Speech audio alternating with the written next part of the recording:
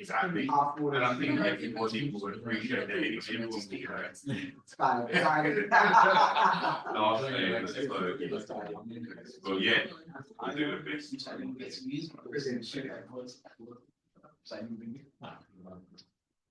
Ja, mooi, heb ik met de hele huis doen. Yes, yes, very well. Thank you. Yes, for the reception, right?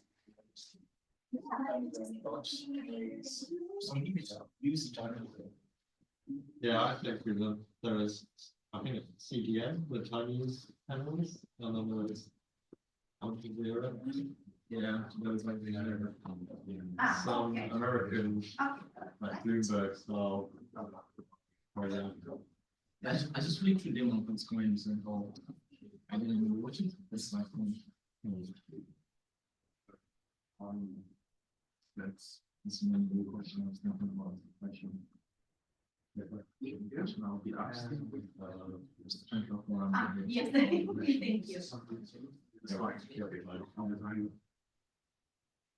My definition earlier, copyright as rights to be.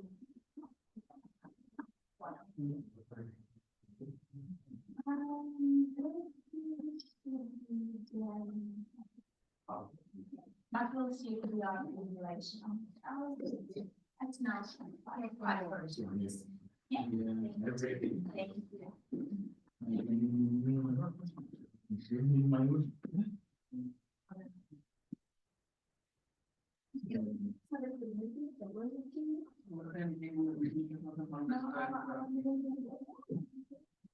No, no,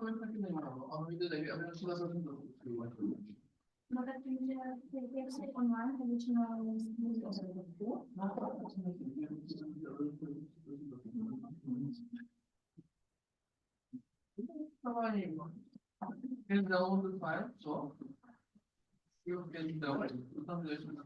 Good morning, how are you?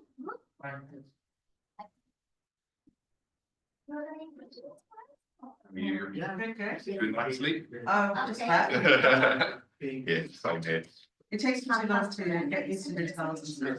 Yeah, by the time you do, like now it's time to go home. Now I like to go to them too. Well, we're gonna try and shave a little bit here and there so you can go That's at fantastic. a time today, yeah.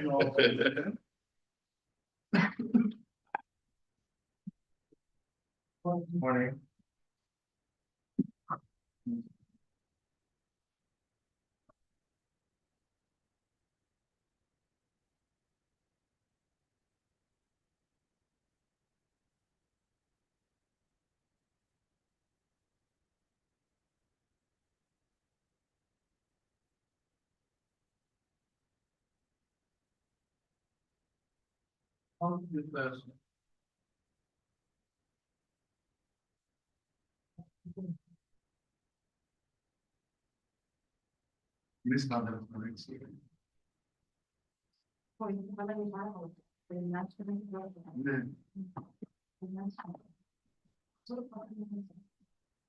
Morning.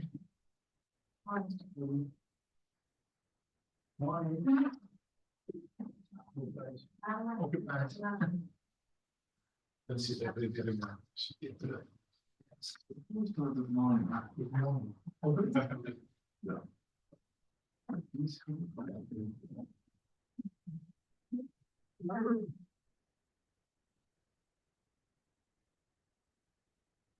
Morning. How are you doing? Good.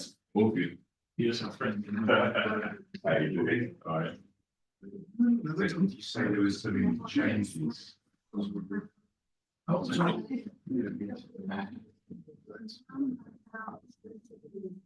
Virtually, okay, okay.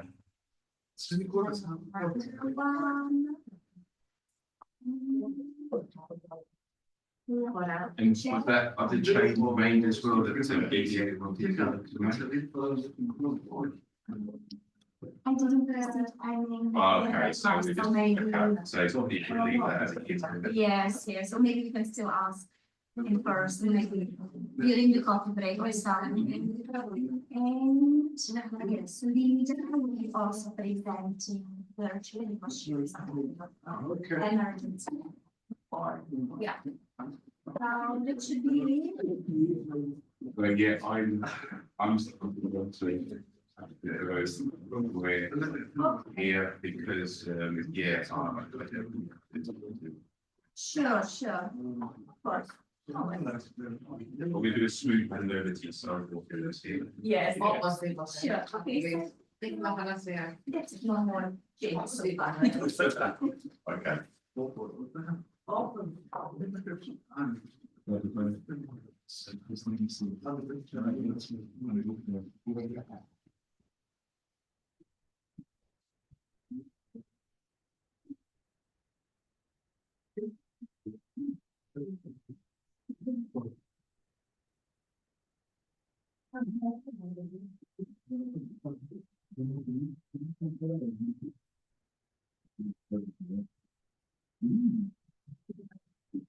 And it's like, well, I bet it's like, what I'm going to say. It's like, oh, I should have done this earlier, because I really should go to the. Midnight. Later.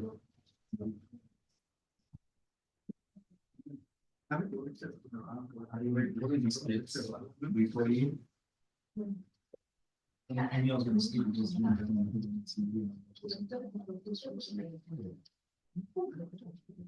Smile.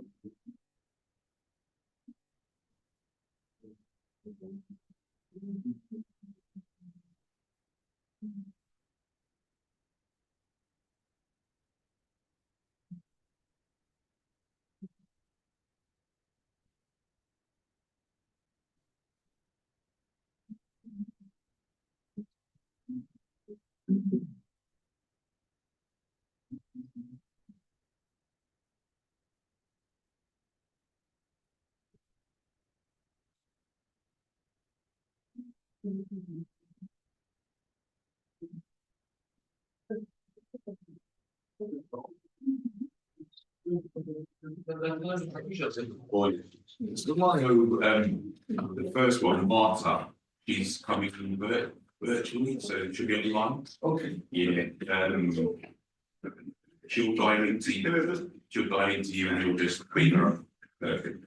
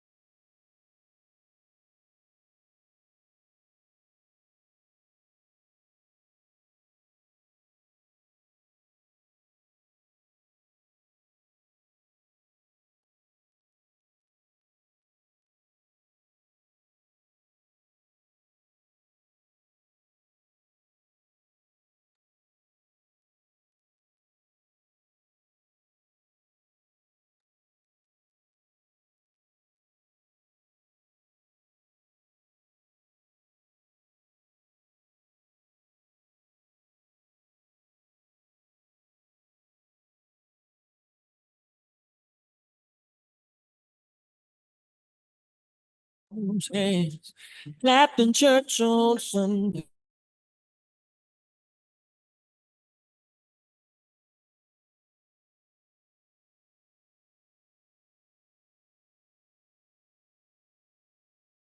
And then she say,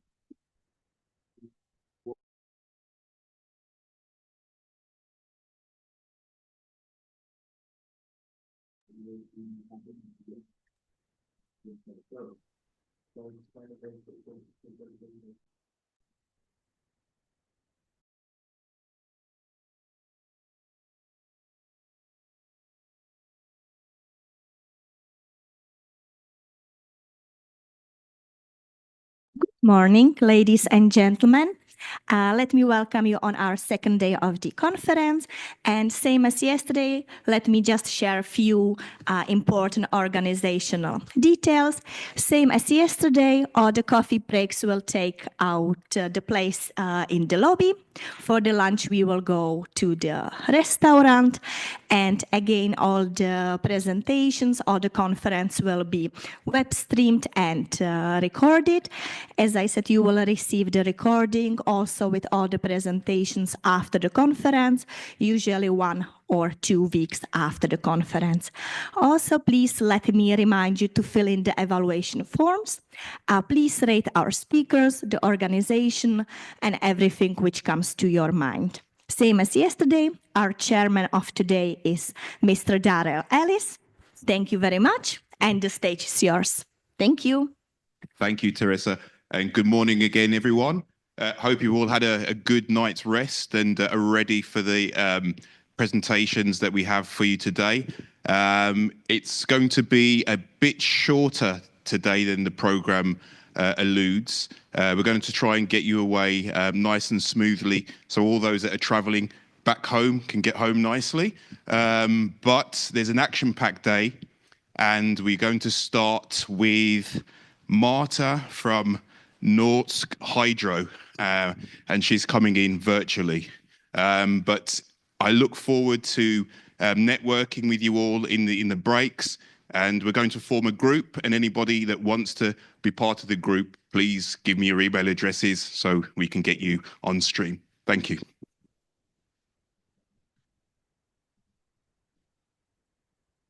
Good morning, everyone. Do you hear me well? Yes. Thank you. Well, thank you very much for having me here today. It's a real pleasure for me to open the day of this conference. I'm really sorry I cannot be with you today, but I can tell you a little bit of personal story why it's actually the case. We have at Norsk Hydro, where I am Director of Cybersecurity Services and IT Governance System Compliance, a program that is a bit more than 4 years long already, which was and is a response to a quite famous ransomware attack on the company that happened in 2019. And this week is actually for the closing meetings of this program with all the leaders of the company, and this is where I'm attending this week. So we are closing this extremely robust program within Norsk Hydro, and which is, as I said, a cyber response program. And so the acronyms is CRP, but throughout the years, we said CRP could actually say cyber resilience program as well, isn't it? But it is actually about cyber resilience program. And while I share my screen, and just sending a request to let me share my screen, meanwhile. Thank you. So while I share my screen, so what happened after 2019? Just a little bit of background information on that. We basically in Norsk Hydro has started to implement capabilities in cybersecurity, implement many capabilities and tools and processes. And because it was a response, right, to that attack that stopped operation and production completely in 2019, and it took long months to get back to our norm. And after that, building these capabilities, after a short time, we have started to build up the governance, the policies, and the compliance. And we did the risk-based approach, and we actually can really say that we have built a really robust cyber resilience culture and the program. Why I'm saying these phases, let's say this way, and what order it actually happened is that I would like to start with this. I strongly believe that to avoid having double or triple resource needs, and it's not only human resource, of course, it's money as well. I strongly believe that when it comes to a program, but not only a program, a framework to be implemented, and I will talk about this in a minute. First, sit down, look at what you have, do that risk assessment, and build that governance, and then build those capabilities on. Yeah, and it's not only Norsk Hydro's experience that I can talk about, but I do know with lots of friends, talking with lots of friends, that this is actually something that needs to be discussed in many companies, as I understand, even today. So going on with my presentation, since 2019, I just wanted to bring up quickly what you all know so well. This is just something that we all know so well, and these are just few examples. What happened since? Well, these nice regulations came, right? Only since 2019, since our company had this amazing program. So obviously, we had to be really flexible. We had to be scalable, right? And we had to make sure that we are ready to be compliant against these regulations. But I could list DORA here and many other things. ESG for Hydro is extremely important, and I can say, I think really clearly that Hydro is one of the leading companies in Europe in the ESG area. And of course, all of the other regulations are supporting that, aren't they? And when I'm not only talking about the regulatory requirements, but I'm also talking about the cybercrime. The cybercrime that we all know is dramatically increasing in the past years, especially. There's just a couple of drafts on the right side, and graphs, sorry. And on the left side, this is a completely new statistics and report, which is showing what we can see clearly in the world, in Europe and everywhere else, on cybercrime. And what I can highlight really is the tremendous amount of emails that are continuously and constantly exposed, the data breaches where, as you can see, the average per data breach, this is the cost, how much it takes for a company to recover. And of course, the number of ransomwares, which are still number one methods, next to hand in hand with the phishing attacks to hack a company. And I could list many things. And I think it is extremely and crucially important to mention here that whenever we talk as cybersecurity professionals to the leadership of the company, to the CFOs, to the CEOs, obviously the risk is given, right?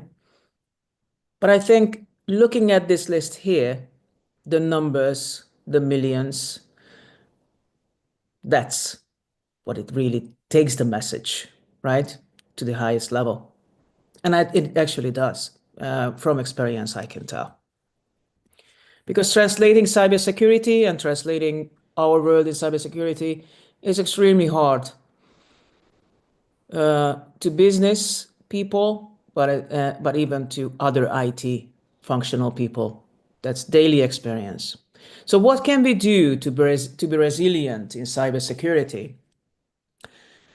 I would say, and this is my true belief, as we all know that at the end of the day, 100% of the security incidents are root caused, let's say this way, by human error in a way.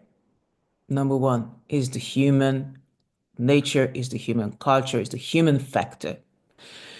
But apart from that, obviously, we can and we must implement all the tools that are needed, all the technologies, all the processes, all those capabilities, as I mentioned in our program as well, that is protecting the company, that is making the company cyber resilient as much as possible. And of course, what is it all about? About data. Everything is about data, we all know.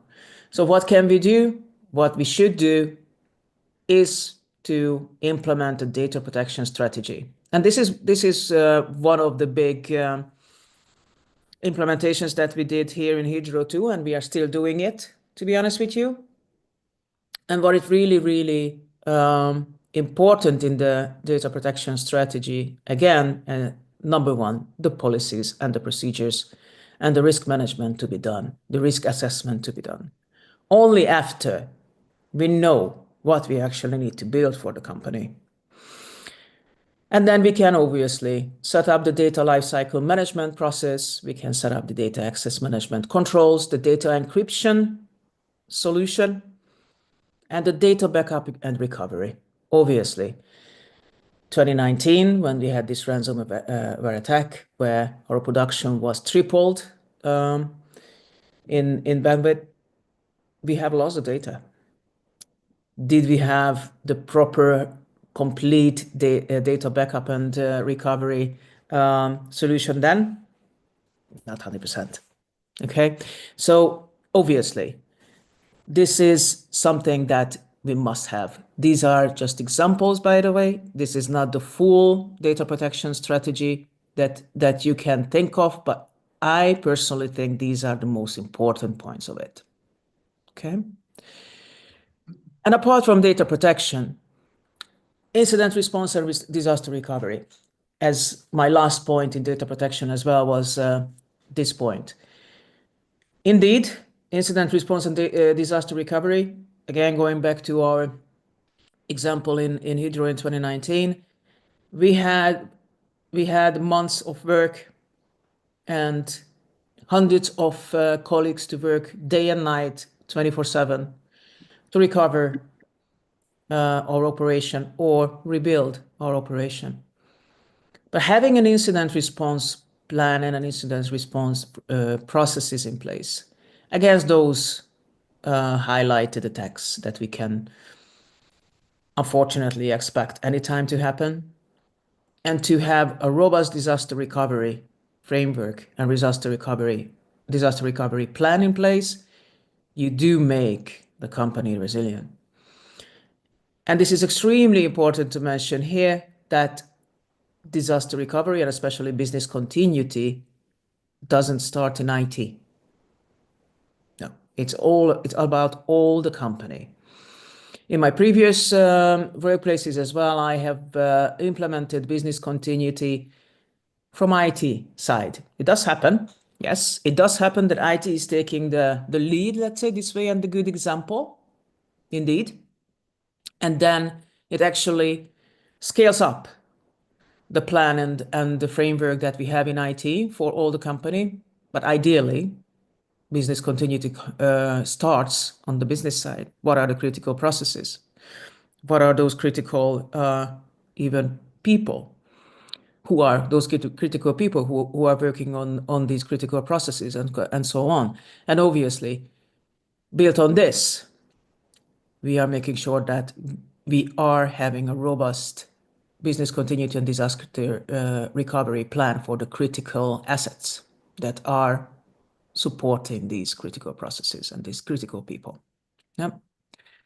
And of course, the communication. As I mentioned a few minutes ago, yes, indeed, our world in cybersecurity, and I cannot emphasize enough, it's completely abstract. When we talk about the governance part, when we talk about the policies and all those documentations that we are necessary to implement in our companies, it is crucial how we are communicating it to business and IT colleagues, and then how we are implementing it into the culture of our company. Because yes, we write those policies, yes, we write those processes and procedures, but then we have to have all of them actually in the daily way of working in our IT, and that is a really, really big work to do. And why I'm saying this is because, yes, we are all coming from IT. Yes, we are all aware of those basics, right, of compliance and how IT should work and how IT professionals should work. But indeed, it is a really big work to get that human part, even in IT, on the right track. And I got to that topic that I truly believe is the most important, as I mentioned a couple of times, the human factor. And yes, we must have strong password policy in place. Like, I think we all know, a lot of letters, special letters, numbers, no words, and so on. Strong credential management, obviously, the multi-factor authentication, and a special, really, really strong control on the privileged accesses. The zero trust architecture encryption, and many, many, many other things we can do, which are technically and process-wise helping us to be cyber resilient. But most importantly, the clear policies in place, as I mentioned, and those policies to be in the way of working every single day. So important. And then we come to how we are making it actually happen, right, in the company's culture. And I can tell you again from experience, and I'm really, really sure that you are experiencing this too in your workplace. The different roles, the different cultures even, working in a global company, for example, and of course the social backgrounds as well, and not to mention the different generations are all triggers of how you can actually get that message through. So let's say this way, X is really happy and really okay that we give them an e-learning course, yeah? And then generation Y and Z even further, the newest generations, our teens who are in the school and will be really soon our colleagues, they are not staying in front of the monitor more than 1 minute.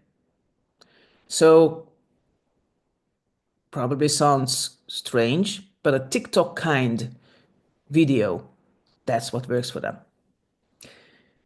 It's just one example, but obviously when we talk about manufacturing companies, is the white collar and blue collar differentiation. Security awareness and compliance awareness is completely different for a blue collar colleague. They work just differently. It's different what is important for them. It's different what resilience, what contingency means for the manufacturing sites, for the shop floors, right? They must work 24/7. Number one, operation must not stop, right? But apart from that, you just don't have a desktop, a laptop for each and every colleague who is working at the shop floor. So you have shared users, right? In most cases. So it's different. It's really different how you are getting that culture, getting that message through to them. And of course, apart from education, which is extremely important, and awareness and continuous awareness, it's not only about the October month, it's a continual awareness. You can monitor the user behavior, obviously. The technical solutions are there.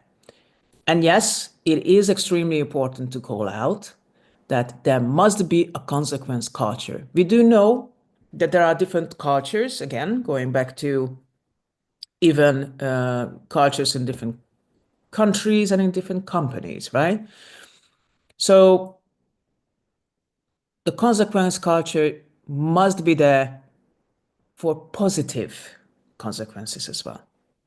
So obviously, I shouldn't mention to anyone what is the consequence if someone is not following the policies and not behaving compliant, but there must be a positive consequence culture. It's a must to reward and celebrate those colleagues who are actually leading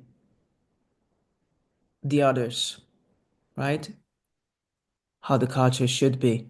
that is compliant to our policies and that is compliant to our regulation and that is protecting our company.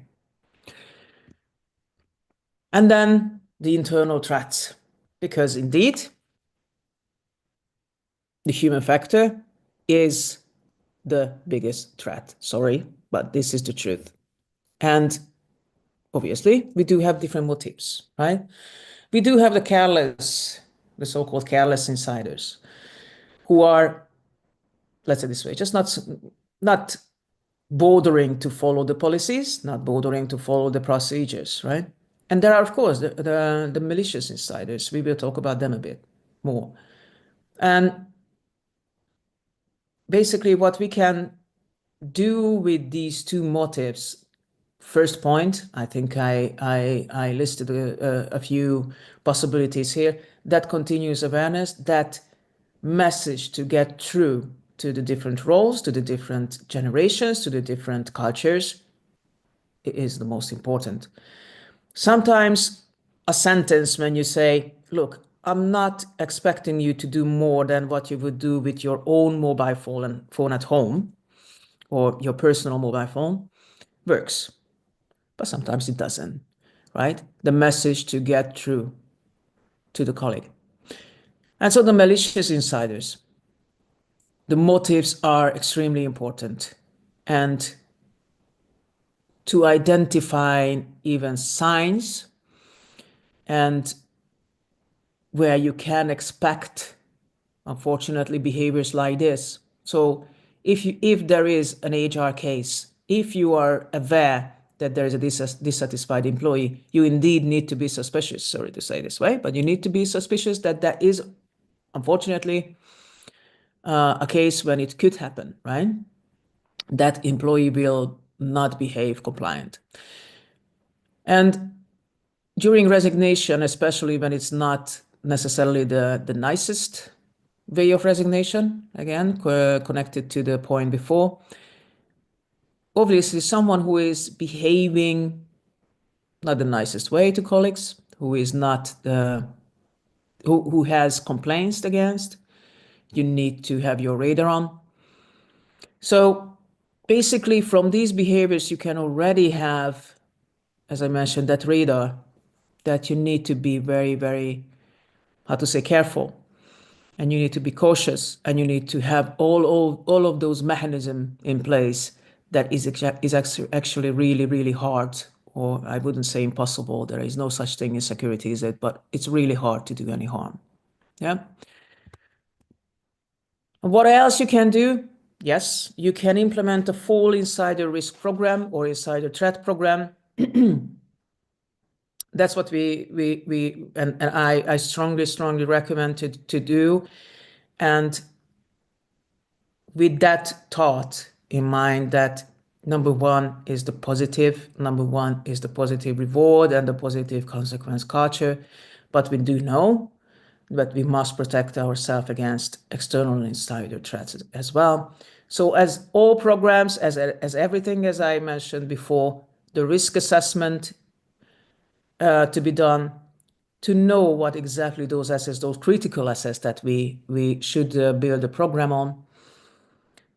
Like in a normal program, and this is coming from experience, of course, how to do it is to know, not exactly, that never happens, but at least an estimate of the resource that you will need, and get that support, the financial and the other support from the senior management. That's obviously a given.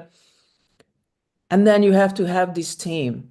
It doesn't need to be necessarily an assigned team only working on this. No. And they could come actually from different teams, even from the SOC team, even from HR and different areas. And that's actually the best way to work on it. But RACI to be in place. And that's another thing that I'm always talking about when I talk about policies and processes or anything, actually. A proper RACI to be in place. Because at the end of the day, all of those people must know what exactly their responsibility is. And then, of course, measures. You need to have those measures. And you need to have the incident response strategies, and you need to have the incident investigation and remediation, and then continuously educate employees. So it might look and sound trivial. This is actually a robust program to implement, but it works. And I would say it's a must to do so. Because again, if I can finish my presentation today with 2 sentences, if you let me. Yes, what you can read there, security and IT security and cybersecurity and information security, whatever we call it, must be part of the business strategy. Our senior leadership, business management must be aware and must have it in the company's strategy, number 1.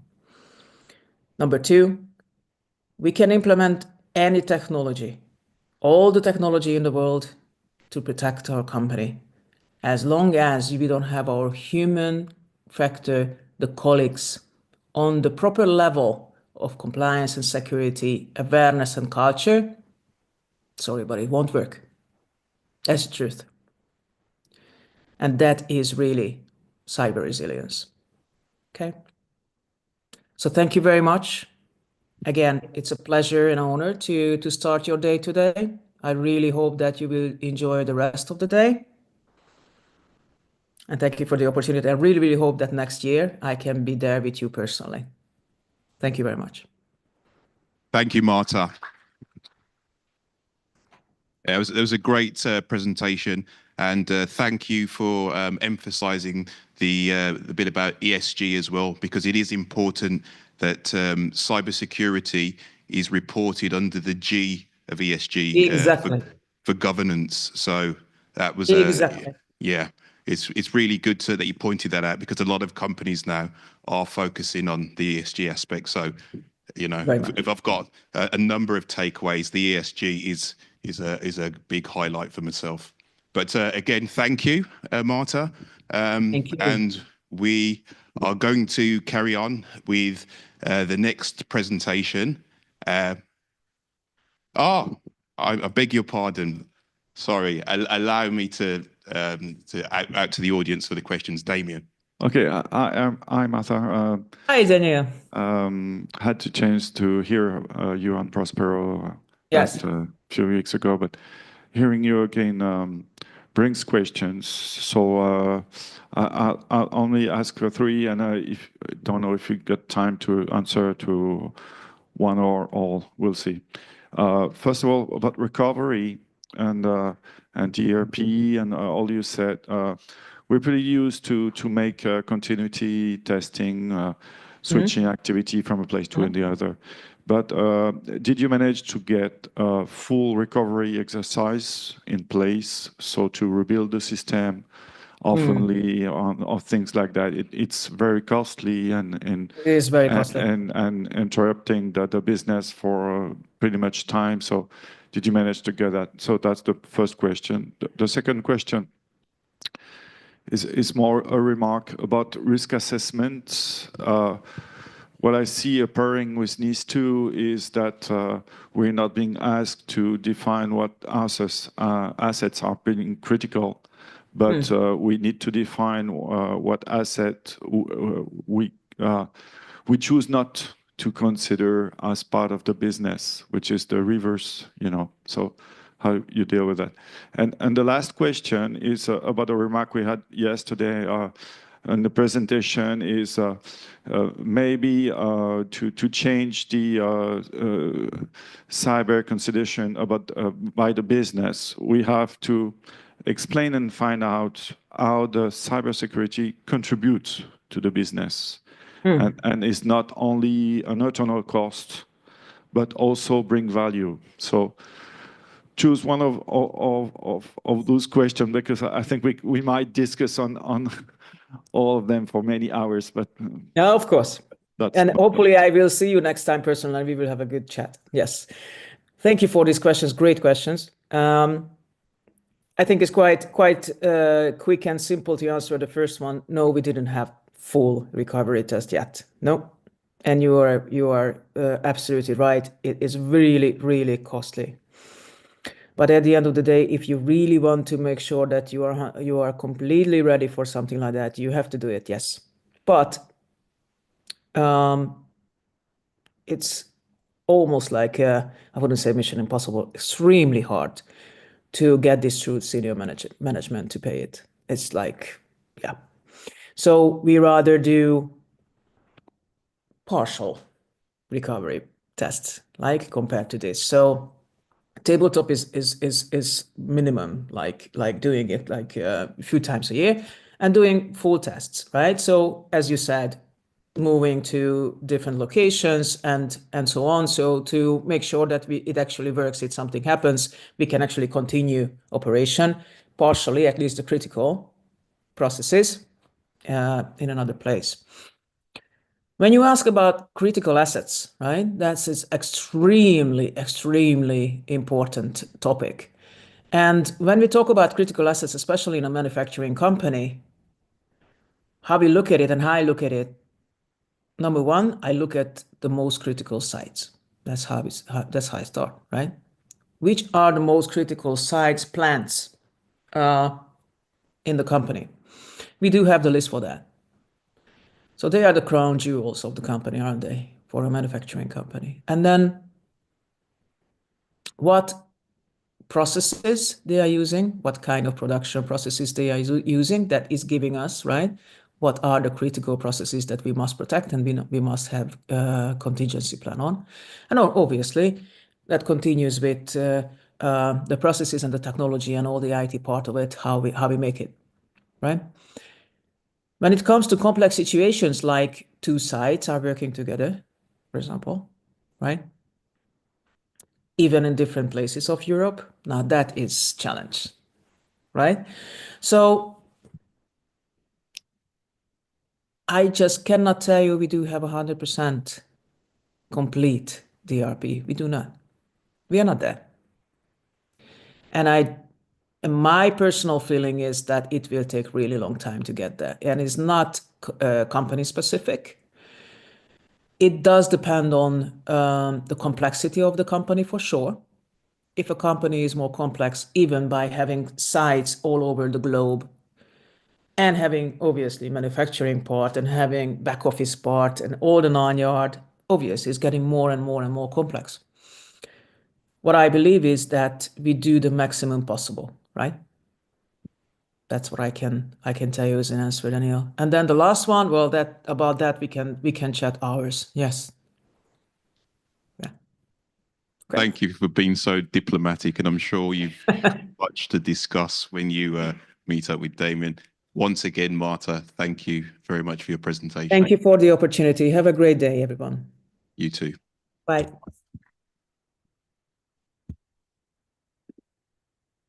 Okay, now over to Cesar to continue with his presentation.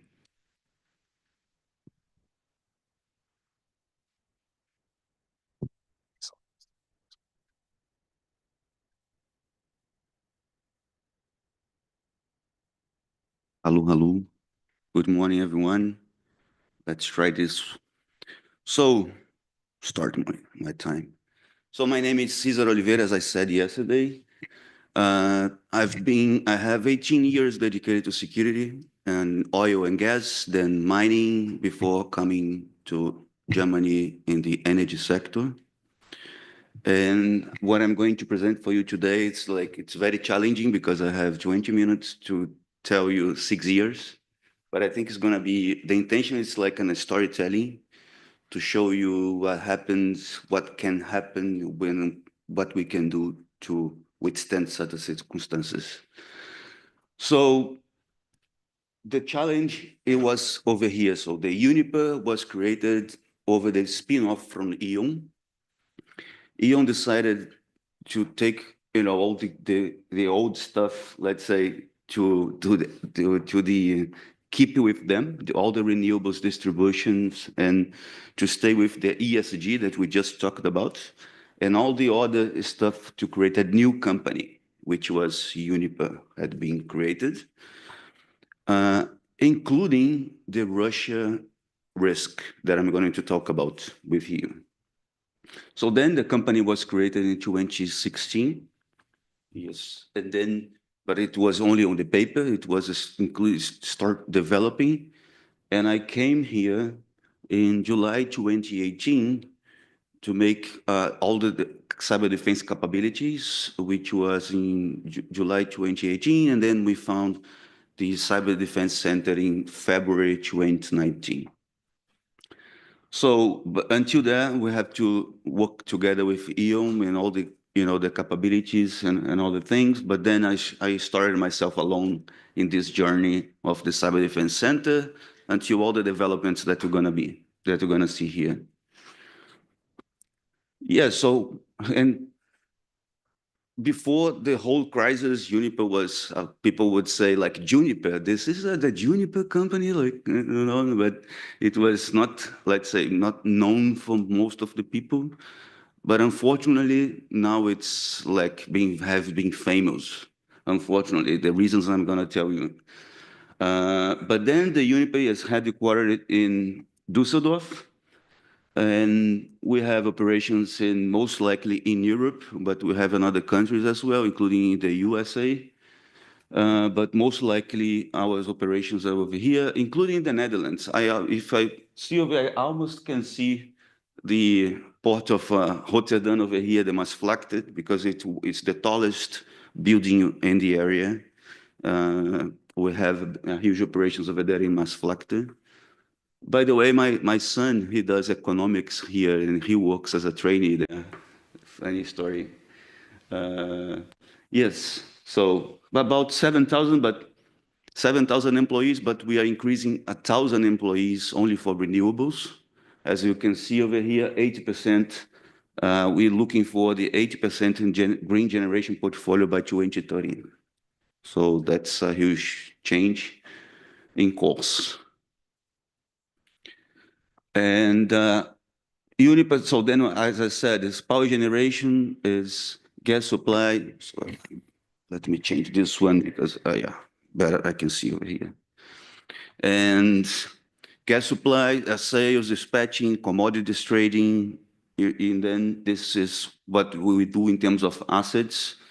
And in terms of what we are looking for is to provide in this whole transition at Uniper, this is going to be a huge challenge. It is already a huge challenge, but we are investing in hydrogen and renewables, in solar, in wind as well, and working with so many different partners in order to give this Germany and the whole Europe a better security in the energy. Yes. So this storytelling is about here, it starts in the Corona. What happens in the Corona, because we split with E.ON and we were a new company, differently than the majority of these type of companies, we were able to create like a modern IT, almost 100% in the cloud, totally very flexible. And what happened was very easily we were able to send people home to work from home, including traders, which is a very regulated area. So that was the good part of the story, but we're gonna see the result later. In terms of the gas from Russia, Uniper, it was the biggest gas importer from Russia at the time. And this is the sharing of what we were, let's say, dependent on Russia. Exactly the 66% of the gas from the 65% of the whole gas that we were receiving, distributing. And then suddenly the war started. And the war started, it was directly pointing to us as a biggest gas importer. In both sides, and it was, let's say, for cybersecurity and threat landscape, you could imagine how that could achieve, including we had one, let's say, one room, which was what we call the Russia room, because it was like a consulate embassy for Russia inside the office. And for for having that one, we had to have like very security and police protocols in place. That was to, let's say, to expedite contracts, to expedite documents and so far and so forth. But it was, let's say, one more thing. It was funny enough because when I found the Cyber Defense Center in 2019, I wanted to use to take over the Russia room for the SOC, and that was I realized, well, maybe not touch this such a thing. But okay, let's move on. So the first thing what happens when the war started, what comes to your mind is usually the truth. But I would say the first one is the trust, because next day you don't trust anyone anymore. And this is the most, the first real impact, because then, we start all the collaborations and all the circumstances that we are working with, we don't trust anymore. We just talked about, Marta said about the human aspect. That's totally the human aspect here that we are talking about.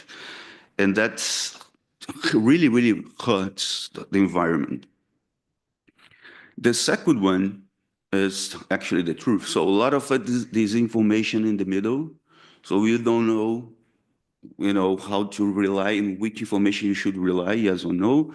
And by the way, what the other people are taking into consideration in terms of the right information and making their actions. For instance, one of the aspects that happens in the circumstances is exactly this one. So activists and activists working together. I can tell you that 100% of the cases that we had, they worked together. Every single time that we had protests like this one, let's say the light over here, yeah. The protests like this one here, come together with the activists.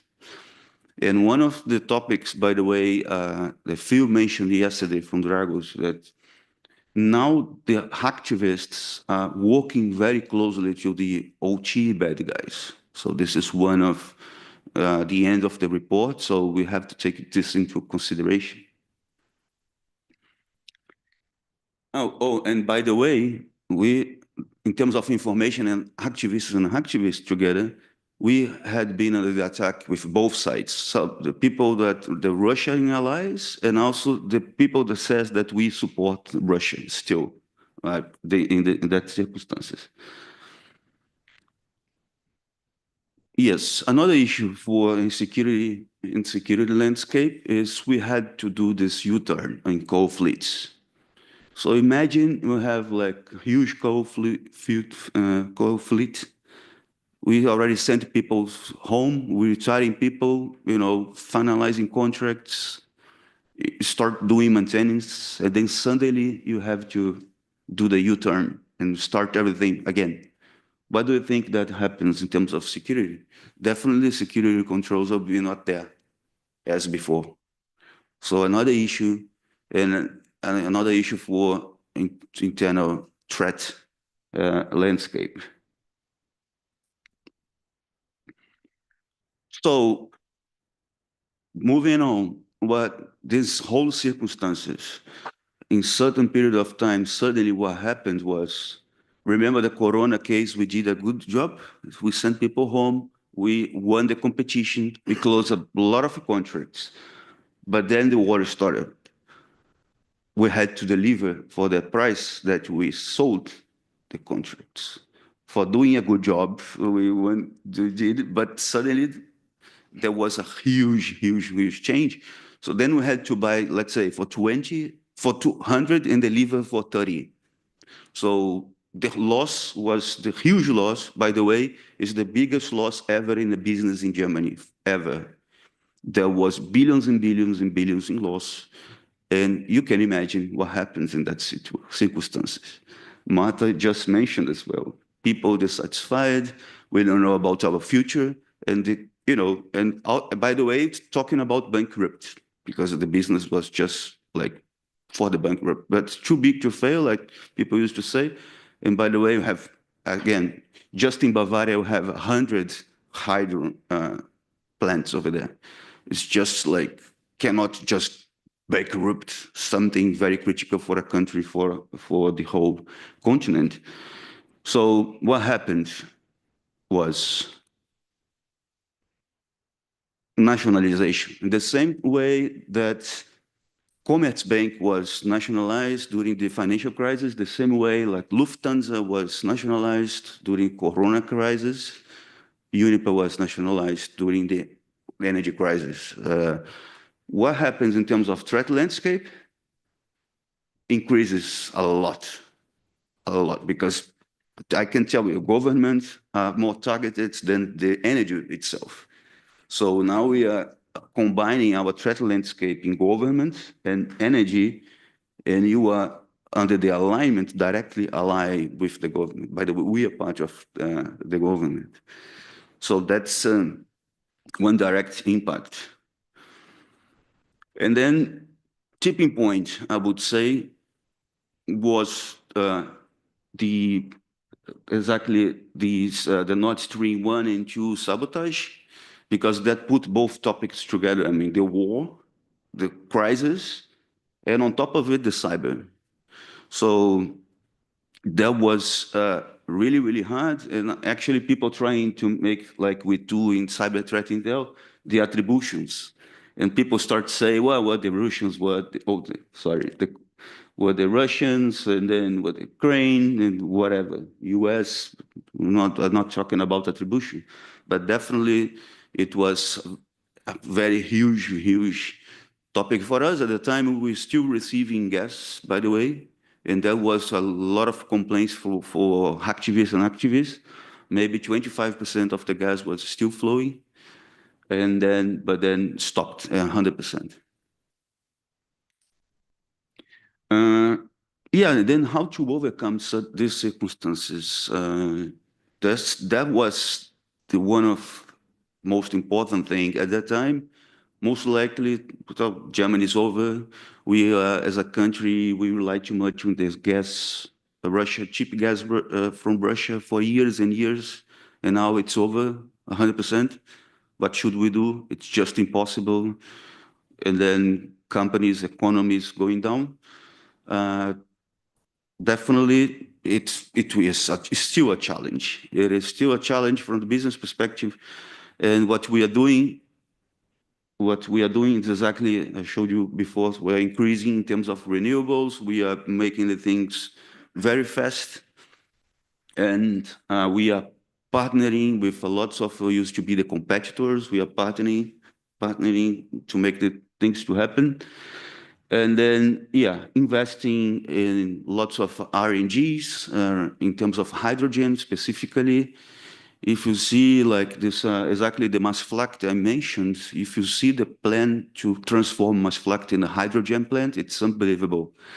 And yeah, so that's exactly the developments on it. One of the examples, it's exactly the LNG ports. The first LNG port was, by the way, inaugurated by the end of 2022, less than 1 year, including seven companies working together and partnering. And then there are more 10 new LNG ports planned by 2027. Just to mention one of the things, actually, our country is capable of new beginnings at a rapid speed. This is the common sense. But in the same way, one mentions I have in terms of security is actually doing things very quick. So if you're doing things very quick, you have to take care. What about the security controls? What about, the service provider? A lot of things to be done. And speed over here with caution. So what was the cybersecurity response? Then we took like, okay, so what should we do? So focusing in resilience, so doing the tests, making all the anticipations and preparing the response, reviewing the controls, testing.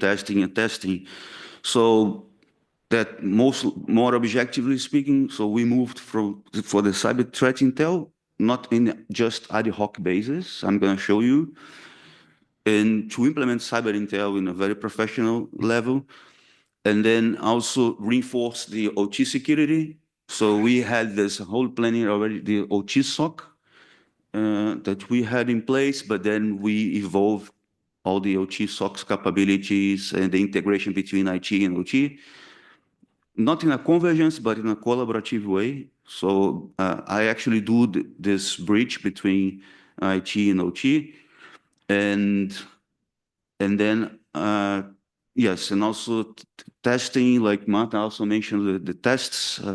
We do tests in terms of tabletops with BCM, DR, but the tabletop one, for instance, we including business areas and the boards. January next year, it's going to be with the boards, the scenario, we're going to play with them. Yeah, so then threat intel in a very high level, very high level circumstances over here. It's we created the strategic, tactical, and operational, including people, process, and technology, organized in a matrix way, reviewing, doing the stakeholder management, knocking the doors of the stakeholders, managing expectations, understanding the distribution, following these 6 steps: planning, collection, analysis, production, distribution, and feedback. One example, port of Rotterdam, exactly also here, very close, Russian wreckers targeting the Dutch gas terminal report. So there was, this port is just our neighbor in the, and by the way, Uniper is in the picture as well. It's our neighbor over there. And at that time, that IOC was correlated to Ukraine attacks in the energy area of the grid. So then what we do is we do the collection, we receive also from our partners over there. So we are working with 7 companies and start doing investigations on the way. What we do usually in that cases, I think it's the next slide. Yes, it's the next slide. This example, for instance, we hired Google Mandiant. It's Mandiant, that now it's Google Mandiant, or Google Security, as you like. I do like working with them, especially in the retainer perspective. I used in the mining before. And then we had to hire from one day to another, to be honest. And then we had to increase. So then what we used to do is we do the research using Mandiant. We have the portal, we have deep web research with DTM. We have the portal with reports and IOCs, and we also have the attack surface management, which is how the people outside can see Uniper as from the external perspective, you see. So this is a technology. We also have the one analyst that she's from London, and she knows us. She has another 4 customers, and we do the one-to-one threat analyst. She's my counterpart, so as much better she knows us as she can deliver. So then she does tailored investigations. She delivers lots of frequent reports from our requirements that we define. And then this case specifically was one of the RFI, the request for intelligence that we did. And then we collected lots of what we do then. We send a report in a strategic, we send the report to top management and the area affected. In this case was the renewable LNG affected. And from the technical perspective, what we do, the analysis on the TTPs on the matrix side. So then we understand the attack, understand the techniques, and then we go to the architectural side and what's going on over here. So they are, for instance, bypassing the MFA for pure secure VPN. So how we are doing, what protocols should we change something in the architectural side to be better protected? Yes or no? So that's in the tactical levels. And the operational levels, we use like connecting with the IOCs, but also use MISP. MISP, it's an open source solution made from the security community to the security community. The guys in Luxembourg, by the way, a colleague from Luxembourg here. And they created this, and then all the certs, they use it. And we connected to BSI, which the Serbund, the government from Germany, including the NCSC from the UK. We have big operations in UK as well. 20% of the energy from UK is generated by Uniper. And Benelux also, we have this connection. So then we partner in terms of IOCs and what's going on in the country. So those are just like very high level examples from the case of Dutch port, and we do the hunting. And then we go for the IOCs and we do internal hunting, and we see yes or no, and we partner with our partners in terms of sharing when necessary. Yes, so then 1 year later, Mandiant created this report that's 1 year later from the war started. And that's exactly our conclusion. This report is public. That's why I'm using it.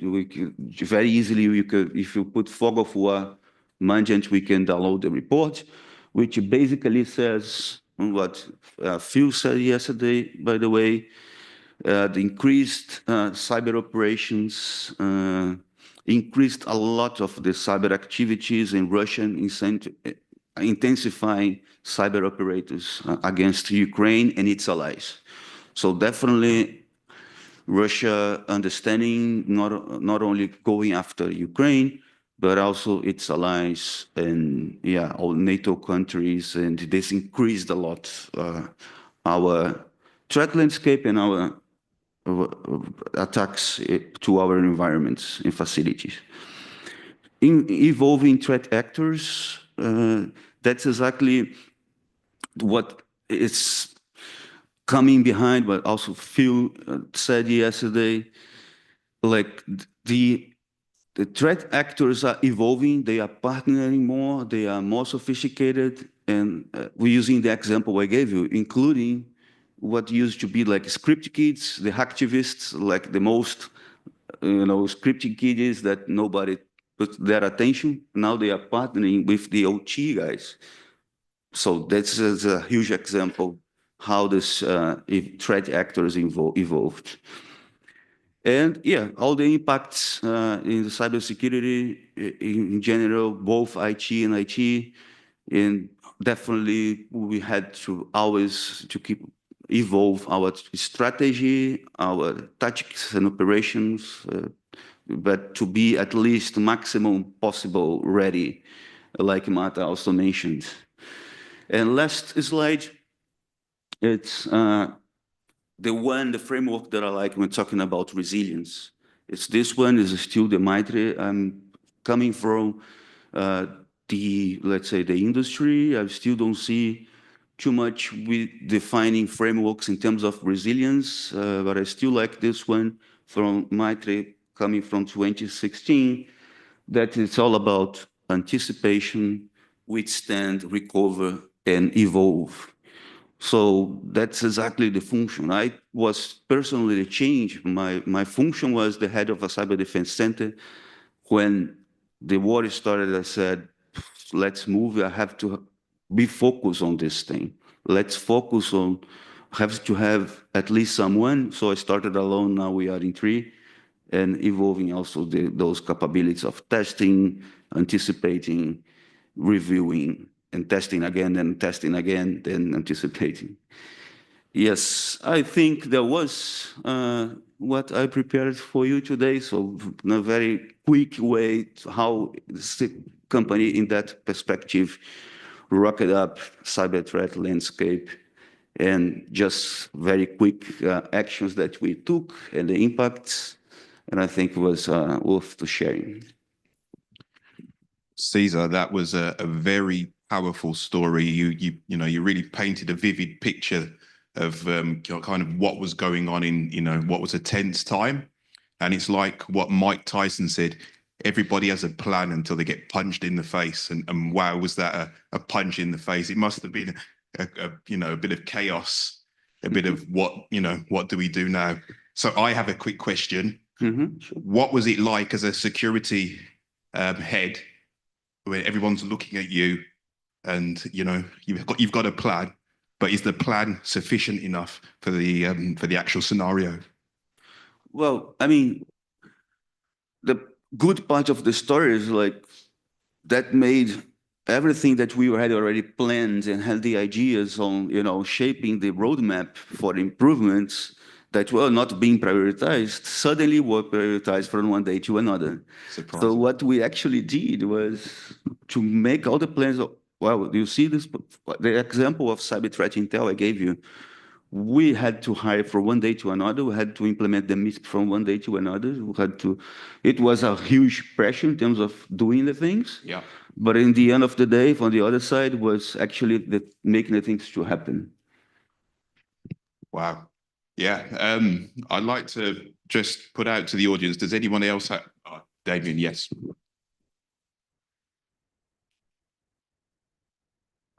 Quick questions. I got two questions about the cyber threat intelligence. As I understood it, it gives you the explanation of what happened. Did it prevent you from what was going to happen or not?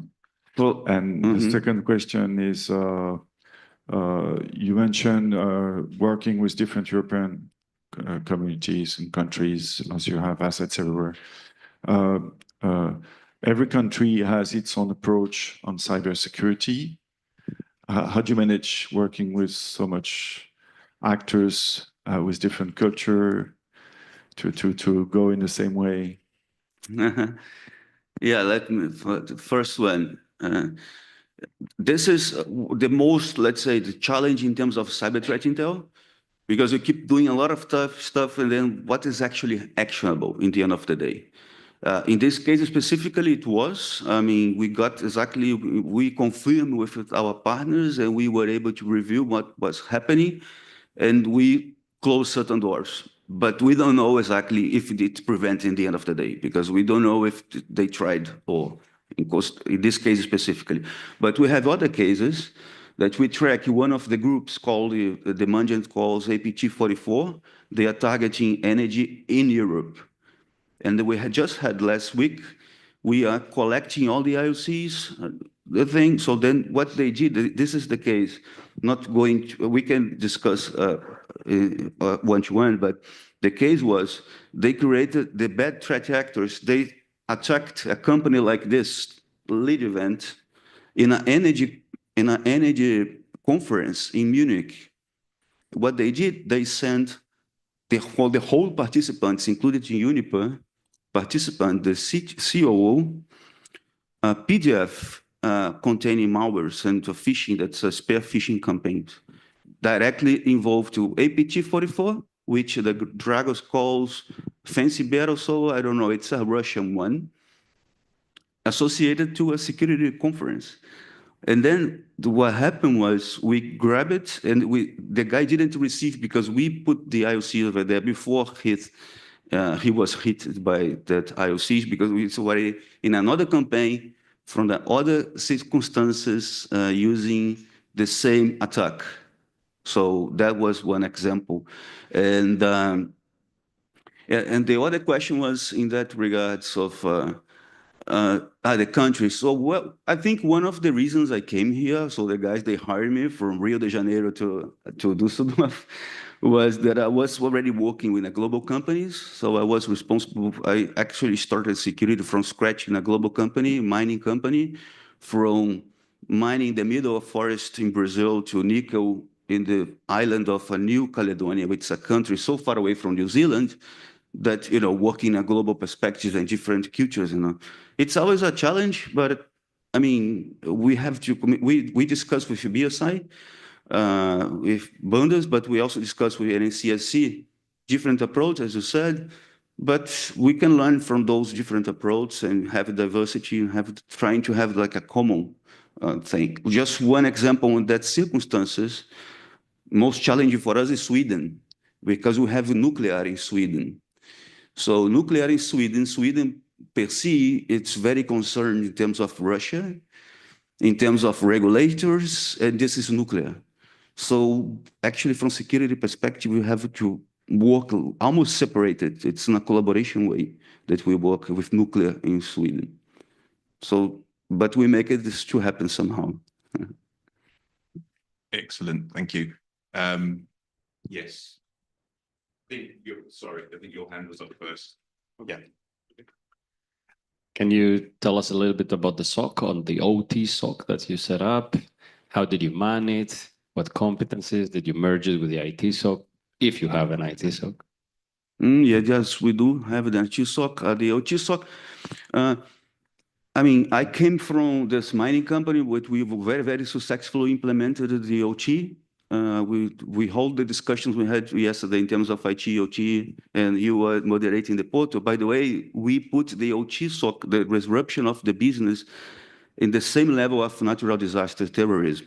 That changed the whole thing. For me, this is the key, including when the risk was implemented, it's lots of disruption to make the things to happen. And then the board said there is no IT and OT anymore. You guys are technology now. So, but then I came here, it was with the whole this background, I'm trying to push the OT perspective the same way. That's why from the IT, OT convergence, we are there. So we were able to start small, thinking big, and what in the middle of the circumstances, we were able to accelerate. So then we implement the OT SOC.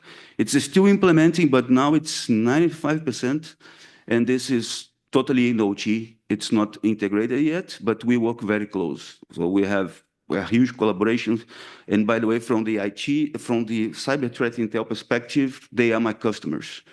So I also work with OT cases in terms of cyber threat intel. So from the cases, all the cases that Phil said yesterday. So it's not converged, it's collaborative so far. Okay, thank you for that. Adam, forgive me, please. We have to move on. It's such a fascinating presentation, and there's going to be lots more questions. So anybody would like to catch up with Cesar in the break or afterwards, please do so. Everybody give Cesar a rousing round of applause. Thank you, Cesar. Thank you. Thank you.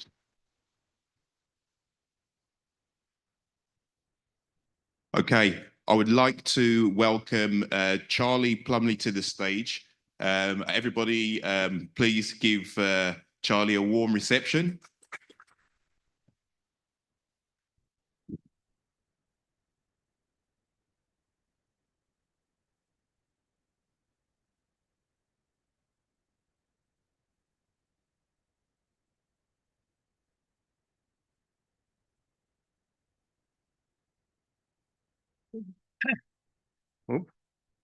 Good morning, everyone. This is going to be an interesting presentation, hopefully. And it's going to be quite high level. So, yeah, I'm Charlie Plumley. My colleague Ola is here as well. His name's in the presenter's slot. So he's prepared the presentation. My role is actually Senior Performance Engineer. And my role is effectively to determine long-term energy yields or generation from assets, renewables, so wind and solar. So why am I at this conference? Well, during that role, I work with a lot of data from SCADA systems. So I've been put in charge of data. And attached to that, obviously, as an expert in data, then data systems as well. And of course, naturally, because I'm working with data and data systems, it makes sense to include cyber in that role as well, right? So yeah, that's why I'm at this conference. And I work for Nuveen Infrastructure Clean Energy, the NICE team, which was Glenmont in the past. And we're a renewables asset fund manager. So we're quite high level, we're investment level.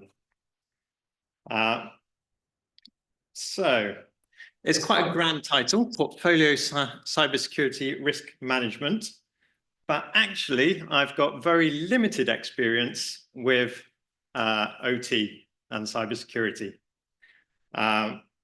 Some experience with IT because Nuveen has a very good system for IT security management.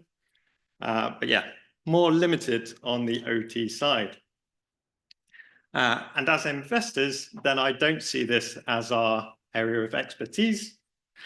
And I should say, if you watched Sana's presentation yesterday, she's already gone on an 18-month journey. Ola and I both joined the company just over a year ago. And cyber really cropped up in March last year when we got an email to say, do you want to update your cybersecurity insurance? We were like, oh, yeah, I guess so. And then we had a bit of more investigation and found out about NIS2, and we were like, oh, maybe we should be doing more in this area, preparing ourselves and getting ready. So yeah, that's the start of the story. So yeah, if this all seems quite basic to some of you, it probably is because it is. So the agenda. Oh, I can't see the slides from here. Oh, they're down there. Here it is. Why is cybersecurity important in renewable portfolio management? How we manage our risk as a portfolio manager. What are some of the challenges we have faced, and how do we resolve these challenges? So why is cybersecurity important to us? The rise in cybersecurity threats, very relevant given the last presentation. The financial impact, so we're an investment fund, so everything's related to the financial impact. Regulatory compliance, so like that NIS2 that came up, and then protecting investors' confidence in us to show that we're managing risk appropriately. So those are the kind of four that we came up with. I'd like a show of hands to see which people think is the most important to us, or which should be the most important to us. So for number one, the rise in cyber threats targeting the energy sector. Stick your hand up if you think that should be the most important item on our list. All important. Are we missing any important items from the list? I think the second one is showing about the financial impact. It's also continuity, energy supply. So I think stability of the grid, I think, is missing over here from a different perspective. From a different perspective, yep. About physical impact. You might have, hurt people, harm people. Harm people, the health and safety side, yeah. Yeah, I think that's good. Yeah, so we'll add those two to our list.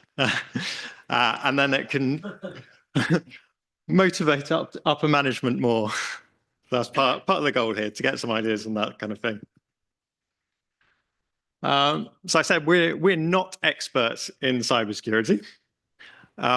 I think someone mentioned this earlier. We kind of just expect our TCMAs, our operations and maintenance service providers, ISPs, OEMs, to protect us and our assets.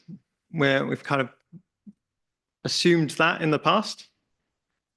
But with more recent regulations, then we've realized that, and the changing risk and the financial and reputational risks, that maybe we need to do more in this area, and it is important for us to do something, to be more proactive. So the way we look at this is that we act as a second line of defense. And effectively, we want to make sure that we don't get caught out with a cyber attack and end up wasting 80 million when we could have spent a little less now and avoided that issue. And I think someone else pointed out, I think it was Jason, as the owner or benefactor from the production of our plants, ultimately, we do have some responsibility for those assets. So the way we're doing this is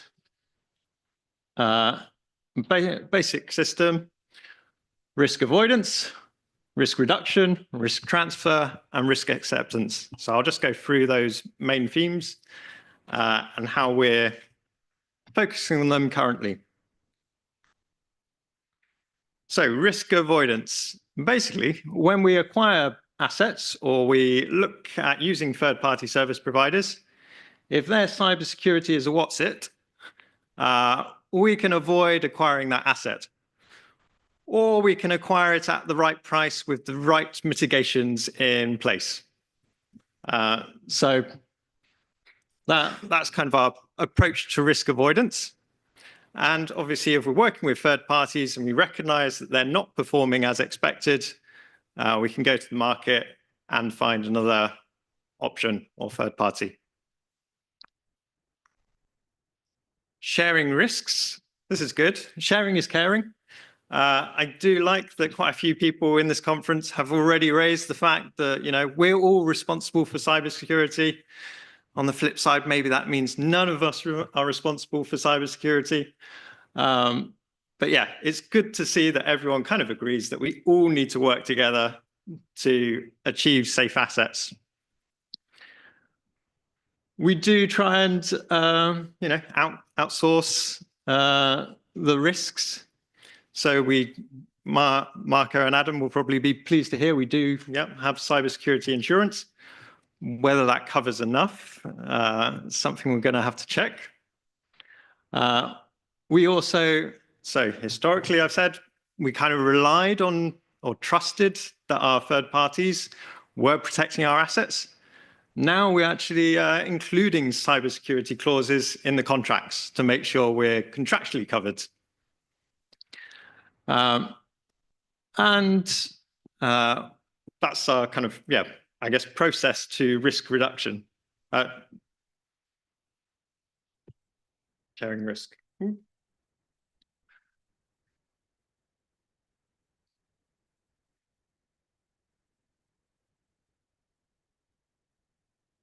Mitigating risks.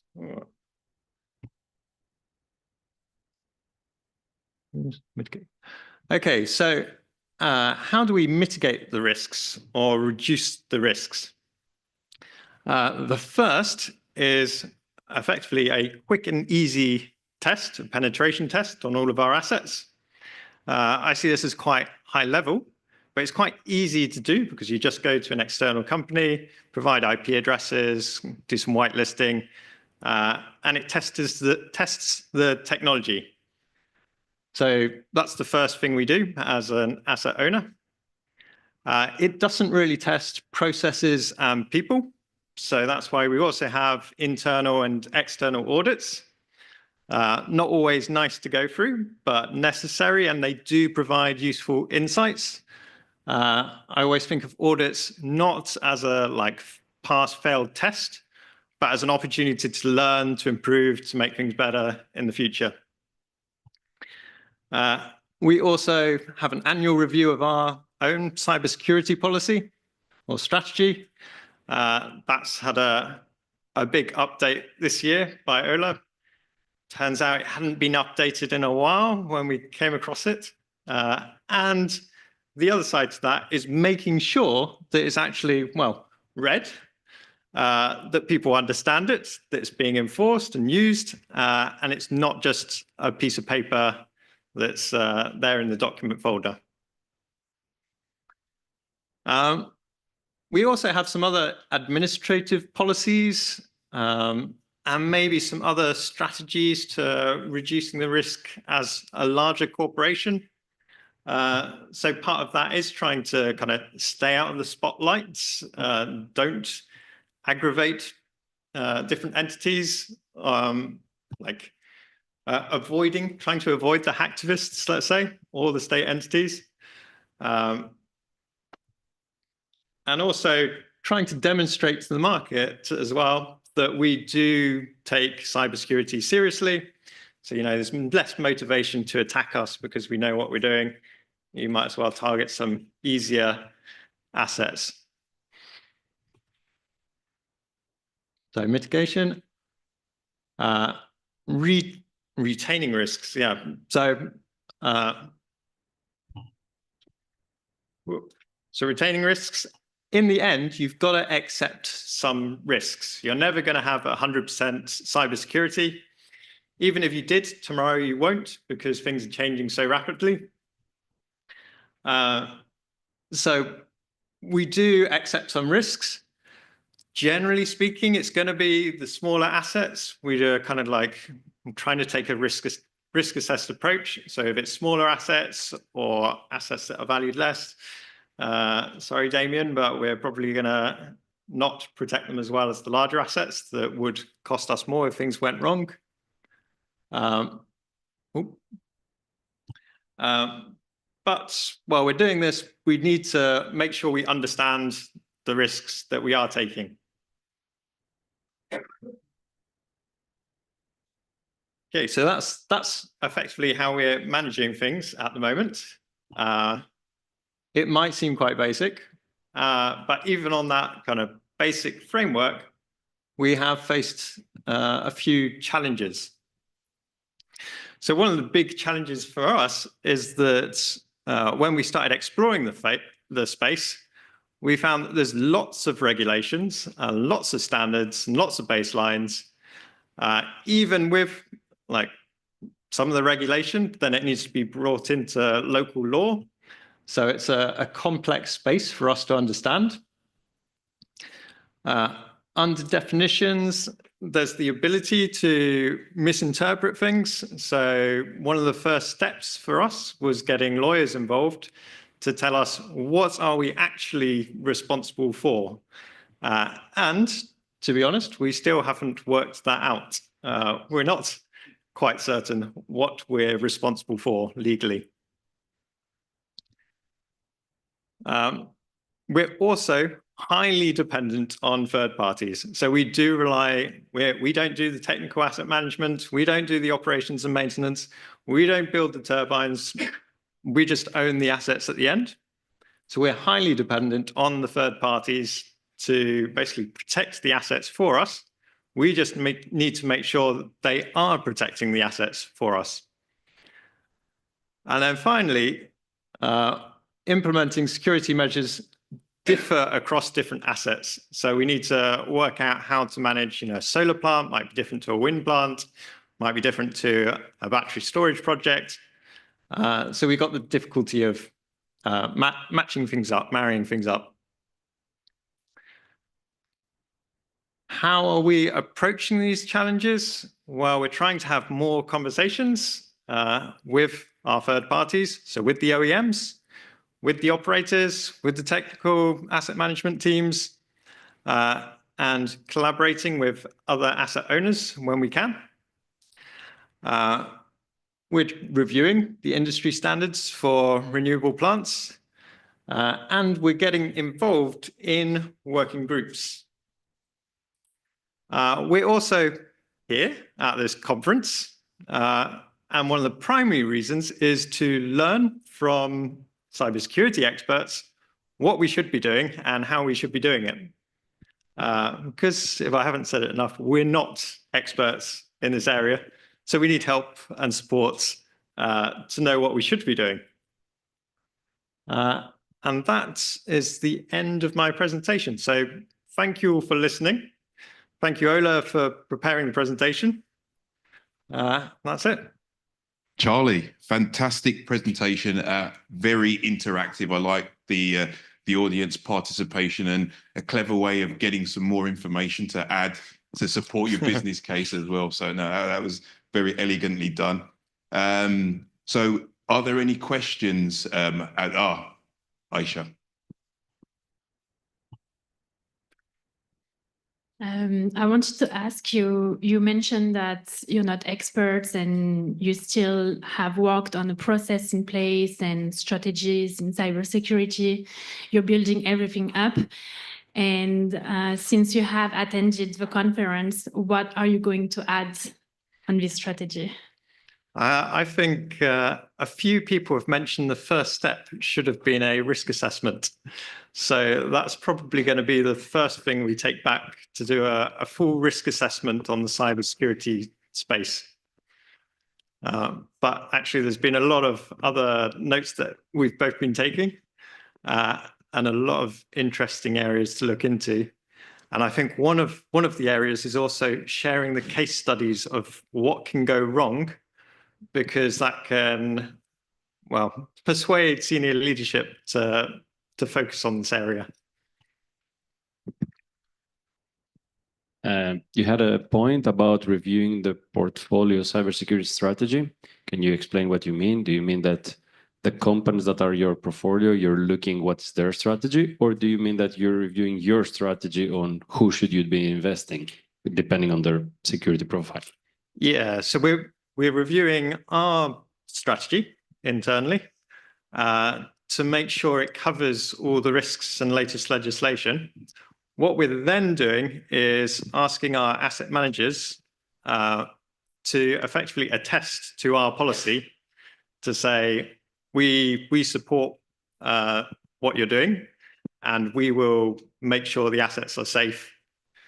So it's a bit of both, and we've had quite a few conversations with the technical asset managers, and they've been very receptive on the cyber side. Some, though, are more up to date than others. So when you talk to some and say, do you know NIS2 legislation is coming on, what are you doing about it? They kind of go, what's that?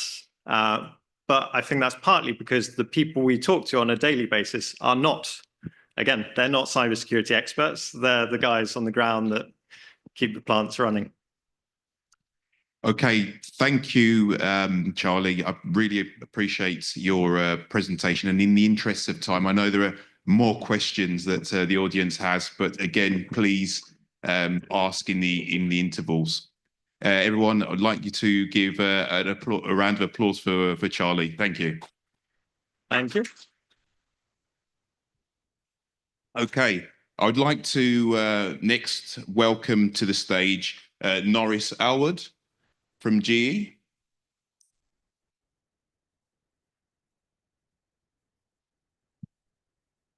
A warm round of applause for Norris. Thank you. Thank you. Okay, good morning. I'm Norris Alwood, and I am the OT Global Head for GSI and GE Vernova. So I'm going to start it like this. The presentation is much more about my journey and what I've encountered, but also focusing on cybersecurity principles and threats.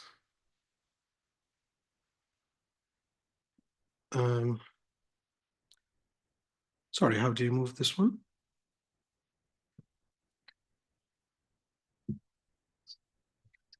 Okay, so a little bit about me. I have a few certification and things and masters, etc. and CISP. But to be honest, what I'm really proud of is that I'm a programmer since 12. And I was a hacker by age of 17. But I come from an era where Google and Yahoo wasn't invented. So, I mean, when we reached a level when we press Shift and Control and we have HTTP, that was a revelation at the time. So it's an era where there was not so much cybersecurity controls and things, and now it's considered as pretty much a felony to do so. But unless you are, let's say, an ethical hacker and recognized by the company and have, let's say, the right to exercise those things. I deal with critical national infrastructures. So what you see here is everything we built. We built from A to Z. Everything in this diagram is part of it. And actually, this one is one of our projects, which is in UK for with RWE. It's connecting, let's say, a wind farm with a station on the offshore part, and then connecting cable down the sea, then connecting to the land. Everything in there, it's something we manufacture and do. Now, such projects is not cheap. So such project range between 700 million to up to 2.2 billion. So my hacker friends are normally the nation state actors. So I don't have the nice ones, the activists and other ones. So it's not an easy life. And especially when you deal with gigawatts of energy that transfer between your system and onshore and offshore. So it's pretty much hectic. And what my company is Grid System Integration, which is part of GE Vernova. Now, Grid System Integration is an integration company who deal with integrating all the parts of GE Vernova, as well as its hub manufacturing systems like HVDC and FACTS, etc. Previously, we were in a little bit of a good life, like we had our HVDC system during transition in land between two parts. It was completely disconnected. There's no remote systems, etc. And then all of a sudden, also with the rise of COVID and the regulation and legislations, we have to do remote access. And that was, for us, a game changer. And then all the regulation happened, and then that was much a game changer. So the reality is that now we moved from 0 to 100 quite quickly. And from having, let's say, a normal system with user access controls and things like that to a very sophisticated system addressing all the cybersecurity requirements. I put here some links, so maybe I think later on the slides will show, so you can have a look at some of the project. This is only 2. To be honest, we have about 18, and they're coming just next year in our portfolio. So there is quite few of them. I think that's the next slide. Yes. Okay. So when I started my journey, I'm now basically, because now I am the head of cybersecurity in the business. We had to look at everything. You cannot just look at one thing and you think, oh, this is it, I'm secured. No, you have to look at every single thing. Now, my problem is that I have interconnected system with lots of SCADA systems. Inside it, there is valves, there is SCADA system, there is HVACs, there is transformers, there is control centers, and I'm talking control centers like a single pole control could be 4 screens, and that's only for one part of it. And then when you go to this station, you will see like all the screens and all the connections of the grid. A single mistake could, hurt a few millions of people. And if it's hacked, then it's quite a catastrophe, not just in terms of, let's say, burning the equipment, but also in terms of financial losses. In UK, at some point, we had this issue where the prices of electricity increased, I think about a couple of years ago, is because we have a system connecting UK to France, and one of the poles burned because of the valves, and that's just the whole country has to increase their prices. So because they cannot import proper electricity from France anymore. And if we do that a lot, then we might risk of burning other ones. So there is significant data losses. In terms of the remote operations, we're moving quite quickly. Now we are, let's say, we have station on the offshore side, and then someone's connecting this offshore side station. Normally it have some people, and those people living, and they have premises there and doing something, maintaining sometimes operators, etc., but not anymore. All those now, they are becoming now unmanned systems. And this is only now, like in the next 3 years, we are looking more into floating stations. With the floating stations, that's even like it needs to be physically secure, it needs to be cybersecurity secure technological wise, and then everything needs to be locked, and it will be far away from the shore to a degree that you cannot really access it straight away. If anything happened, you would need one of what we call taxis, which actually a helicopter ride, to go across the sea for, let's say, about an hour to reach them. Now it's, let's say, about half an hour, 45 minutes, but it's going to be much more than that. So there is much more work going on in that direction. And then with the remote connections, you're risking like, what if I have, let's say, man in the middle or tampering of data and blah, blah, blah. There is so much to deal with. Third-party vendors is another issue we have, is because we are looking at a solution from A to Z. When I say we have vendors, I'm talking about thousands of vendors worldwide. And because I operate in North and South America, I operate in Europe, I operate in Asia, I operate in Middle East, I operate everywhere. So I need to have different vendors, different things. And how would I control this? Luckily, I'm part of GE Vernova. So we have a system, we have teams to check everyone and check the details of the vendors, especially if it's hardware or software, or it's related to, let's say, a high critical component. But then what about the contracts? So the contracts were not super there yet. So we had to create a system where we include all our cybersecurity clauses and inside the contract, but also because cybersecurity keep changing. So we have to link it to a document that we need to put on our, let's say, website suppliers. So the suppliers need to read it and then confirm for it and then sign it. And that way we are better. But also we need to do 3PS check to check if our suppliers can contain sensitive data and information. It's another problem for us. And now with the Cybersecurity Resilience Act, it's it's on a different level. It's a complete different level. We are looking now what we're going to do about Cybersecurity Resilience Acts, how we are going to tackle software-defined systems. We're looking 5 years ahead, 10 years ahead to see what we can do. And Cybersecurity Resilience Act will be implemented in December 2027. So are we going to be ready? What do we need to take off? And this actually falls to the next point, which is legacy systems. Not everything can be cybersecurity compliant. So there are systems which cannot, and those systems cannot live anymore. So we need to take them out. And those systems, they cannot, as long as they cannot fulfill the Cybersecurity Resilience Act, then we need to make sure if there is anything else, we address in other systems, or we need to make sure our system is still compatible, and we need to, because every single time you do hardware and software release, you need to be certified with the Cybersecurity Resilience Act. So if they are not, they can be taken off. But what about systems that already exist in the field?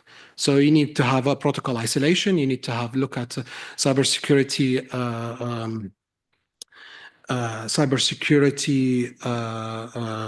Sorry, I'm just looking at the time here. That's very nice. Yeah. So you need to look at all the details and how to address them and integrate them with the new systems. And the only way to do that is by implementing cybersecurity controls, making sure you have a protocol isolation, making sure you are looking at the administrative process. You cannot always deal with technology. You have to fall into physical and administrative parts, and as well as have fallen into integrating a system outside, presenting the connection with the inner system. And that's what our customers have now. Like, what can we do now? How can we be compliant? So we already mentioned this. Sorry, I'm quite bad at this. Okay. And in terms of, let's say, so we talked about our investment in cyber. Luckily, I come from a rich company. Money is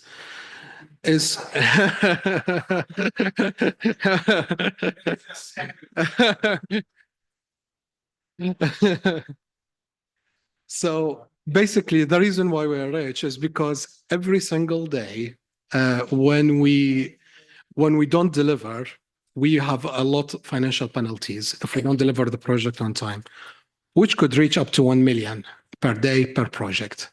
So it means that when we have money to spend on something, then it's better to spend it than to lose the timeline and not deliver. And regarding that, it's easier to talk to, let's say, the financial let's say, or the vice president and others, telling them, those are the regulation. If we don't do this, we cannot energize. If we don't do this, then this will happen. We cannot meet this regulation. We cannot deliver. So I would say my life is a little bit easier, in terms of how I direct my resources. But at the same time, I take my cybersecurity hat, put my management hat, and say, cybersecurity cannot be more expensive than the actual system. That's very bad design.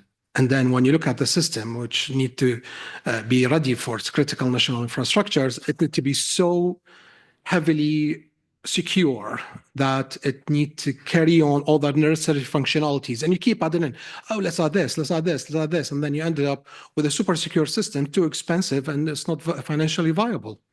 So that's we shouldn't do that. So what we do need to do next? And we already set plans for the future.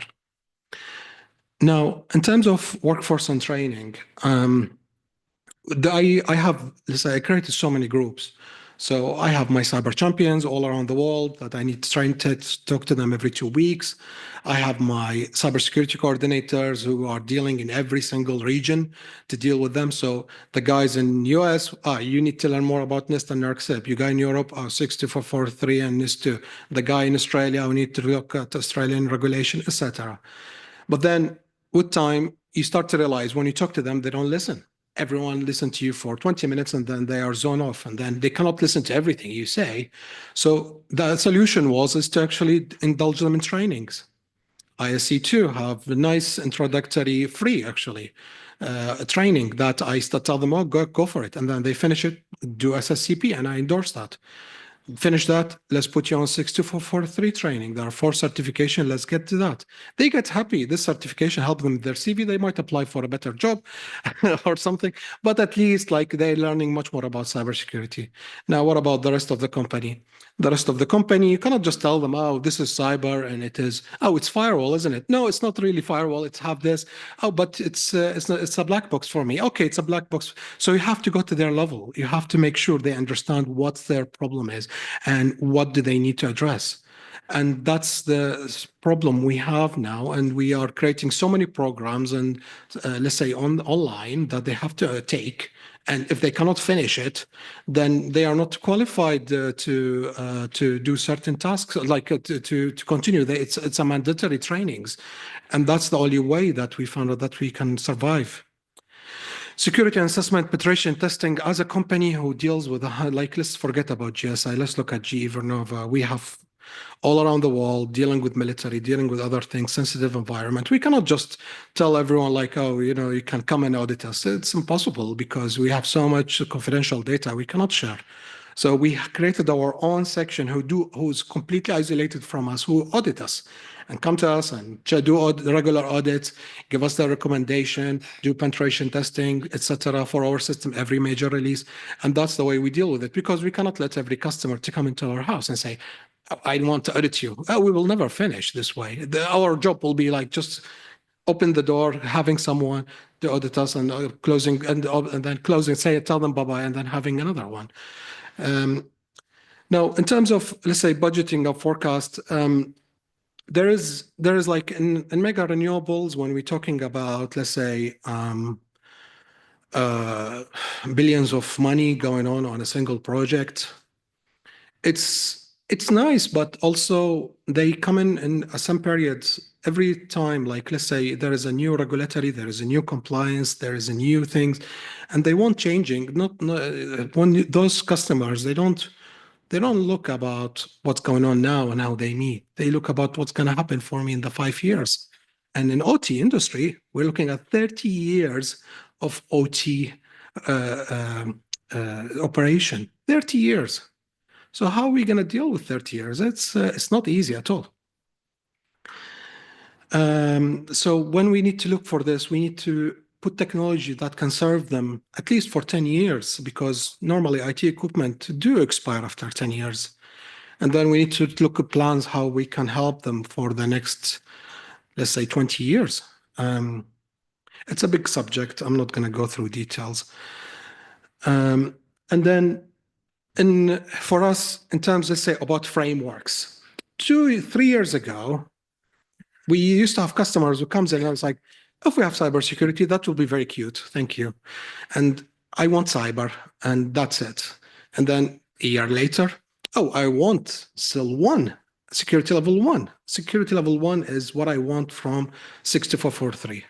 And then a while after, I cannot accept anything than security level 3. And with the DMZ, it has to be security level 4. Afterwards, I have my own framework that I want you to apply. What about the world frameworks? Did you stop looking at all of them? No, I have my own one and I want you to apply. And every single customer, you have to look at their own framework, own structure.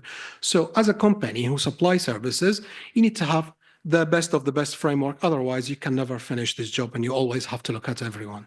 So you take the best principles. I'll give you a quick example. now in Europe, there is, what was it? EU 2022-2557, I think, which was talking about the physical security of the systems, which now in UK, they call it NSC CAPS, which just went online like a few months ago. Talking about physical security system and how do you secure your system physically? Now, for us, we already planned for this because NERCSIP have physical security parameters. So technically, straight away, this is involved in our inside frameworks and how we deal with it. You see, there's always a trend. Someone flashes something, and then the rest of the countries, oh, I'll take this, but I'll call it differently just because I can, and then present it to the customers. So we always have to be ready, always have to be on top of the game, and always have to have proactive framework, which we can change and increase to make sure before our customers say something, we are ready for them. Real-time monitoring and automated threat detection, you need to look into, let's say, not just having your system with the SBOM. I mean, SBOM, when did it start? Start when the UK federal government, sorry, USA federal government in 2022 said, I want software bill of material for everything. And at that point in time, this thing started to be cascaded and then hit Europe and hit everything else. You have that, and then you need to link it to the world standards. And like, let's say, every time you have a new incident, everything needs to be linked and directed toward, like, let's say, toward the flash, which is a part of the system you have an issue with. But then your system is OT, it's not IT. You cannot have intrusive. So you have to have system which actually can, like, otherwise you'll have just storms in your system and cannot work. You have to have something on the back end, basically looking at all your systems and checking which one need updating and what's the issue is. And all this need to be connected to DMZ. So when this happened, we were also ready for it, but it took so much work and effort from myself and my team to get it ready. And stakeholder vendor collaboration, we talked about this and our vendors. And for us, we for the incident, that's another thing. We have a policy, but the policy was quite nice. Oh, here's a policy. But do we really do the policy? Like, what's our maturity level of the policy? It was at the beginning, like we're talking years ago, it was not really a lot. But you have to reboost this. You have to make sure everyone listen to, and what I call it a scary fest. A scary fest is that people don't listen to technological part, but they listen when money is involved. So I tell them, if you don't do this, something will happen. So if you don't do incident, then when this happens, you will be in trouble. So they start listening, and then they start organizing, let's say, workforce, and you start doing your own, let's say, tabletop exercise and other things to make sure everything works fine. And then with the continuous improvement and training, you always have to keep on top of everyone and at all times. So I think I addressed this as well. So the conclusion is, it's a complex threat landscape. We have like about 4 non-groups, government funded, that is targeting us, and we're well aware of them. So it's not easy. You have to be, you're just waiting for 0 day, kind of like you're wondering, when will I wake up and everything will be shut down? And it consumes you, like, look at me, I have few white hairs, I'm like gray hairs. I'm not sure you see them, but they're all generated because of cyber. I remember each one of them. This one because of Log4j, this one is because this, and it happened. Now, complexity, regulatory complexity. We have NIST, and then, okay, we have NIST too. Oh, we have NCSC. Oh, we have CRA. Oh, we have physical. And it's just keep evolving. And before I was used to run, and then I bought myself a car and like, okay, I can catch up. And now I'm thinking 5 years, I need a rocket and I think because I cannot involve partners, involve people. The expansion of operation is massive, but then you need to look at how much money I'm losing because of cybersecurity. And what do I need to do? And is this feasible? So there are so many plans. I will not share, but it's very hard. Resources investment. You have people who claim they know cyber. It's the game. And every single time you hire someone and you tell them, you take an interview and they discover they have nothing.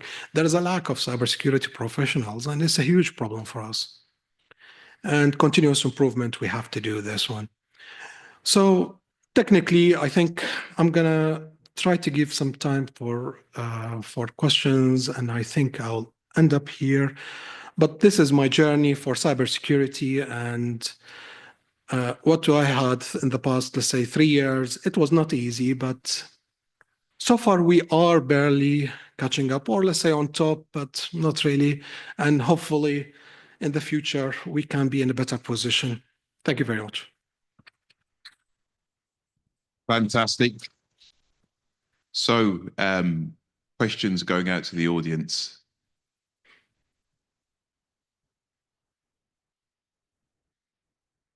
Thank you. Thank you for this great presentation and this insights. Very, very enlightening.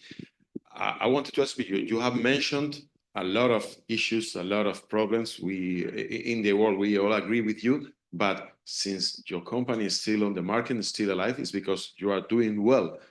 Can you elaborate a little bit how you are managing, how you are dealing with this lack of skilled people, this changing environment, some bits on how you are still there, because you share on the bad part, but. Thank you, Jose. I mean, you had very great points in your presentation yesterday, which was, I think, one of the best ones we had. When you look at your system, you mentioned system under consideration, which is very important. Follow 62443, follow regulatory. Look at the risk assessment. So you have the high-level risk assessment and lower-level risk assessment. Take the whole system. You can never have a proper architect, but you can always have a model to see where things are going so people can understand what's happening. With the resources, training, I spend lots of time in training people. Every single time, like I have about 3 coming in North and South Europe in the next 2 months, and I have 3 in North America, and I have 2 in Asia. All of them, I make sure to spend time to train them, because if they don't know what we're doing, if they made the wrong thing, we can be in trouble. So I spend lots of time training people, and as well as once they're ready, then I start offloading them. So I put some pressure on myself, it was such a nice day when I did less than 50 hours a week. I can't remember when, but once I finish that, then they can take some of my let's say workload. And I found that people need to know about the electrical system and have a passion for cybersecurity, not the opposite, not no cybersecurity and electrical system. There is, and you can always grow cyber, but you can never teach electrical. So this is one part. And then the other part is that I'm trying my best to create online training for everyone. So when you have procurement and chain supply or legal team or HR, they're not going to look at training that will make them fall asleep. It's just about their job. And put this online. You have to finish it. If you cannot finish it, then your manager will come to you and say why you haven't. Forcing those things also will help me a lot. I hope this answered your question. Yeah, yes, great answers. Thank you very much. Thank you.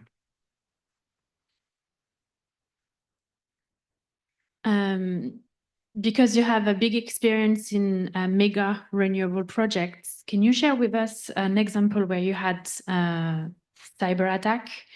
I don't know if you can actually, but how did you recover? What was the strategy? Confidential. But luckily, I mean, what we have is we do spend money on our systems, making sure that we address, like in our, let's say Europe, you're looking at 62443, right? But most of our system have NIST and ARCSIP and like let's say concepts and implementation in them. We don't try to address one side of the scope simply because it's easier for us, rather than try to customize. You have all the world one, and then you could put them into a single system. But also it makes our life harder, because cybersecurity now is more expensive than some of our systems. So we need to look at how we can reduce that. And there are plans as well, also confidential. Yeah, so the answer is confidential. If I may, I'm very interested in the training and how you approach it. And it's been evoked it a few times here yesterday also, is how can we train not only cyber people, but also all the engineers that contribute to build the assets for your part? Yeah, I mean, what I did is I have tenders. Tenders are our biggest, let's say, entry point of customer that customer need to check. So I put cybersecurity professional there, and then I put cybersecurity professionals on project level, on product level, and those ones are my key point. But then you will left with people who thinks that they have no relationship to cyber. And those are everyone nearly, except the cyber people, even engineers who thinks, cyber, I don't know anything, not my problem. But actually it's your problem because cyber is a system sitting on top of this system, and it's integrating everything. So it takes, I did lots of, let's say, like globalize training. So I invite 5,000 people of the company to listen to it. And you know what's the turnout? It's hundreds, not even thousands. And then people forget about it and like, I'm going to do my work while listen to the presentation. So they say, I'm done well. And that's normally so the only thing is to force it and make sure like, okay, this is it. That's what you need to do. That's what you need to listen to. And I'm not going to tell you about everything. So for example, let's go supply chain, okay?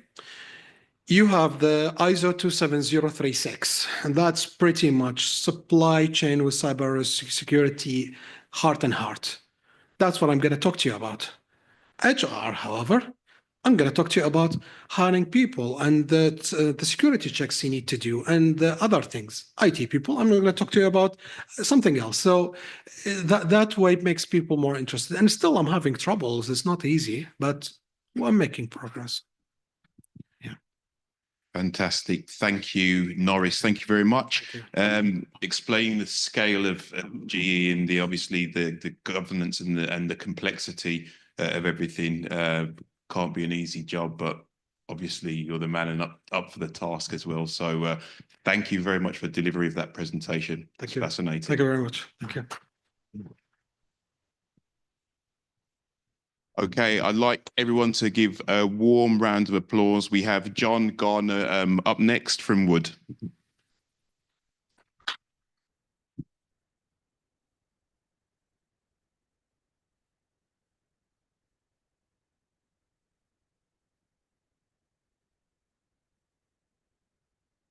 Good morning. You okay? Everybody still awake?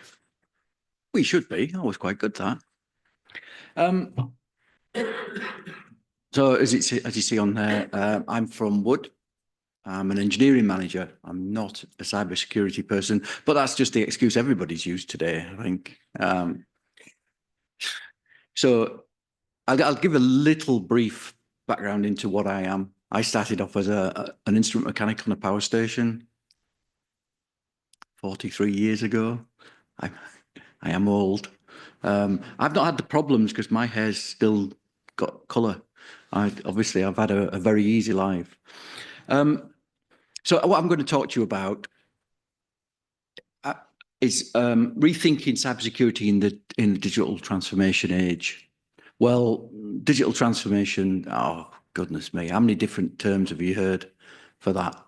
It's frightening. I don't know what it means to you guys. Is it all about cybersecurity? I don't think so. I know that it is only one of the pillars. If anybody's ever gone through the whole 9 pillars thing.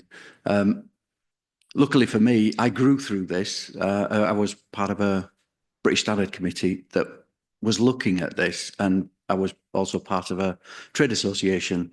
They took me through and they made me a specialist in this, which confused me. But it was because I had a broad range of knowledge across all the various disciplines and all the technologies.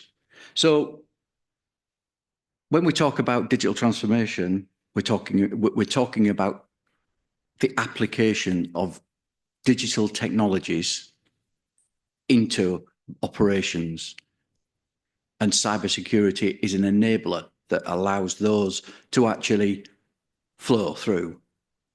Okay, so that's how it's seen by me. I might have a slightly different perspective, and I might not always talk about cybersecurity, but that's where we are. So, what's the first slide? It should be somebody else here, by the way, not me. So you are so unlucky, because Jim knows this subject far better than me. You've seen this slide how many times? 5 times now? Is it something like that? Over the past, this is the latest one, by the way, because it's 2024. I don't want to point that out, but we're really on top of that.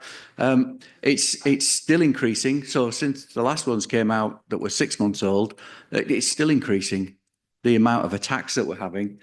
We're seeing cybercrime as a service. Oh, come on, what's going on? You can't be allowing that within your governments. That's just ridiculous. But then that's relying on very, very clever people who are hacking into your system. Ransomware, you don't even need to know what you're doing now, because you can just pay for it from the dark web somewhere, and you can go and attack somebody, and you don't even know what you're doing. You just gain the money. So I mean, it's absolutely changing landscape for us all. Yes, there are state actors, this is what you call them, yeah, that are coming out there, and hacktivists and what have you, coming and taking over everything, or that's what it appears to be. In the OT sector, which is pretty much where I live, I don't really go outside of that, because it's dangerous and it's got people in it. Yeah, I think the OT area, which is where we'll be talking mainly from that kind of perspective. Well, are we really? Because, oh, sorry, that's a Yorkshire accent coming out. Are we really? Because it's not going to live for much longer, I wouldn't have thought, as OT. We'll have a look at the digital transformation part and work that out. So you can see all the various parts on there. I've not actually said any of the words on there. Which worries me slightly. Okay, so I'll move on to the next slide. That worked. So renewable energies, that is one of the places that it's easiest to attack because it's distributed, yeah? We would agree with that. Have we got anywhere else that's a bit like that? Well, there are other places like that. That they're well distributed. When you working on a power station, when I was a young boy, everything was localized, everything was isolated, and the only time that you would ever get any form of attack, and we did actually go through the training for it, was when somebody would come on site and actually physically attack the actual assets. We trained for it as actual people on the station. It's going to still happen now, so that threat is still there, but that's now covered under cybersecurity for some reason. I don't understand that, but so it's about the distributed. Oh, I'm trying to read it off here. It's down there.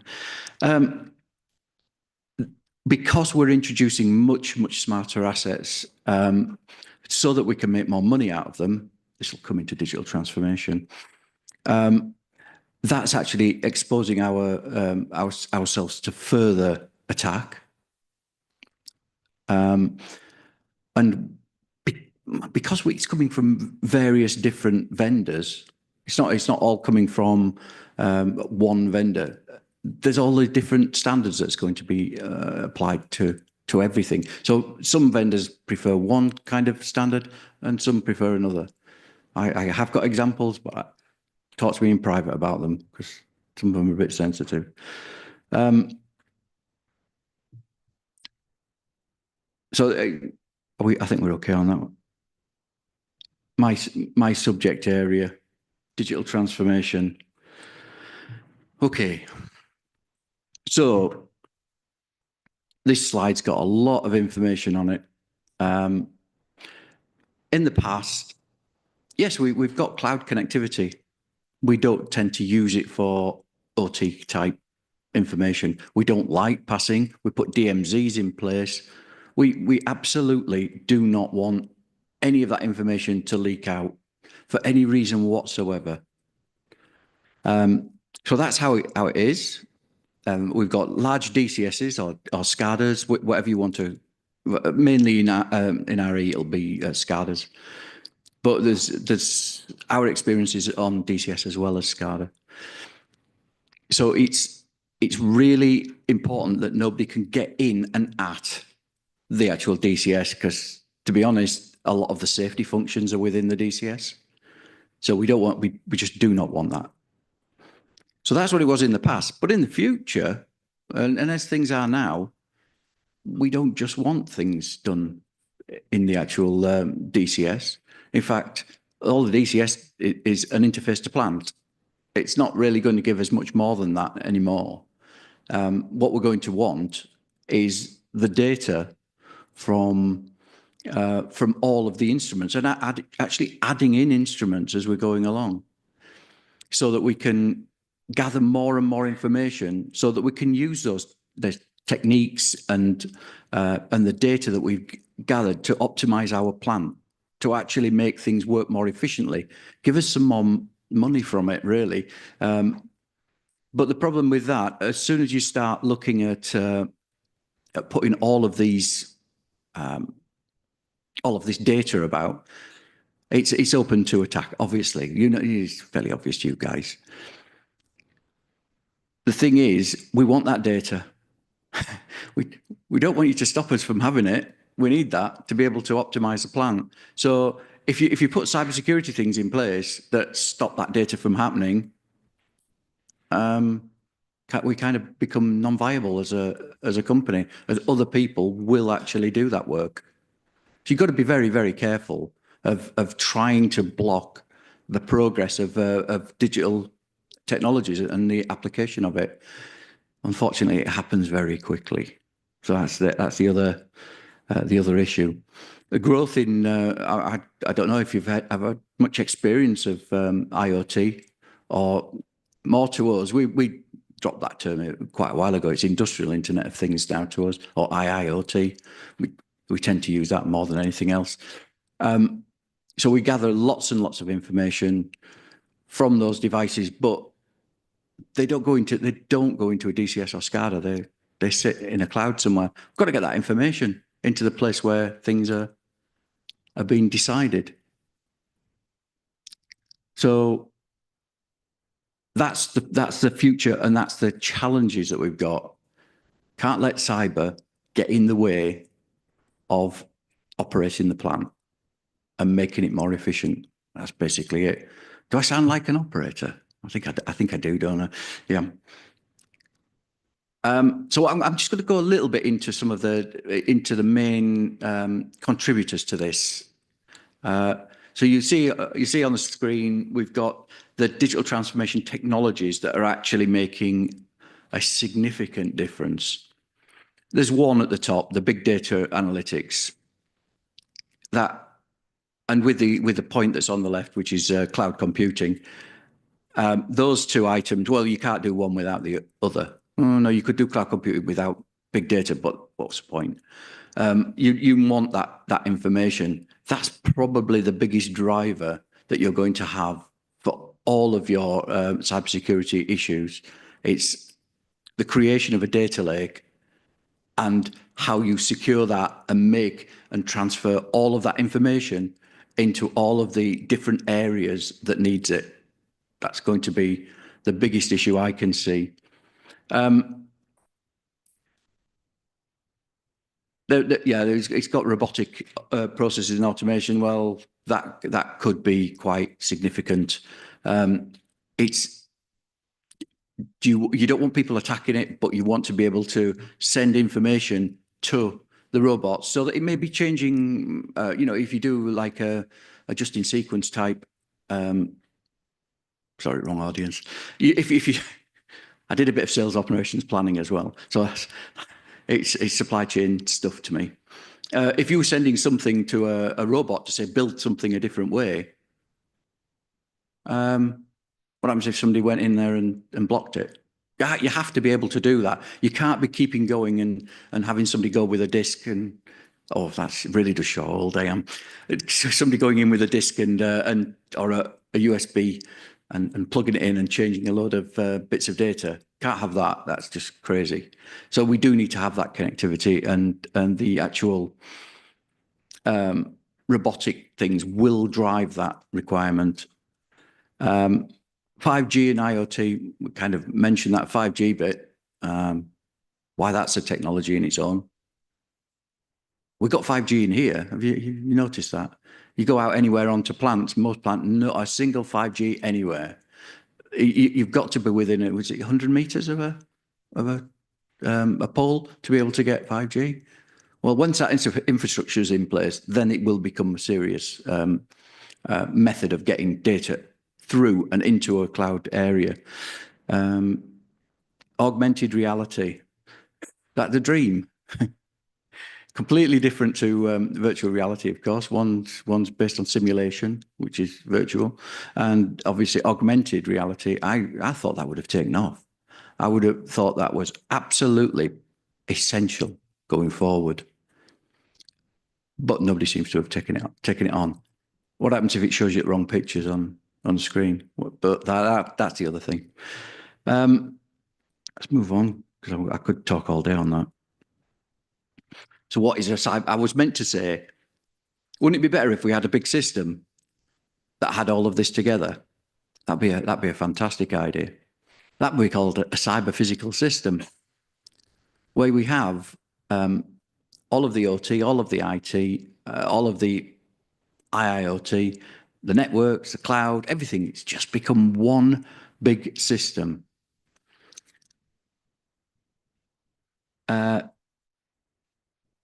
It's not a dream. This can happen. This can happen now. It's not something. If you start off this way with looking at it as a whole system and start thinking, OT, yeah, great. Use some of the principles that you had for segregating them and move them into segmented layers. And yeah, I can quote the Purdue model to you if you want. It's not.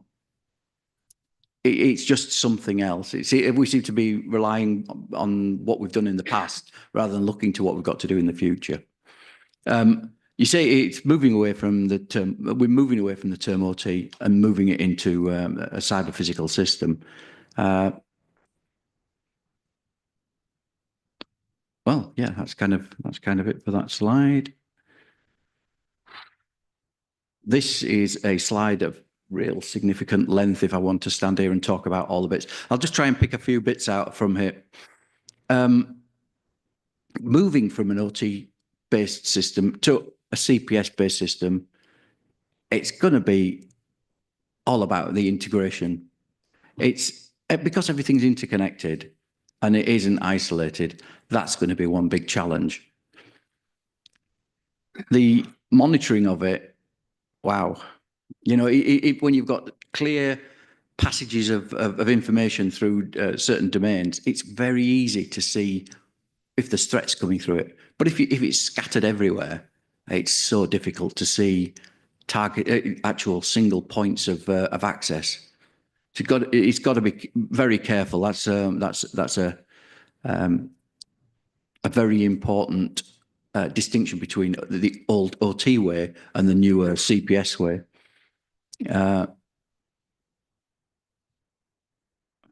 Just wish these were a bit bigger. Oh, we're back to governance again. I've listened to a lot of people talking about governance on here. It's fantastic.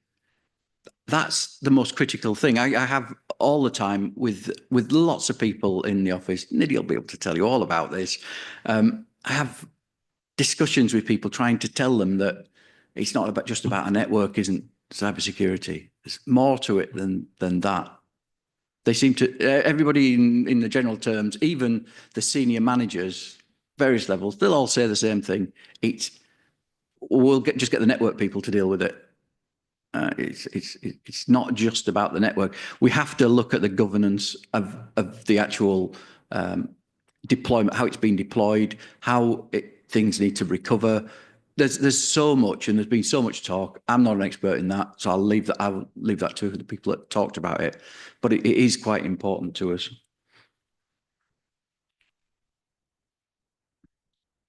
Might want to take a photo of that. Some work's been done on that. I know I would have done. This is all the standards that kind of come together. I mean, I look at it and I'm amazed. I'm amazed that Jim, the person that should be doing this, has actually been able to find all this.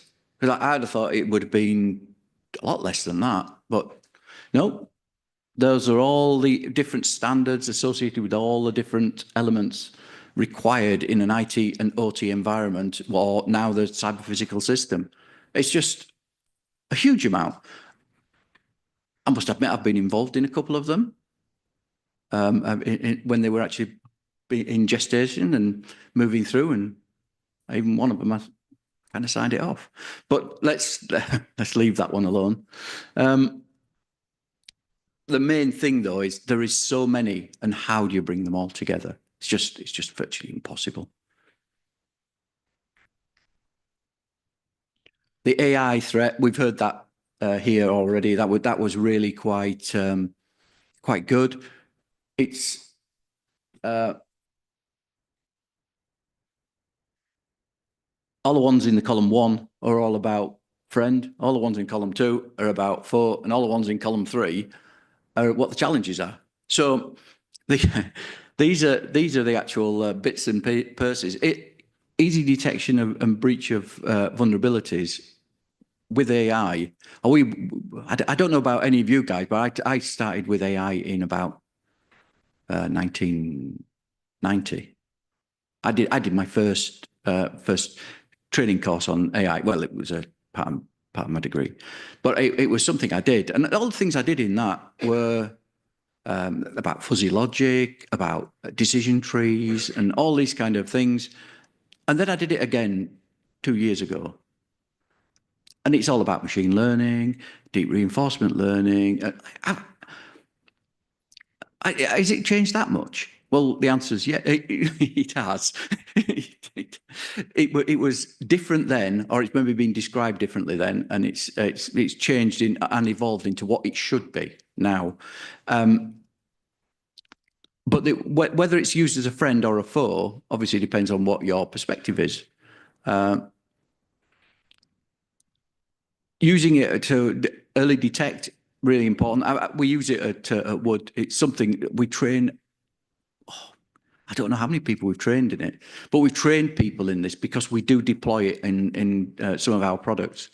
I think I've got. There's a slide on that in here somewhere, so I'll go through that a bit more when we get to it. But it's the actual application of it for us. We're never going to be a foe, thankfully. But what we do need to know is what the foes are going to use it for, and you can probably see they're going to be socially engineering some of our people, or trying to look at what things are going. We did an actual really good. Internally we did a search on. We got an email from our IT department telling us that such and such a recruitment company has put a thing on LinkedIn about you that was really good. Go and click this and have a look. Well, you would be surprised that how many people clicked it and went through. It was not good, and it's what our IT people do all of the time, just to see and just because as soon as you fail, you have to do the training again. Great. I haven't failed one, not since the last one I failed. So it's all about the foes and how that. The challenges. Wow, AI is really. I've seen AI when I was doing my training. It is really resource hungry, especially if you're trying to do the deep reinforcement learning. Wow, that tried everything to get a resolution, and it just used so much resourcing power. It was amazing. There are ethical and legal issues with the use of AI. It could cross boundaries quite easily. And organizational cultural, well, yeah, I think that's fairly obvious, and security and privacy is quite important as well. At Wood, this is one busy slide, but it kind of it's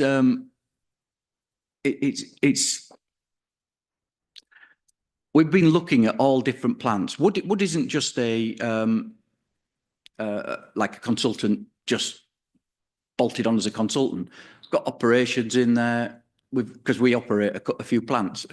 We operate a number of plants, and we've also got engineering that built some of the plants, and we've got maintenance crews that maintain some of the plants. It's just a very big place. So we've got lots and lots of proofs and use cases across all of these different applications.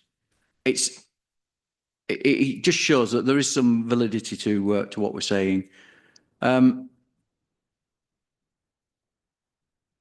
So what the end-to-end solution, right?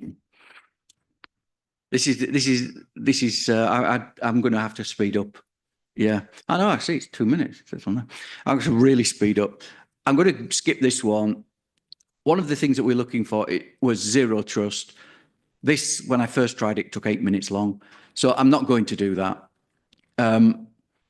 But really, to get to zero trust, you need to follow all of those steps: enhanced device authentication, network and micro-segmentation. These are all the things you need to do to get to the perfect cyber physical system. And then the defense in depth, that you have to have those layers in place.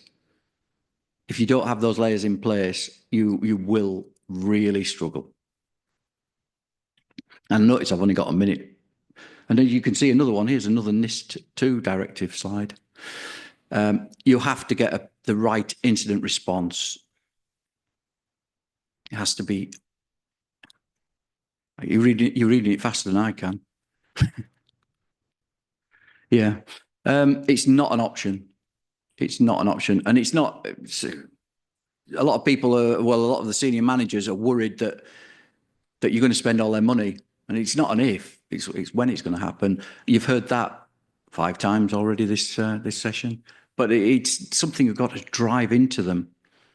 Got to drive this into the managers. The future,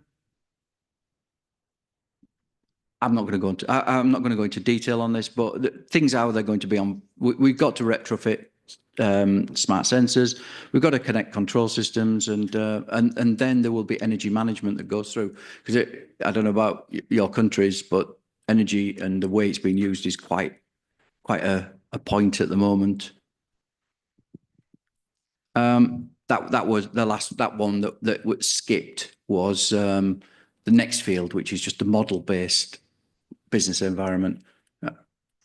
If you want to any of this, I'm sure this is going to be all available anyway. And I think, yeah, I've been hacked. So I had a beard then. Yeah. So thank you very much, everybody.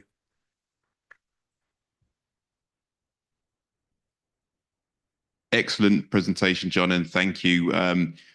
Just in the interest of time, you were absolutely on time. It's just that from the sessions from before with questions and answers, and it's been fascinating this morning, including yours. It's just that we've gone over the time. So if anyone has questions for John, which I'm sure you will, please email or speak in the networking break that we've got now. The good news is, although we're behind time now, we're going to make up for it at the end of the day, because one of the presentations was brought forward yesterday. So you'll get away actually quicker, even though we're behind time at the moment. So yeah, one point on what you said, cyber physical is really an important thing. And we can see with even the solutions that we're doing at Cyber Energia, we're including cybersecurity, digital security with physical security, as we're going to be introducing drones and things like that onto sites. which is very exciting and very innovative. But it's moving to that realm. So no, I really appreciate that point. Thank you. Please round applause for John. Comfort breaks and so forth. And if we can just take 10 minutes, guys, if you can. See you back in 10 minutes.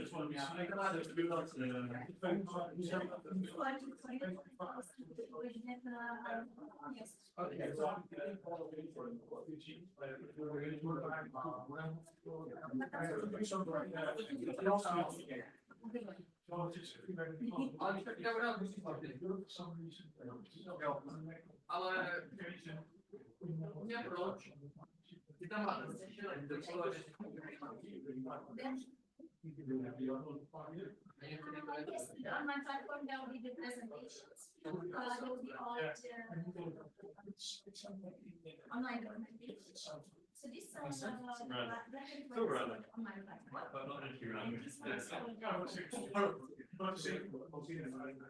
Yes, for sure.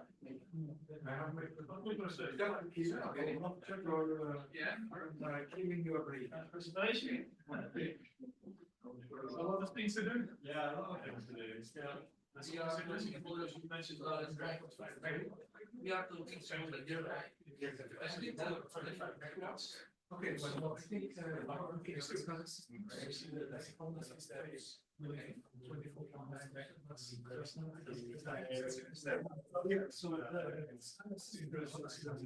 but I also good explanations.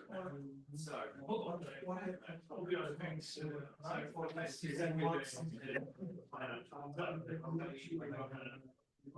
we do have a technical team, so we've got like engineers, but that's to sort of have better oversight.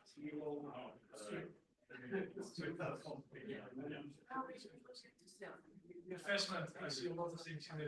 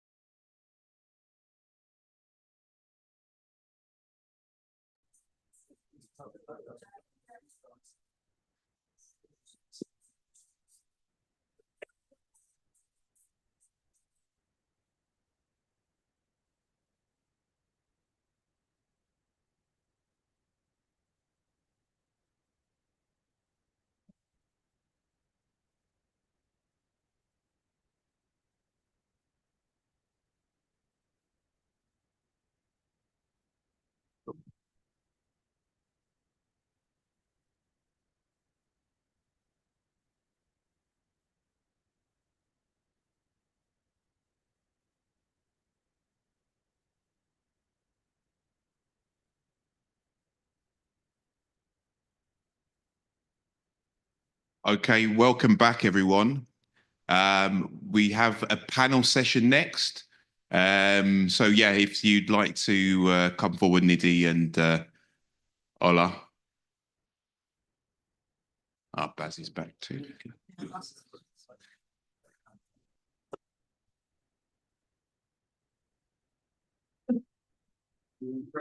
We're starting to panic.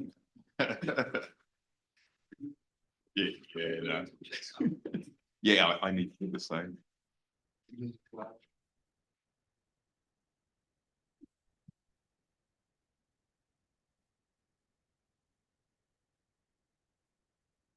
Yeah, sorry, panelists, if you'd like to make your way, Norris, Ola.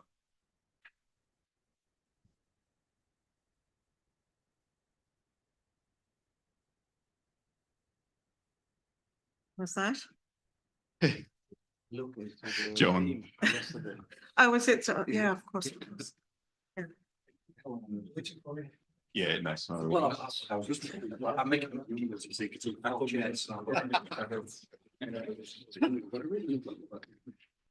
there it is. We're nearly there.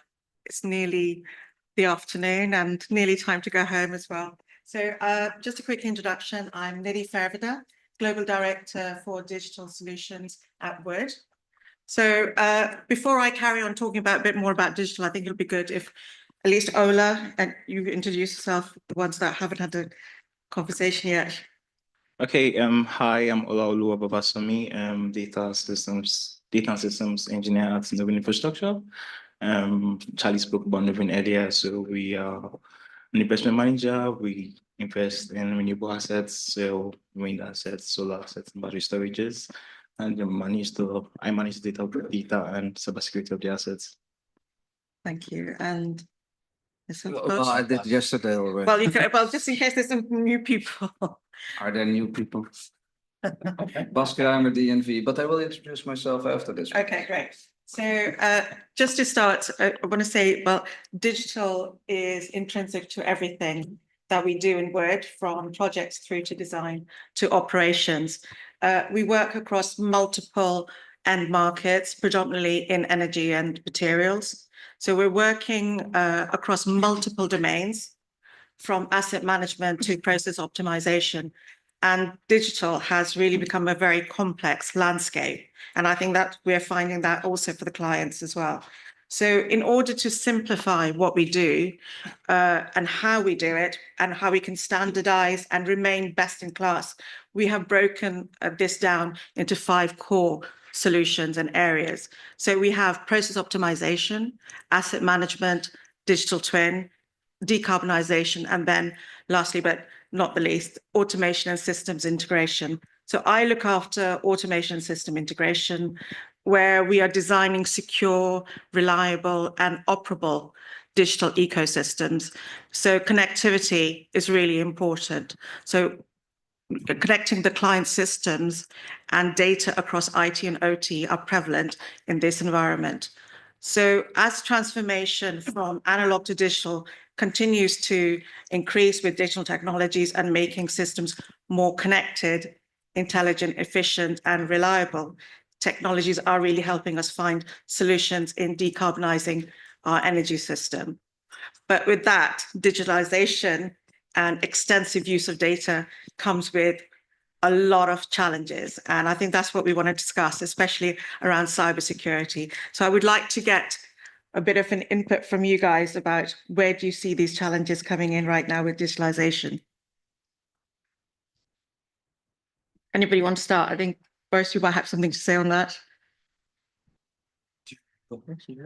Okay, so we, in terms of digitization at the moment and what's going on in the world, especially let's say with having AI systems, having offshore platforms, having there is a huge progress going on in terms of, let's say, operational skill and like cybersecurity evolution, and as well as in terms of, let's say, attacks, etc. There's also like a huge regulation changes which is happening in the world as we speak at the moment. So for us, what is important is how to make sure that we have resilience, availability of systems, because that's, if you look at, let's say, about the cybersecurity principles, normally you will see availability comes number one in the OT field. Not having that availability is an issue. So to match what's going on in the world and the changes, you always have to be 10 steps ahead, and you always have to plan for the future. You have to spend in order to get, and you have to look at the worldwide regulations and concepts in order to address of what you have. It's not easy. You have to be kind of like having that crystal ball and looking at it and say, this is what will happen. But I think there is always a pattern going on. Your systems cannot be in a position, if you are in a position where you're not keeping up with times, you would lose a lot. I think it's a big conversation, a big topic, but I'll try to address them shortly. Thank you. So from my point of view, as an investment manager, we manage a wide variety of assets, and we need to stay competitive to return back revenue to our investors. We owe them that privilege. And what that means is, in the sector that we are in, we need to, find any means, to get stuff out of our plants. And renewable energy assets these days are very digital, which means in previous sort-like sectors, you can put a loop around, your assets. You are restricted in a private network. No one's going to enter your network. But for us, we need to monitor our assets. We need to operate our assets outside from obviously remote locations, and that comes with like security risks. And again, we have like third parties connecting to our systems. We have third parties managing our systems. We have to connect to different data sources, that can connect to the markets. And this is how we stay ahead of the curve. This is how we get our assets operating. So digitalization is, built into what we do. And then we need to ensure that our systems are resilient. We need to ensure that we block, every loophole. Any third party that has an issue can affect the whole system. We need to ensure that all third parties remain resilient, have cyber resilience, and our systems are very secure. Thank you, Box. Our whole conference here is about the digitalization. Actually, it was in the other room yesterday. There was the digitalization and automation, and we talk about cybersecurity, but it is together. And why are we digitalizing? Well, Mr. Wood said it, not Jim, sorry. I forgot your name. John. John. Simpler. John is simpler than Jim? Yeah, good. much Okay. simpler. You got to know. So, but you said that it's all for money making, and that's why we digitalize it. We have to make our processes more efficient. And if you look at the grid and energy, it's not only renewable energy, it's all the energy that we put on the grid, and it's running our grid to use the more capacity that is in there. So this is real process automation. Finally, we start to do process automation. And that requires modern or technology that today is called digital technology. And when we started this, there was no internet, there was no hacking. Well, there you go. Yeah. And now there's internet, and somehow we got to hacking too, but it was the same with cars. Before we had cars, we did not have car accidents. Before we had ships, we did not have shipwrecks. So somehow we attracted, or this is humanity or our humankind, and that we get into this trouble, or somebody that tries to use that to manipulate that. We've seen all the discussions now.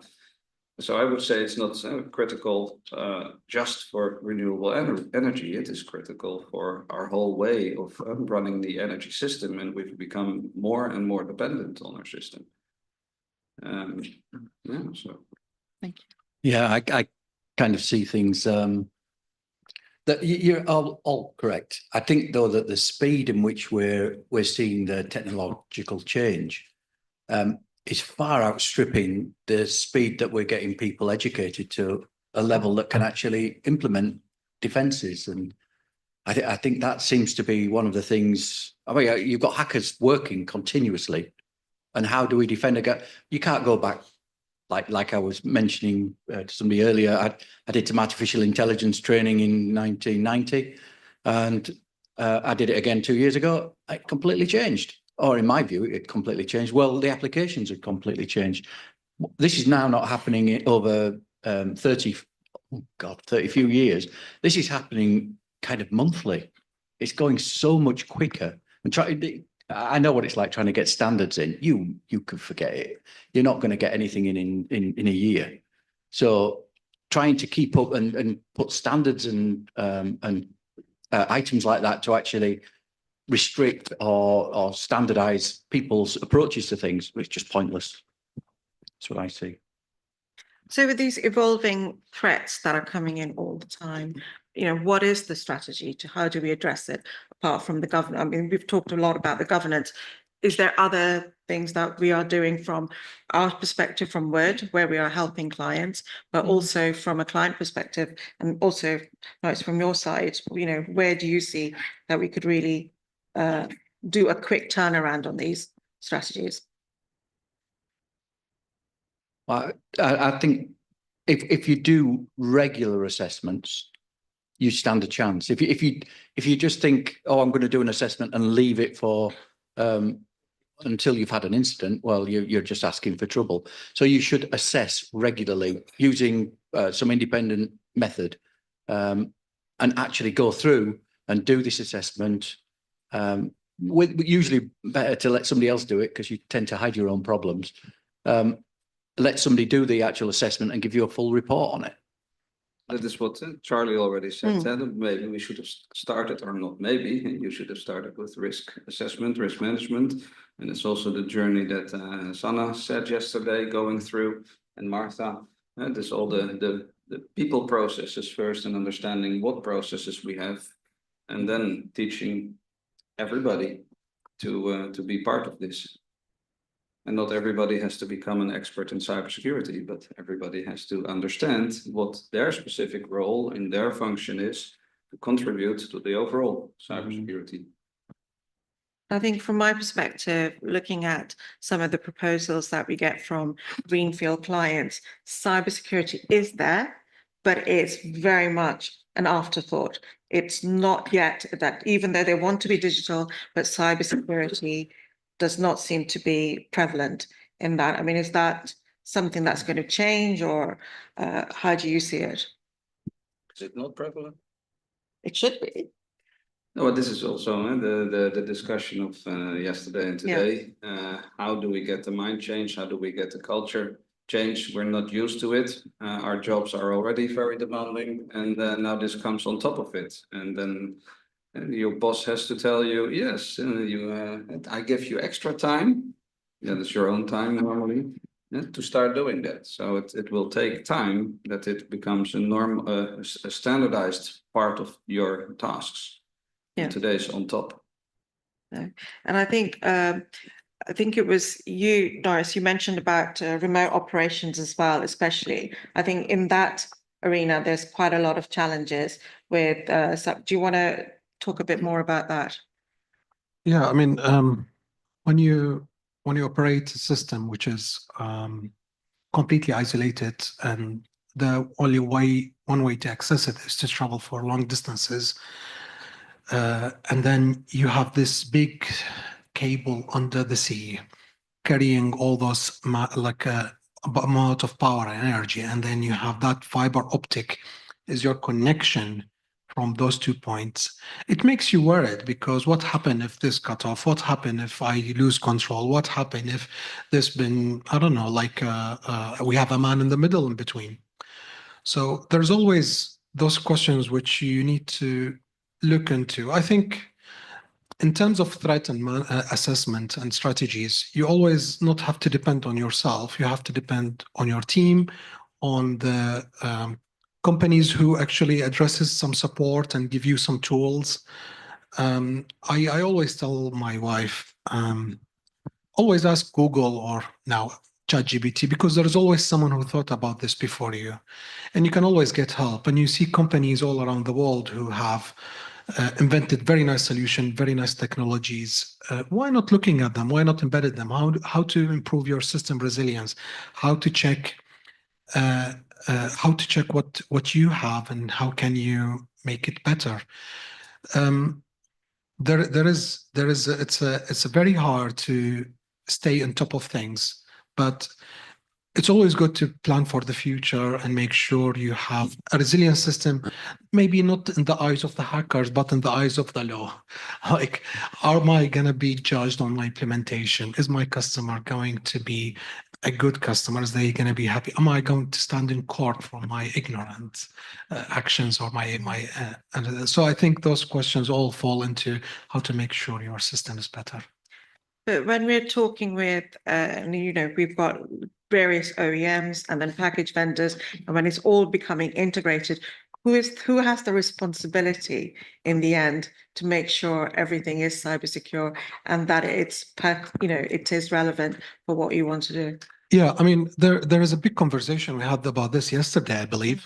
We always talk about it. So one thing, maybe like to let you know, is ISA Europe, the IEC 62443 is having currently changes, and it's now there's progress in work in progress, and hopefully it will be issued soon. So they said there is asset owners, there is system integrators, there is product services, and there is maintenance services, and they cross it with the design life cycle. So you have requirement, design, implementation, verification, validation, integration, installation, etc. And then they crossed again with the Purdue model. You have level 5, level 4, level 3.5, etc. And they give you which one is accountable, which one is responsible, which one is contributor. It's very nice. Hopefully it will be released soon. Luckily, we are part of the work group, so like we know what's going on, but it's not something to share. But I mean, what I'm trying to say is the standard communities and the world experts are currently looking into this. So hopefully very soon we'll have a solution that we can all agree on. But at the moment, you cannot leave anyone behind just because it's their responsibility to do it. You have to do your, what do you call it? Duty, due diligence, and as well as offering the best of you can do, like in terms of marketing of your product and services. Otherwise, you will still be held responsible in the court of law. But still, and this was introduced, was it 2014, the first ones? Yeah. And now we have two. And we helped working together with industry to implement because they had been designated operators of essential services. We heard that in the UK, Ofgem, there was a request from Ofgem, are we now an operator of essential services or not? But anyway, in that time, you had to, and that is still the same, come up with your operating model with your framework for cybersecurity. It's all written in 27001 in 62443. It's all there. And one important element is your security organization and the DASI. And so, and we made those tables. It's fine. It's nice that now it comes part of the standard, but it's a big Excel table to see who is now responsible for which part and how responsibility through your supply chain and with all the functions you just mentioned are allocated. But nobody escapes. This is part of your job. Exactly. Only you have to be reminded apparently that you are responsible And yeah, coming back to education and training, we have to train ourselves to understand that, okay, if this is in my task description and this responsibility comes with it, what does it mean? How can I do that? And then you have to check that you're doing it right as well.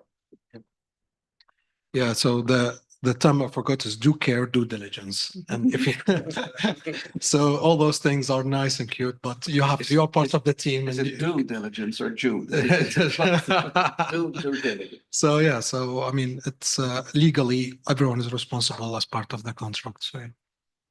Yeah, no, I agree. John, I think it would be good if, you know, from our examples of where we work with brownfield, especially, where, of course, you know, there are very, the control systems are quite old. And then, of course, cybersecurity is becoming very prevalent. What have been the challenges for us when we've gone to clients with that, and the clients have come to us from that perspective? Yeah, definitely. Clients come to us with it. We have seen in challenges.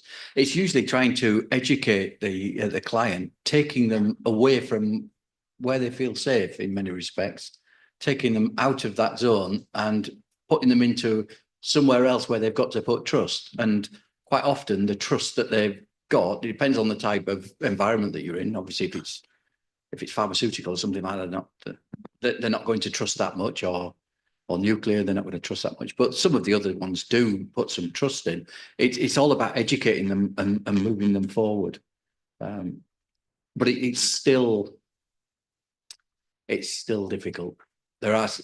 Because it's still seen as an IT issue rather than a kind of operations issue. So the operations will always put a block on because they don't understand. Yeah. So Ola, I think from your perspective, you know, we've already got from your colleague that, you know, cybersecurity is something that's there, but we're not so experts in it. And then we thought about risk assessments, and that came in later. I mean, for you, when we're implementing these digital strategies, what kind of other scenarios and situations are you seeing that would really help to make an impact and really make this journey a bit easier?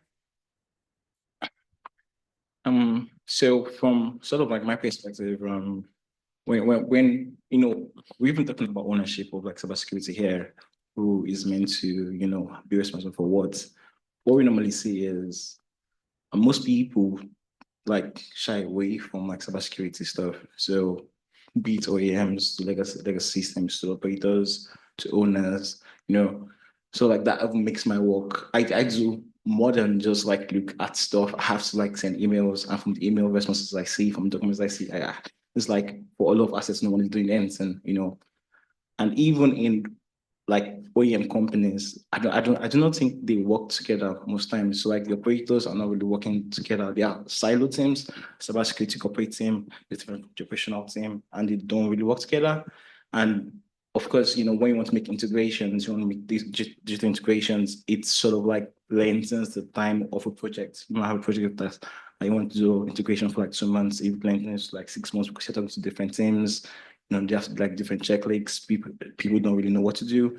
So I think one of the challenges in digitalizing like our assets is there's limited collaboration between different parties. And, you know, Charlie mentioned before, we need to have more collaboration with OEMs, operators, even in teams and the OEMs, there needs to be like more collaboration. Yeah, I think that's always I mean, from my perspective as a system integrator, I will definitely say that's where that's where we are winning.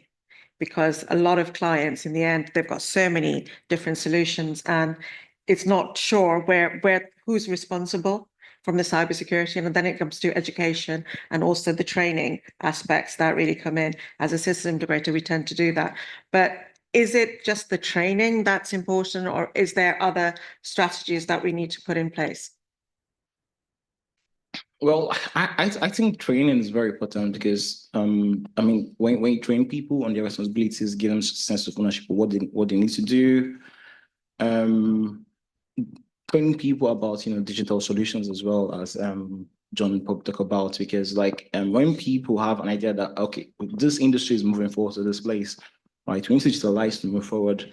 You know, the mindset that, oh, this new port I'm opening, for example, is going to make my system less cyber secure. Why do we need to do this? It's going to decrease because people have a mentality that, we are going to this new generation, we are going to this, technology is evolving, we need to evolve with technology. You train people, you give them that mindset, and they are open to doing more integrations, in my opinion.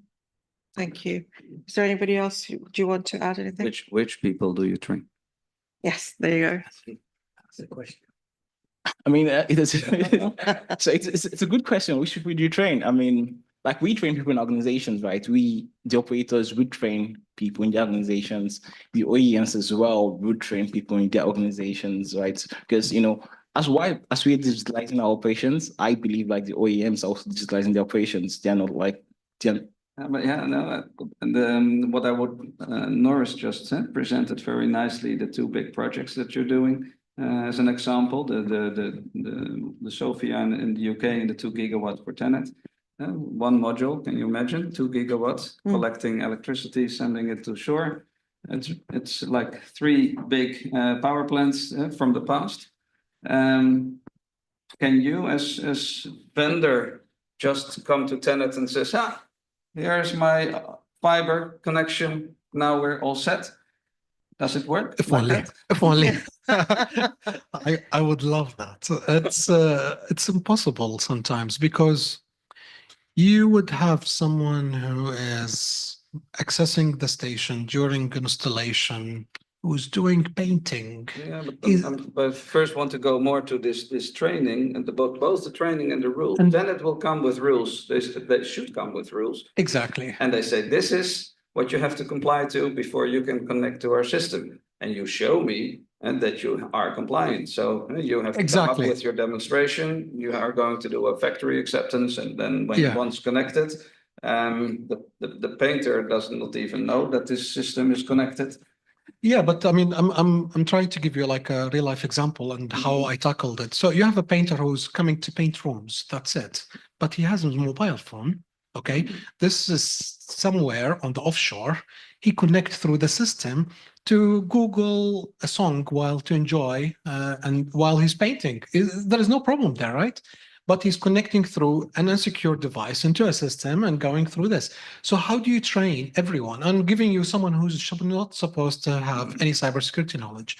There is always things people forget about, which is cybersecurity is not just about technology. There is the physical part and there is the administrative part. With the administrative, you need to make sure you have the right level of, let's say, procedures or let's say acceptable use services or acceptable use methodologies. You need to make sure that your workers have acknowledgement and knowing what they can do and what they cannot do. All those things. If you look at the whole cybersecurity aspect, training is 1, technology is 2, physical, let's say, coverage is 3, and then the administrative. If you put the right amount of policies and procedures and works and things like that and make sure people are aware of it, then you will get, sometimes you don't have to train everyone, but everyone will follow certain rules that you can help yourself. I don't know if that's... it's an intriguing example, especially with the painter, because I wonder if the painter should be held responsible for him bringing a mobile phone. I would probably say he's not allowed to bring his mobile phone anyway. And if he wants to listen to music, we will provide a nice environment where he can work on. But it is somebody, an organization, and maybe it was you who contracted his company, and that his company said you have to go there. But you have set up rules up front, and yes, you have explained to the people you work with, so your third parties, your contractors, what you expect. And that may include training, because you have to explain to them, these are my rules. And if they don't understand it, they said, then go get training to understand the rules. But in your own company, and that's maybe not so much, for you also as a vendor into this and a contractor in making the production and supplying this to TenneT and to the final asset owners on their side, the party that is using this. I would say there's different types and different levels of training for different groups of people. Yeah. And then preferably train together. And also it's not just a one-time, oh, I had my training, click. No, you have to, it has to evolve over time. Exactly, yeah. I mean, you should have always like your yearly training and make sure that everyone's aware and the changes as well, which is we seeing a lot. But what I'm trying to say is that if you have acceptable use policies, if everyone know about it, if they have the sufficient awareness and buy-in, if there's someone who to check and make sure that they have the introductory right thing, it's not just about don't touch this. This one is energized equipment, but also this is what we go. Do not use, for example, like you have this in the offices. Do not you call while you're walking. But in cybersecurity perspective is do not even have your phone. Or let's say if you want to access the internet, then there is 1, 2, 3. Once you have those regulation and policies in place, then you are much better secure, which is falls into your point again. Yeah. What this is about, the maturity of organization, the maturity of people. It's awareness plus. So not just a simple awareness that we do all when we're behind a computer trying to be reminded of phishing and the attempts. Yeah, would you really? I mean, this is to all of you really. Would you really say that we need the same training for each person, or do we need tailored training for each? Then it's not. Yeah, it's not. Well, let's start with the awareness, because if today you go to HR and you said, "What's your cybersecurity training?" They said, "We have awareness training." Yeah, but that is for all of us sitting here in this room behind our laptops and using our mobile phone and connecting to possibly insecure Wi-Fi. But it is about the asset managers need to be understanding how to interact with the third parties. They were hired to run assets, to specify the functionality, but now they have to add the cybersecurity functionality and understand what the vendor comes back with in showing that they also comply to cyber. And so they need, you can say specialized or dedicated. They need a little bit more training or dedicated to that part. The guys that are working in the field with the technical systems, they need a training that is focused to that. Operators that are overseeing everything, they need another training. So it's stacked and different levels. And the other response is then you go to the CISO. We had some CISOs here in the room that train your people, and says, yeah, I go train my cybersecurity people. Okay. But what? I think you hired them for cybersecurity. Yes, you have to keep on training them and increase still their knowledge and keep up to date with new things that are happening. So yes, also train your cybersecurity people. Anyway, we need to run simulations and do this anyway. But also train the people they work with. And so again, this is a team effort. And the team is big. There's many teams involved. So I think training is definitely very vital. I'm just looking at, the last question as well, cybersecurity, best practices specifically for renewable energy. Is there anything that you see that would be something to focus on? Specifically in that sector? Yeah, I mean, when we look at cybersecurity, we need to look at the whole solution. From renewable, let's say, sector, from experience, safety tie-ups with cyber, reducing footprint ties with cyber, preparation ties with cyber. Every single thing ties up with cyber. So if cyber sits as a system on top of the current system, then what will be the best practices? As we mentioned, training is important, but awareness is not the same as training. So a good balance, a good strategy of making sure there is a good governance of personnel and people to make sure that everyone is aligned of what they need to do and what they cannot do. A good architects and systems in place, so people, if they forgot their training, if they had it for an hour and don't know the answers and move on, at least there is some guidance going on in your works, in your architect, in your systems, in your design.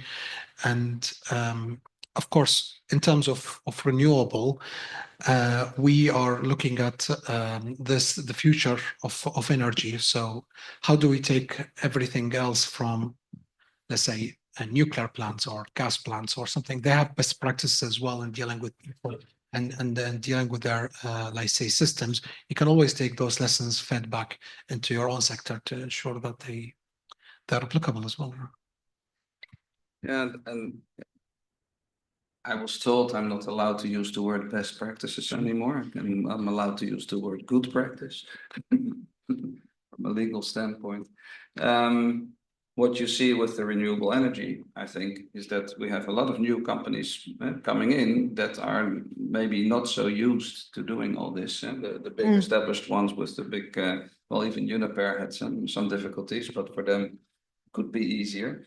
And that they have to catch up very quickly, not only in making a renewable plant, whether it's battery, wind, or solar, or anything else, and then to comply to both the technical stuff, the organizational stuff, and then also the cyber. And it comes back to using the same ingredients that we use for all the cybersecurity, because in a way it doesn't matter. You have to do it all, and you have to start with your risk assessment, make your heat map. Where is the most vulnerable parts? What is the impact, the possible impact? Where do I start? And create that overview that you just said. It's the entire part of it, and you also mentioned put it on top or integrate it. We start with putting it on top because we did not have it, but the objective is to integrate it into our daily practice. Absolutely. To make it inherent of how we're working. Yeah, and that is a journey. I think you're right. And I think one of the other things that I've, in my experience, what I've seen is also now the dynamics changing of you used to have certain OEMs, specific ones that you would always fall back on and go to. But now, because of the globalization, I think the OEMs, the vendors are coming in from all over, and there is always that challenge in procurement as well. Is that something that you're facing with equipment coming in from, let's say, from China and that sort of arena? Okay, so my company is American company, so we have lots of things we cannot really deal with because we need to follow US laws. But in terms of our supply chain, which we saw like in the news lately about pagers getting exploded and things like that. So protecting supply chain is very important. And this is as well part of the, let's say, all the regulations we have, and especially focused on the future one coming. The vending of supply of a partner is very comprehensive, and it takes so many levels, so many things. You cannot just check if the company is manufacturing the right product, but also how they're operating and if they have the right infrastructure to maintain and keep information. And of course, there is like different levels from, let's say, someone provide you with a screw to someone to provide you with an intelligent electronic device. There's totally different type of checks. Eventually, it's not easy job, but it has to be done. Otherwise, in the future, if anything happen, your name will be kind of like on display on the news. So you need to make sure you have done everything to ensure protection of your systems. Yes. Thank you. I just see that we've got 2 minutes. So I was just thinking I'll open it out to the audience as well to see if there's any question that you'd like to ask the panel.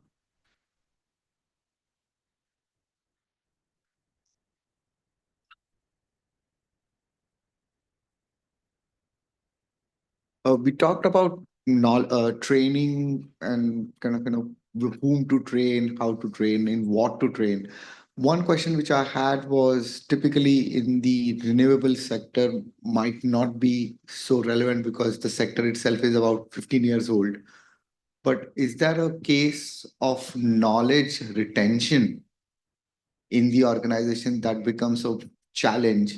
And especially not just the cyber knowledge, but generally the knowledge of your operational estate.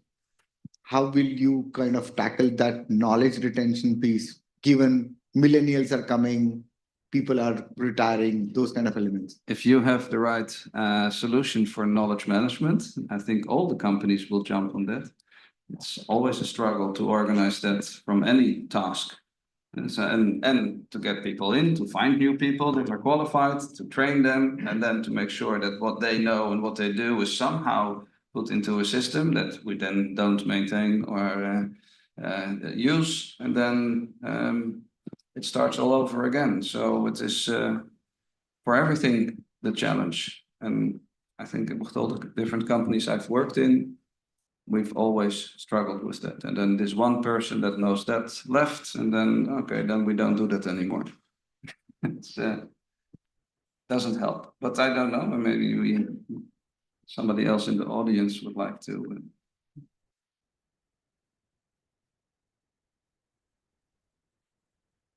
Have you considered giving incentives to those coming into the industry, and also those who are, I don't want to use the word retiring, can they act as mentors to those coming in? Would that be a solution at all? I think it's a practice in many companies. We give them buddies to start and then later mentors. And sometimes it's organized, sometimes not. Incentives are, from a line management point of view, can be given also on that, but I would like to see it in our company more structured or more specific. And all that is all the people's job still, but those would be elements that could help, and the mentoring for sure. Okay, one more thing I want to mention. This is just my observation. What about retaining the older staff who have the experience and not, kicking them out when they reach a certain age? Would that help at all? I'm not allowed to resign. Well, if you choose to, no. If you choose to, that's fine. But unfortunately, I understand what you're saying. Yes. I think it's important, and we should cherish everybody with their knowledge base. But, Yes. And it's maybe starts to be boring now that say that this is also teamwork. If I look at the teams I work with, we also try to have not only one person understanding this topic, but add new people to it, add people from outside to it with their ways of working.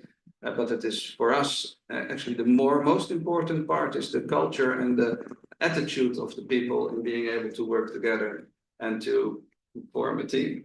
Yeah, maybe I can add the experience we have in my company, my group. We have a special company made for young retired persons, so they can keep an activity within the group and play the role you're talking about.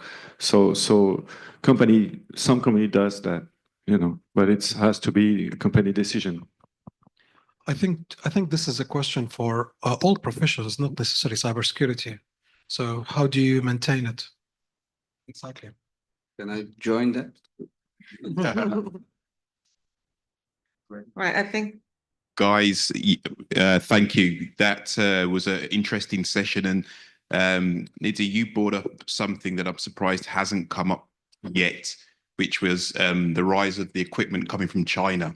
Because obviously it's a concept that it helps with commercials. The equipment's great, but there is question marks about Chinese state and so forth. And the standards that they come And standards. Yeah. So maybe software bills of material or hardware bills of material could potentially help with all of that. But I'm surprised it hasn't come up before in conversation. No, thank you for that. Yeah, but no, thank you guys. That was a good insightful talk. And yes, if you'd like to give the guys a rapturous round of applause. Thank you. And Baz, you won't be leaving anywhere. You're up next.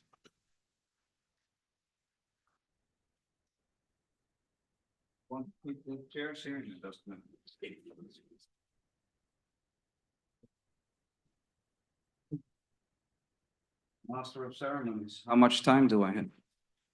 You have. I'm between us and lunch, or No, you've got your time will come up shortly. You'll have the full I have a amount. cybersecurity warning here in Czech.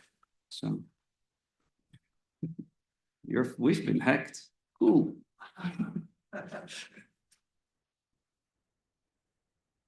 Okay. You've been listening to me and my voice already for a while. I have, was it 30 minutes, I guess, normally. The time is up. It's already up. It will reset in a minute.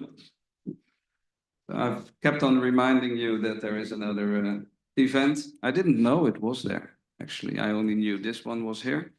And then my young colleagues called me and said, yeah, but we're coming to Amsterdam. We're having this conference. What? It's in the same hotel.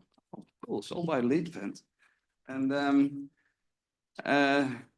they have gone around asking and doing interviews with some 20 people, most of the other groups, some here, about the use of new technology and artificial intelligence to pick your brain and to see, would you trust technology and put it in? And we've seen also in the slides here that there was a malicious artificial intelligence. We know about that. So that's what their task was, and I took them to Tenet on Tuesday, and we had a discussion about control room of future with them. And it was quite intriguing, and for them it opened the world because they're youngsters doing a competition for our CEO and come up with nice projects and nice ideas to see whether they're worthwhile pursuing. But anyway, we're here. We're going to talk about cybersecurity, and this were all the bullets that I was given to work with. And I thought, how many days are we going to talk about this? But now we're going to do a flyby in 30 minutes, and I'm going to give you a perspective from electricity grids and energy, the way I see it and how I work in this. So my name, Bas Kruimer, work now 5 years again in DNV, and 1 day a week I work in the University of Delft as a fellow to teach students and try to connect them to reality, the real world. I will still take the opportunity to do a little bit of a commercial introduction because I notice many times people don't know or have not heard of DNV. And if they have heard of DNV, they think I'm doing something completely different. So bear with me, I'll rush through this, and then we're going to talk about grid and automation still and cybersecurity. Oh yeah, and renewables, that's why we're here. So we're 160 years old. We started in ships. So there's a ship classification. We do a lot in, in management systems, in quality management systems and supply chain. We have some software and some cybersecurity, and I work in the energy advisory. And we have a new company, actually this week announced DNV Cyber, the combination of Nixu Applied Risk and the DNV Maritime and Offshore Cybersecurity teams. I also work in cyber, but I'm not part of them, but I do collaborate. In energy systems, many people in Germany and in the Nordics and in the UK, a lot with wind farms, wind parks, the whole design, the projection, financing, but there's also a small team of power grids and energy advisory, and that used to be KEMA, the Dutch KEMA Consulting.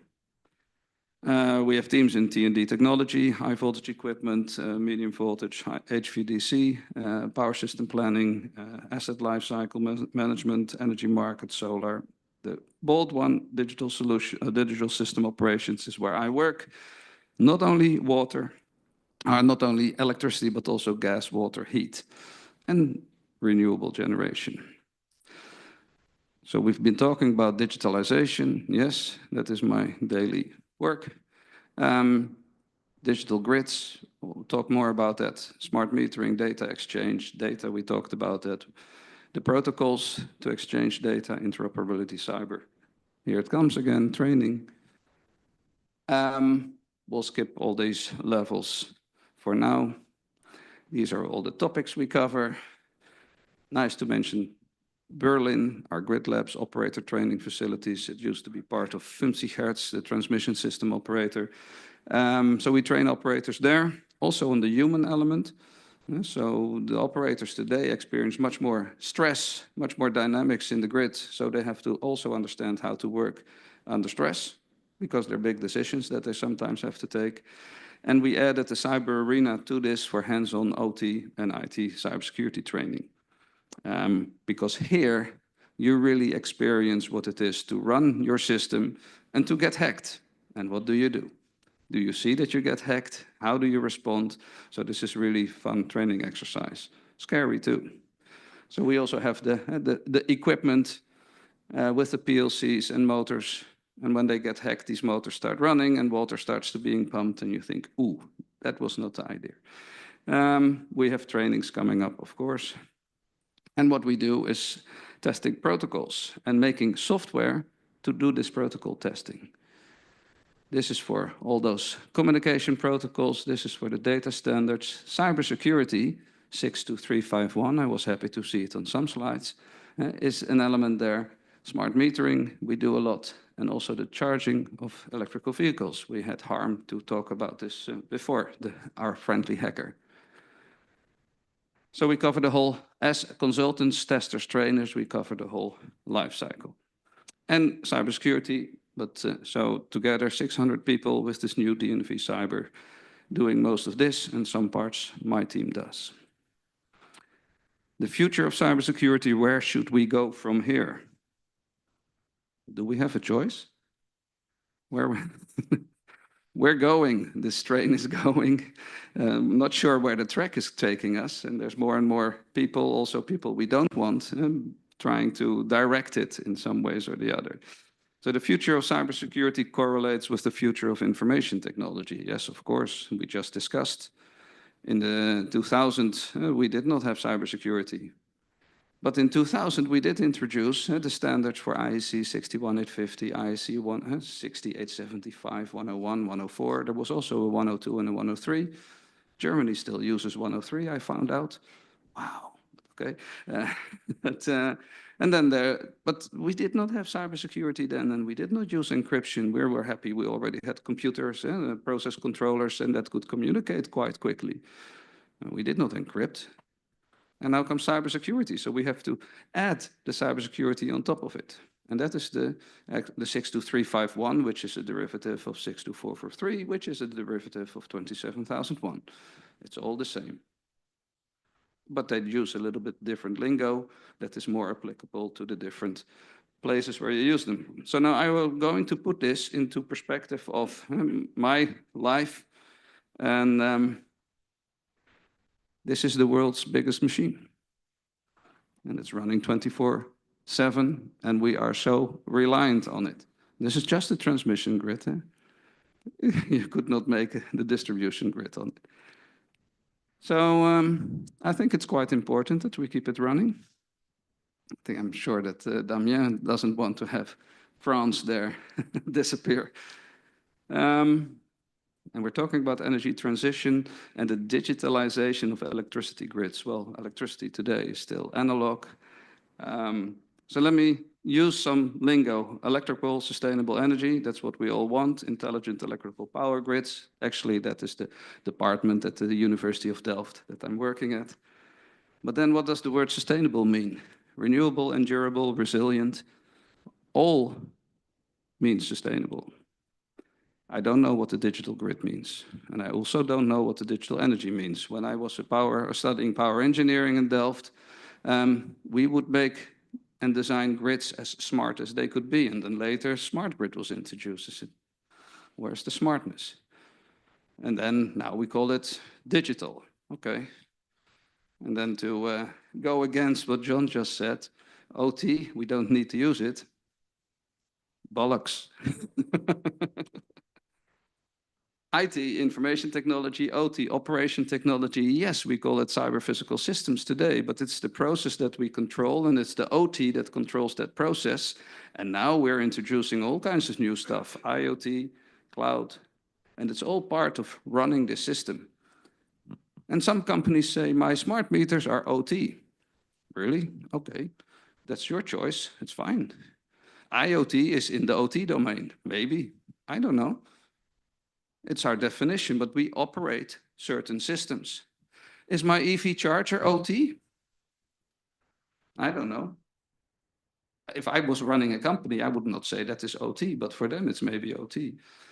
But operational technology, we're operating processes and we're starting to operate them. And there's new technology that we can use to do it more efficient, more, yeah, we can earn better money with it, but we have to use it. And this is then this digital transformation and digitalize. And now we come to the grid operations. It is increasing the process automation of our grid. Finally, we're doing process automation of the grid. Data, communication, real-time processing, nothing new. We've been doing this for I was about to say hundreds of years, but for 100 years maybe. And we have PLCs, we have controllers, and now this huge process, this machine I just showed you, we're going to put more automation in, more sensors, get more data to use it better. Finally, we're going to do the same thing that any production facility is doing, getting the most out of their system. Yeah, we cannot build much more system. We're full and it's expensive and costs a lot of effort and people don't want it in their garden. So the permitting is difficult. Oh yeah, and we have to add this. And keep them running. We want to keep the lights on. So we're doing this while we're running it. This is our lovely grid in its hierarchical form. Maybe not everybody of you have seen single line diagrams, so I put some engineering in. This is where you live and I live. Oh, I have a 3-phase meter, by the way, but because I want to charge my car quicker. And in the past, actually in the far past, every city had its own power generator. So we were generating here and every city had its own little electricity grid. And then we did centralized big power systems. So we connected everything and now we're producing electricity everywhere on this part. But we have not automated, or we only automated the top part. And this part we have not. And we have control systems on the top, on the middle. Oh, we're measuring energy from our smart meters and we're going to do something inside our houses too. Interesting. With Wi-Fi, very secure. So the grid operators are balancing the market, facilitating the market, or balancing the system, facilitating the market, operating this grid, managing all these assets, and make sure that we can still keep this electricity going. What is missing in this picture? The parties that are producing electricity. They have their systems as well. And they connect also to the cyber physical system. I already have the word, good. I don't have to update this one. At the university, it's all the time about cyber physical systems. But that was also interesting with doing asset management. That story will come later. So we automated the top part. This is the transmission system operator. This is the distribution network operator. And this part we're now starting to do. And these are all separate systems. So SCADA, supervisory control, data acquisition, real time, collecting the data, all the communication, and having applications running in real time, some kind of real time. And then WAMS PMU on the top, that's being added. DERMS, real-time interface being added.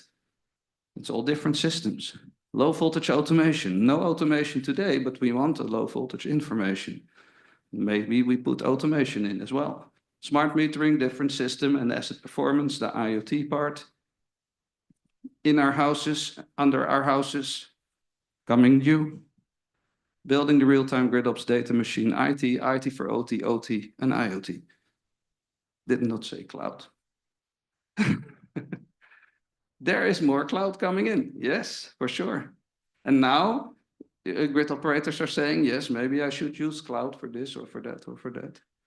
And some industries. So we're going in this migration to an orchestrated system with all different applications, homegrown, developed by themselves, some bought from different vendors, and it has to work together. Cyber resilient, interoperability, uniform ways of looking at it, AI, secure AI.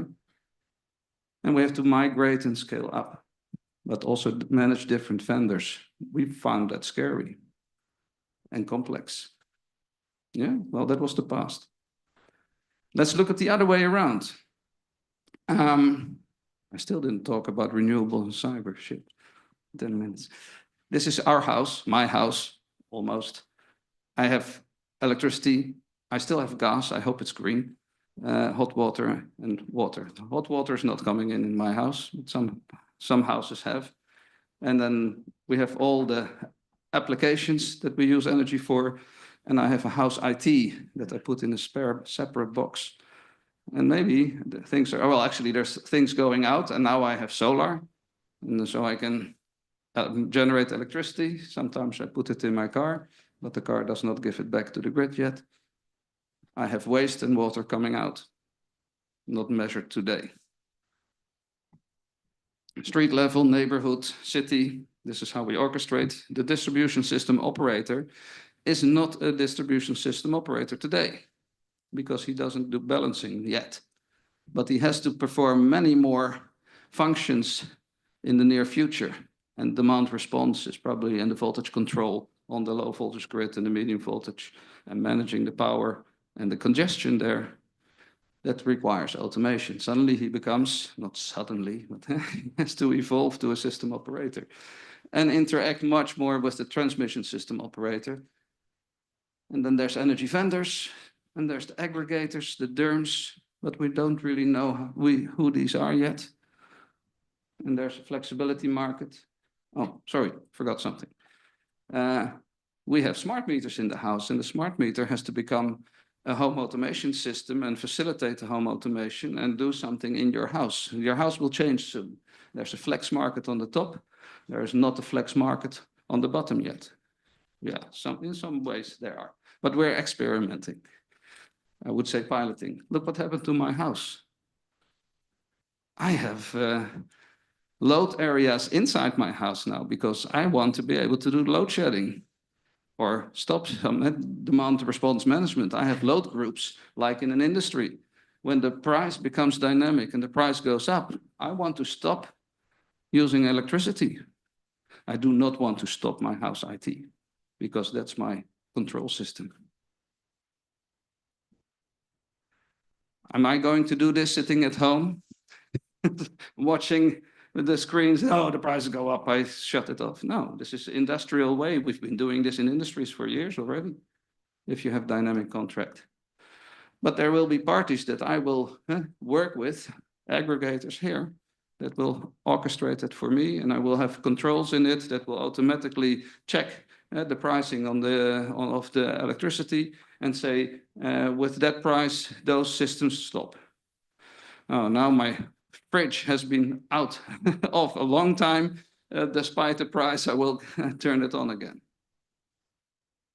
SIM inside, SIM outside. Common information model about data structuring. How do you have all these systems talk together if they don't share the same structure for data? Oh, the wrong button. We need to have a secure architecture because in all our houses, nobody is an expert in already these technical systems, let alone the cybersecurity. So it's secure by design. We have some issues with data and the privacy. We want to exchange, not sure with who, and it has to be defined how to use the data, who uses the data, who's allowed to do that. So now this is a view of the grid and us from the bottom up. I will skip the other part. So you come back to the grid operator, collecting data from the process, lots of different communication, putting it in that machine to run real-time orchestration. Process data, I call it a digital twin. Is it a digital twin? In my mind, it is. We did not used to have digital twins, but we had models. When I was studying, Professor Hondert, nice name, he always says, don't fall in love with your model. It's just a model. It's just a representation of what you wanted it to do. But the digital twin is a model too. And in this way, this is the data model of your process. But everybody in this company, everything in that machine wants to use the same source of that data with the same quality and with the same accuracy also in time and in the right time. Different user groups, internally, externally. the other part of the picture is missing, but you will understand that the operator needs it quite quickly, and that the guy and the girl who's planning the grid, it's nice to have good data, but I don't need it now. I need it a week from now or a month from now. But for the day ahead planning, also nice to get it rather quickly. Good. This was information technology from the grid perspective and our energy system. How much impact will security have in our business and personal lives? You tell me. Big. Unfortunately, and we cannot avoid it, and sometimes we get phishing mails also. I had one in my private email box again yesterday, thinking this looks funny, this is not logical. Somebody is trying to send me something and make me click on it, and this is not good. So don't touch it. And we get the tests in our system, in the Outlook, in our email system, and hopefully to test it and to check. And they get more advanced, by the way. Good, because that is training. Cool. Advancements in AI, machine learning, automation. Well, actually, that is what we've been discussing. There's new technology. There's new ways to make it work better. It's quite complicated already, our electricity system, but now we have to enhance it and do real-time process automation on all of it. Not an easy task. And the renewable power plants control. Let's look at that. We have the solar, the wind, batteries, and they connect to the grid some way or the other. And they all have fun converter technology and control technology. Here's a nicer picture that I grabbed. So how do you hack this? You need an attack surface. There needs to be an entrance. You can try to go in physically and then see if you can connect somewhere. If there's wireless stuff, maybe you can get in.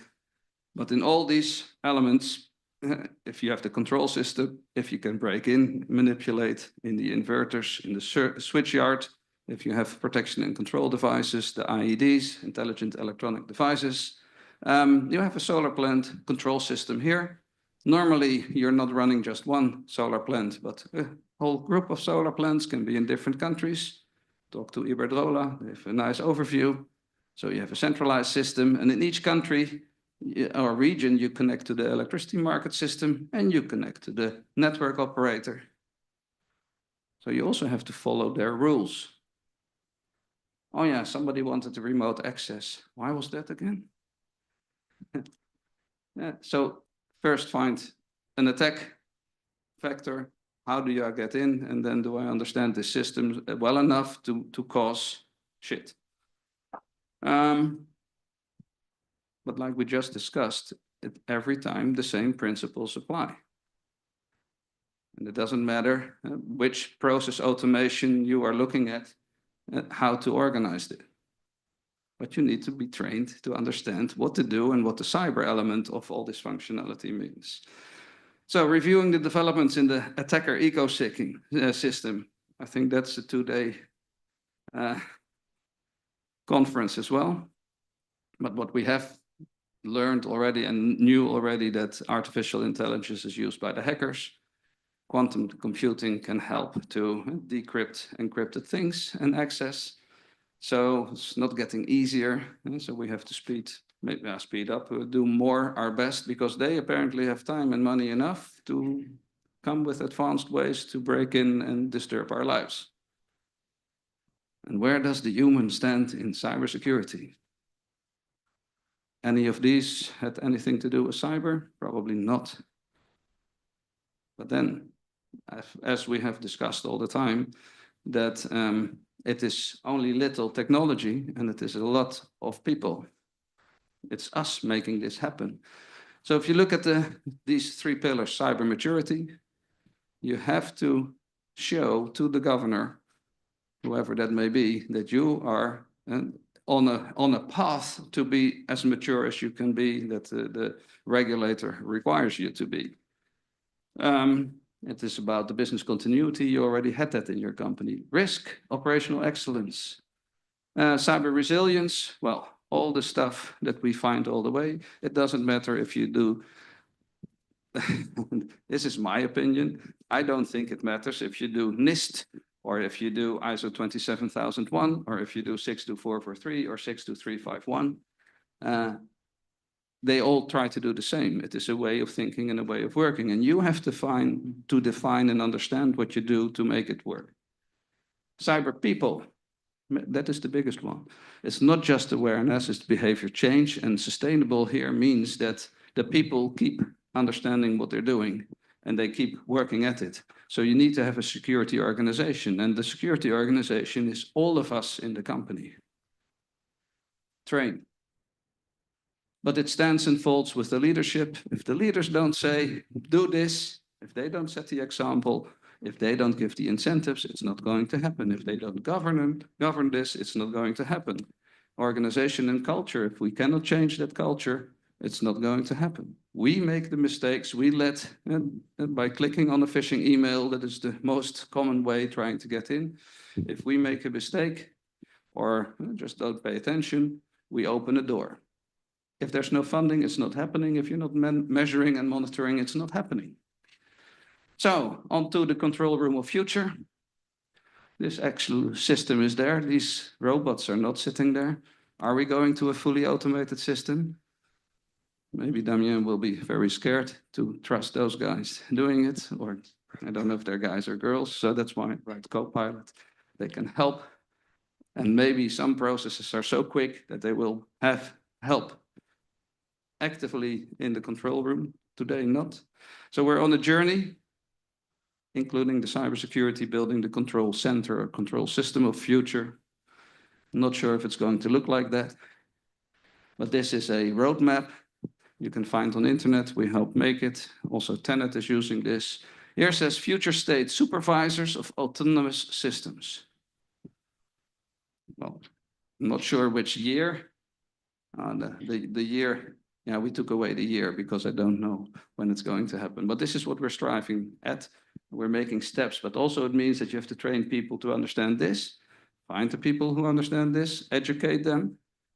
In the university, I would like to have many more students to come and study this. And that is already a nice challenge. So, building the next-gen grid operations, I'll leave it at that. Fantastic, Bas. I was looking at the time, it said time's up a little while back, but there's some things that you just don't stop. A lot of information came out of that presentation, and I'm sure everybody got something valuable out of it. But let's give time for one question. Has anybody got that question that they'd like to pose to Bas? My email address is there. My telephone number is there. Yeah. Always welcome to. Yeah. Has anyone got a question of him now? Okay. It's okay. It's good for time. It's good. It's very good for time. Bas, thanks very much, everybody. A round of applause for Bas. Nice one. Okay, I'd like to welcome to the stage, if you could give him a round of applause, Georgios, please.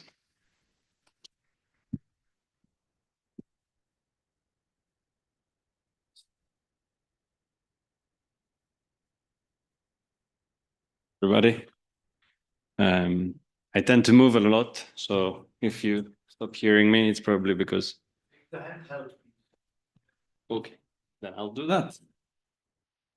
I'm going to be sharing today some things about vulnerability management, which is something we have not touched explicitly until now.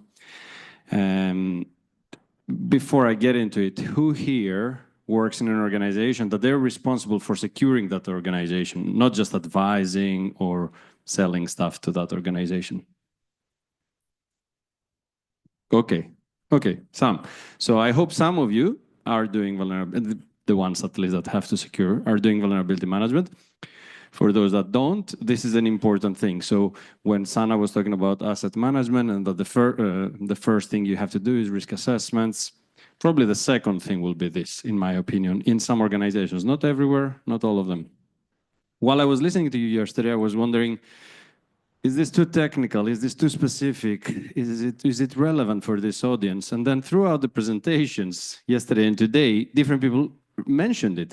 So Phil was talking about lateral movement, how you hack an IT system and then you move to OT. Damien was talking about if I had to do something to my third-party suppliers, I would tell them to focus on doing processes that stay and last and are good. Harm was giving us examples about misconfigurations in energy charging systems. Jason was talking about these SANS 5 controls, and the fifth one is vulnerability management. The same with tiered, when he talked about, here, in the NCSC. So vulnerability management is all over the place. It has not been explicitly mentioned, so I'm glad to tell you some more today. My name is Georgios. I work at a company called Einride. I have 20 years experience in security. From my head, you will see 7 of these years being white when I was spending my time in telecom. Then I went to finance and I started losing my hair. I think now that I'm in transportation and energy and so on, I don't know what will happen to me. I'm a techie at heart, so if you don't follow me, please raise your hand. And I'm often sounding rude. My wife tells me that all the time, as well as my colleagues. So please excuse me if I come across like that. No need to pay attention to this. This is my own breakdown of how I see information security or cybersecurity. I'm just showing this because a lot of people say it's not a technical domain, it's more than that. I agree. There's more to that. There's business resilience, risk management, and so on. Today, I'm going to be talking only about one of the 12 areas that I'm talking about today. The long story short is that when you build your vulnerability management program, you will have to address these things. The cost issue, do I buy one tool that gives me visibility? Do I buy different tools? Do I have other hidden costs? For example, I have to know already my assets before I start doing vulnerability management. Do I do it as a big bang or as a top-down process? Do I put policies first, then I train people, then I start putting tools in place, process, and so on? Or do I go the other way around? What I can tell you is here's what has been working for me in the last 10 years while I have been spending my time working primarily in scale-ups and companies that work with R&D. So we write a lot of code in the companies that I'm working. We have suppliers, we have third parties, but we build a lot of things internally and we build them primarily on the cloud. But it doesn't mean you have to listen to me. One thing I want to warn you is that I've been going through this transition both from the telecom and the financial world where everything was on-prem, kind of static. Security was being discussed back then the way it is being discussed in this room the last 2 days. But there has been a transition, there has been a transformation, and I can see that this will happen in this sector as well. So even if this is not 100% applicable to you right now, I think you might get some ideas about the future. I'm going to cover what to build, how to build it, the important part of communicating and measuring, and hopefully I will have some time for mentioning some lessons learned. But let's see how we go time-wise. Einride is a company that offers freight capacity as a service. We do this with heavy-duty vehicles, with trucks. So either we buy trucks that are electric, and we make transportation from A to B with a human driver in it, or we have this nice, sexy, beautiful that I was talking about, trucks that are autonomous, they don't have a cabin, they don't have a driver, they look very futuristic, and they drive by themselves. And we have the opportunity to remotely control them as well. When we built this, we realized that somebody else will build the charging infrastructure, nobody else built the charging infrastructure, so we are now building that component as well. And Tiered was talking about yesterday where the money is, and the money is in the OT. This is what brings the money to the business. So for us, these 3 things are bringing the money to the business. But for us, this is not possible to happen unless you digitalize the whole system, because removing diesel and non-renewable energy with renewable energy is currently not economically viable.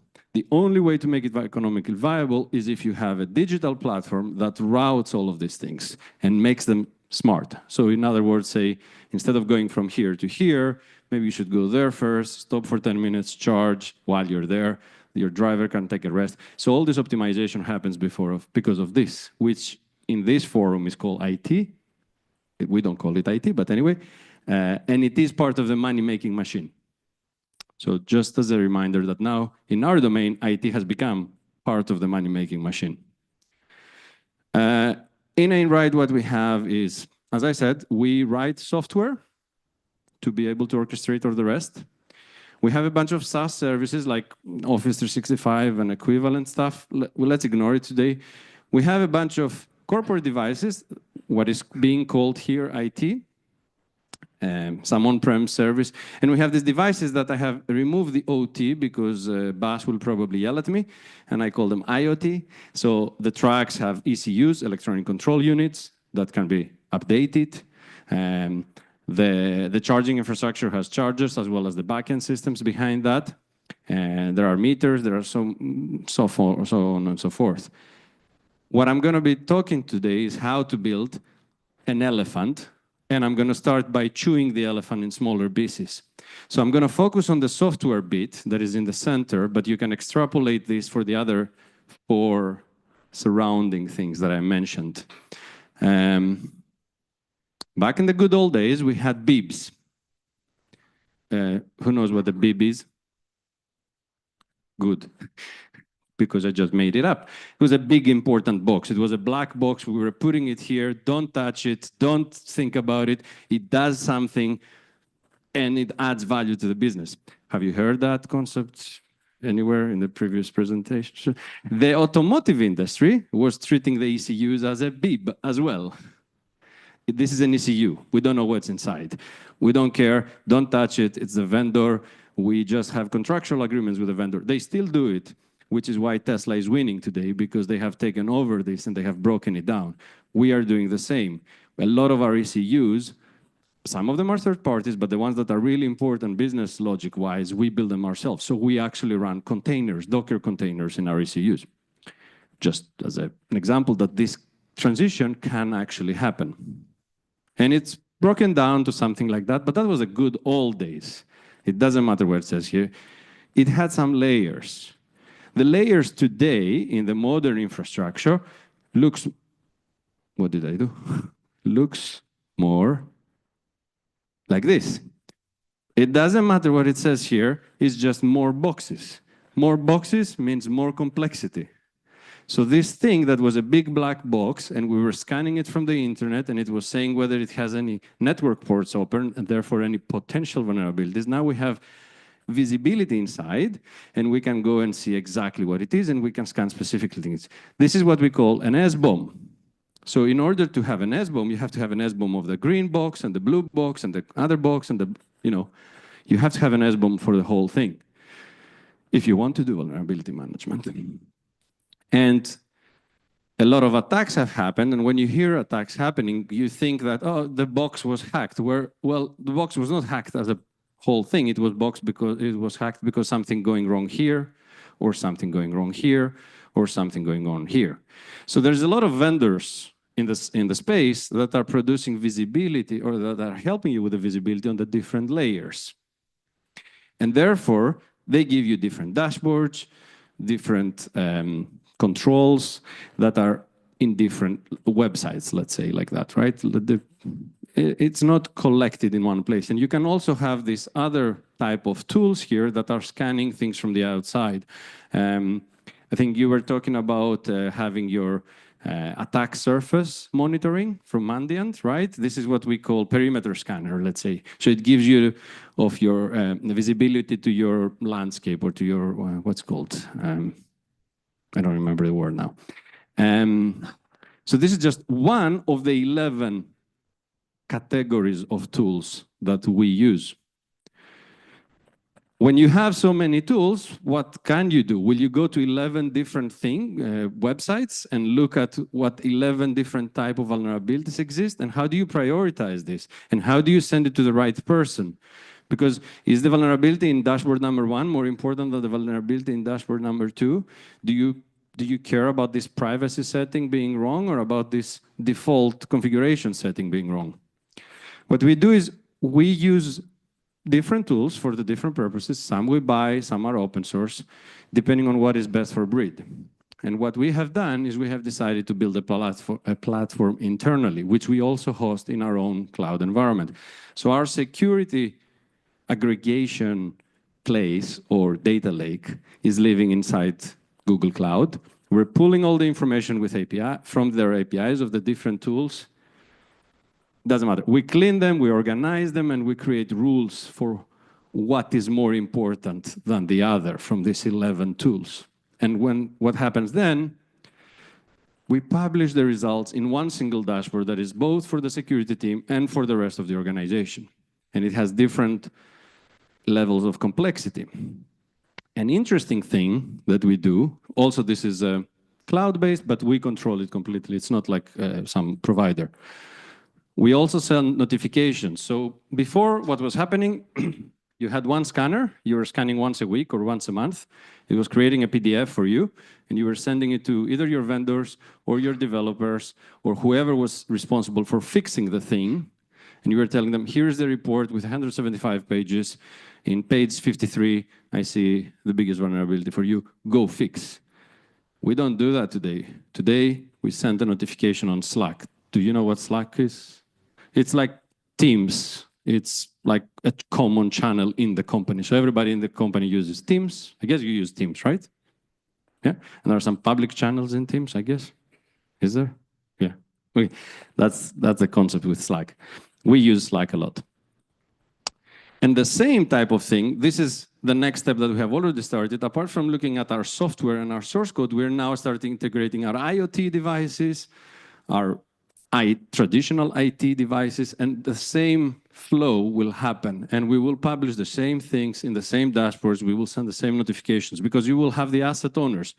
Caveat, you need to have the asset owners before you start building this, in order to make it useful. And when you will actually start pointing people at this dashboard, people get the thing that they need to get. But how do you get them to go there? How do you communicate? You meet your customers where they are. If you're a marketing person, you know that. If you're a security person, you don't know that. That's the idea of send them a PDF. No, you don't send them a PDF. What do they do every day? They look at GitHub and they look at Slack. GitHub is the place where they write the code. Slack is the place where they chit-chat with each other. So you inject your information there. This is an actual message that is being sent to all to all engineering teams, including the security engineering team, where we tell them, like, from these 11 tools, here's where you have critical, high, low, medium, and which of them are over our patching SLA. So we have an SLA, and we say, if you have to start something, start with these three. And we guide them to different dashboards or to different. It's the same dashboard, but different parts of the dashboard. So every team decides whether they want to do this privately, secretly, receive this information, or in a public channel. And what we found out is, initially it was good, because at least it's in one place, they know where to click, it's exactly what they need to do. But we realized that a lot of teams have too many things. So what we end up doing is we do recommendations. So we say, okay, from these 300 vulnerabilities that you have to fix, at least today, fix these 3. Don't fix anything else, fix these 3. The way we prioritize them is based on their criticality and how long they have been up, alive. What happens, the interesting side effect, if somebody has only 3 things to fix, they will be like, okay, 3 things I can plan, I can do it after lunch. And they go and try to fix these 3 things. And when they start fixing these 3 things, they realize, you know what, it's better if I just update the whole thing. And then they end up fixing 80 things. If you tell them go and fix 80 things, they will not fix 80 things. But if you tell them go and fix 3 things, they might fix 80 things. How do you measure? You have dashboards. Here's the actual dashboard. Here's examples of the actual company. We have the team names, the distributions. So for me, it's very important to see what tool produces what's the criticality, the traditional vulnerability management statistics that you want to have. Then you can see also the progress over time. We also have that. I also see that the overall total number of vulnerabilities, how does it go? Does it go up or down? I see it goes down. Good. But I have found out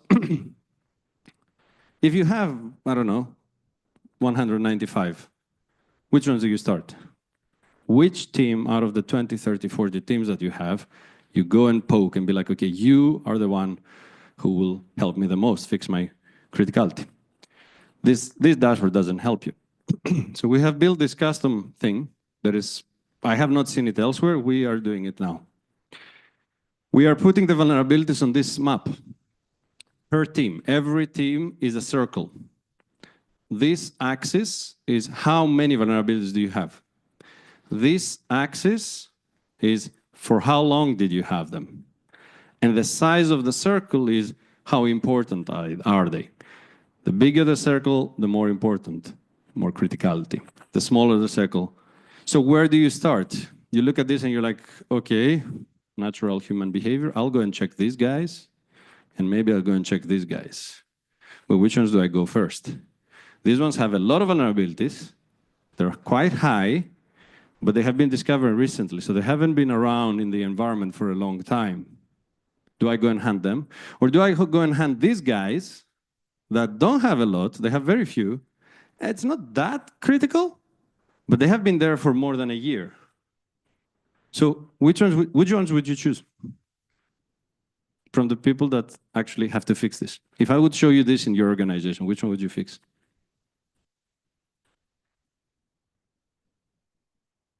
Yeah?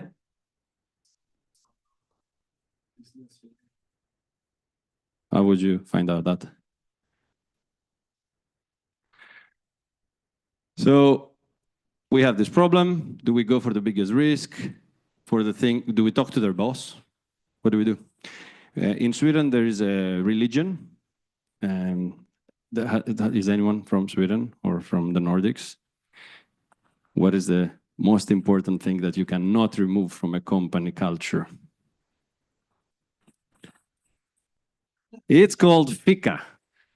Fika is the idea you take a break, you have coffee and some dessert. And I mean, I have salespeople who said, if I remove this from my sales team, they're going to quit. They have it. It's religion.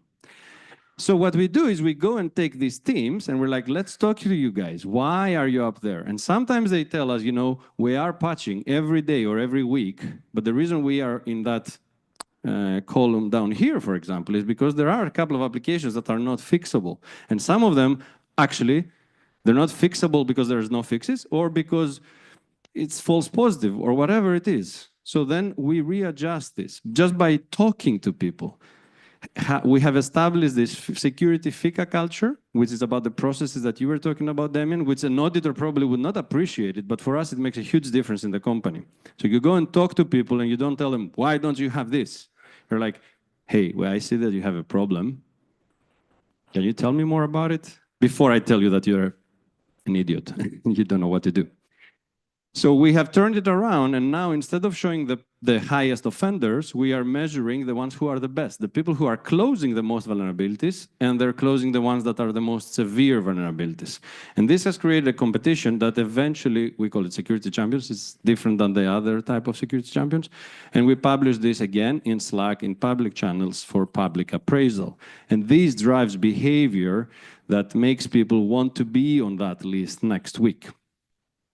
So when eventually I will put all the other components of my landscape and infrastructure, probably you will see teams that are in different parts of the organization here. And eventually, my most important CISO KPI, which is, are we doing better today than what we did yesterday?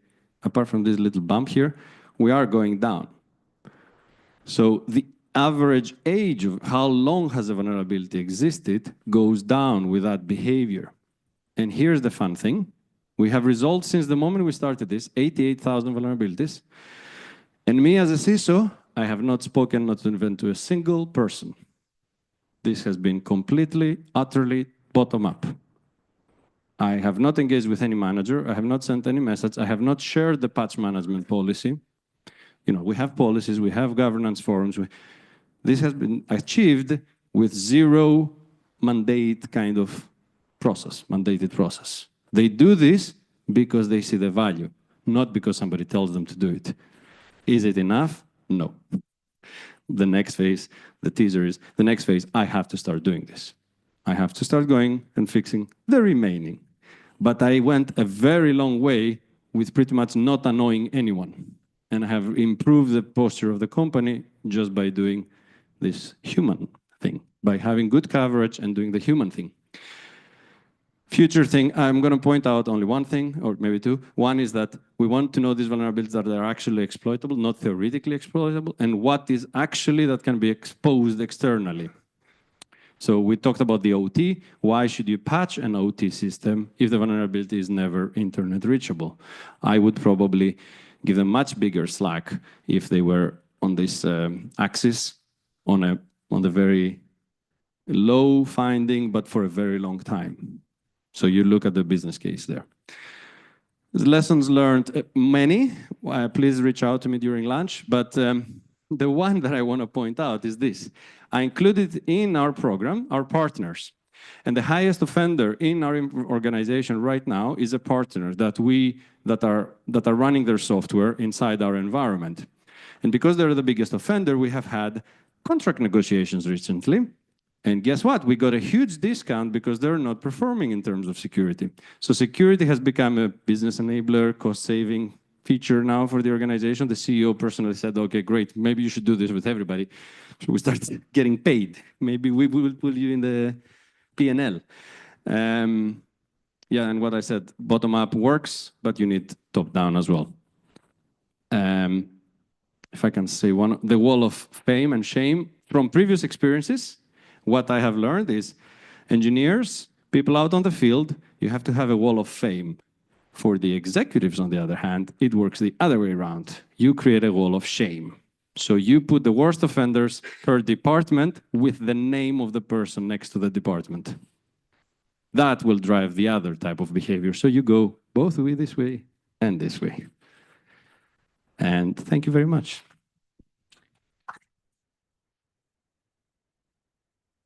Thank you, Georgios. That was a great lesson in good behavior and driving good behavior, but top and bottom down as well. So no, thank you for that. Does anyone have any questions? Please, Norris. Sorry, the mic's just coming. So in your system, using public or private cloud? Public. Public cloud. Have you tried your system in an IDMZ scenario? IDMZ, Industrial Demilitarized Zone, from the OT perspective?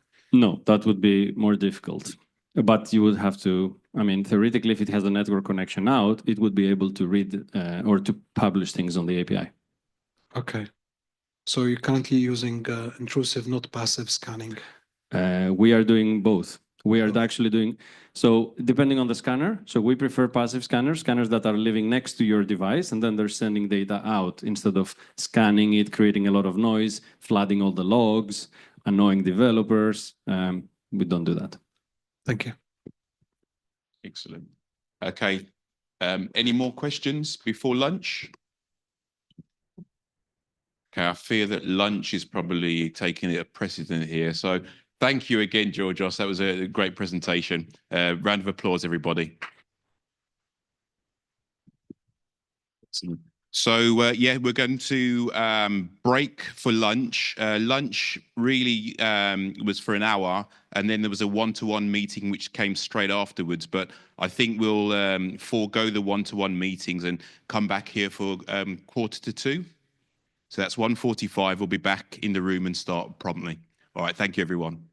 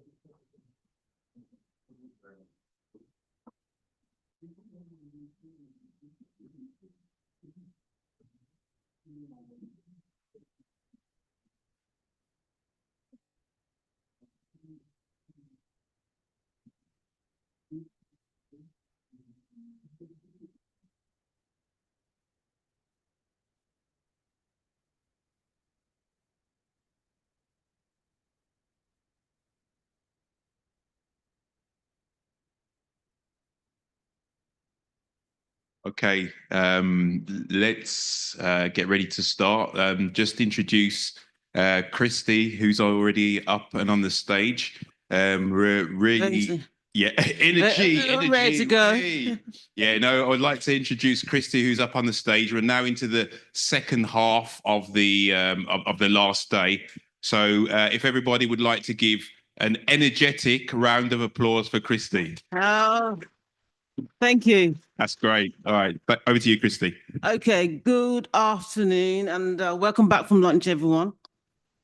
My name is Christy Ogberry and I am the principal consultant, cybersecurity consultant for Intex IT. We are consultants based in the UK. And what we do, we support organizations in various industries in their cybersecurity efforts and strategy. So I've been in this, how should I put it, this game for a while.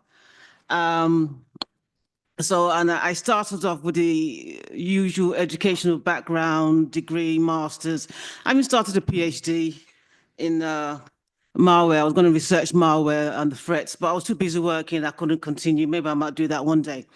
So, but the primary reason I'm here, I wanted to highlight some of the risks that we encounter as a business when supporting other organizations. And I just wanted to focus on one particular area, which is vendor supply chain security, renewable energy. But this obviously goes to energy companies and other companies as well. I'll start first of all, that if you look at my picture on the handouts given, there was hair there, but you can see there's none here. That's what cybersecurity does for you. So the hair's gone. So we'll talk about hair. But as I said, the primary focus this afternoon is I wanted to highlight this critical topic of vendor management. Bear with me a minute, please. Okay. So, as I said, it's quite critical. And we, as a business, we have the privilege to see the belly of the beast of various organizations. And when I say the belly of the beast, is the highs and lows, where they're doing well and where they're not doing well, okay? And I wanted to highlight a particular area, as I said, which is the supply chain, vendor supply chain. As most organizations do not work in silo, and consultants, etc., are required. So I'm going to start off with some data, and this data is for us to kind of examine the cause and effect. And I'm going to start really with what's out there. So, what have I got here? Put glasses on. So, renewable energy organization, again, rely heavily on complex networks. So, not just the renewable energy and other organizations, why we can't work in silo. So we have various suppliers, use contractors and other third-party vendors for hardware and software.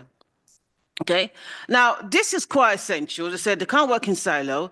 However, then what are the risks with using these third-party vendors? I'm going to highlight them. So let's see. There are multiple steps in the onboarding of these vendors, and unfortunately, these vendors, whilst bringing in the support that an organization might need, also introduce vulnerabilities as well. And in order for us to move forward and continue in this journey that we're all in, we need to obviously take a look at it and say, okay, what can we do here? So I'm standing here just to highlight these issues and obviously get your input and see how collectively we can address this issue, this ongoing issue, unfortunately. I'm going to start off with some data because we have to look at the past to see where we're going in the future. And the purpose of this is not to embarrass, but to learn lessons from this. So we're going to look at some stats. I'm going to look at the last 3 years. What has happened in the last 3 years? So the stats out there states, and this has been cited by previous speakers as well. So again, me saying this, you can obviously see the seriousness of the issue. It says, so we've got cyber attacks in the energy sector as well increased by 50%. So it's not going down, it's going up, 50%. And renewable energy, all companies are targeted, but in particular, renewable energy or energy companies are being targeted for various reasons. So the question is not why they're targeted, it's if you are targeted, what will you do? What are the cause and effects? And that's what I'm going to start with now. There are various types of cyber attacks that you're aware. The attack vector is quite broad. And if these companies do get attacks, there are, I use the word, consequences to these attacks. So again, continuing the stats, we're looking at the financial impact. How much does it cost if a breach is realized? So up to 4.5 million, more, so I would say this is minimum. And the supply chain related breaches, of course, will lead to a higher recovery cost. So you're being breached. There might be costs involved with your reputational damage. There might be penalties involved.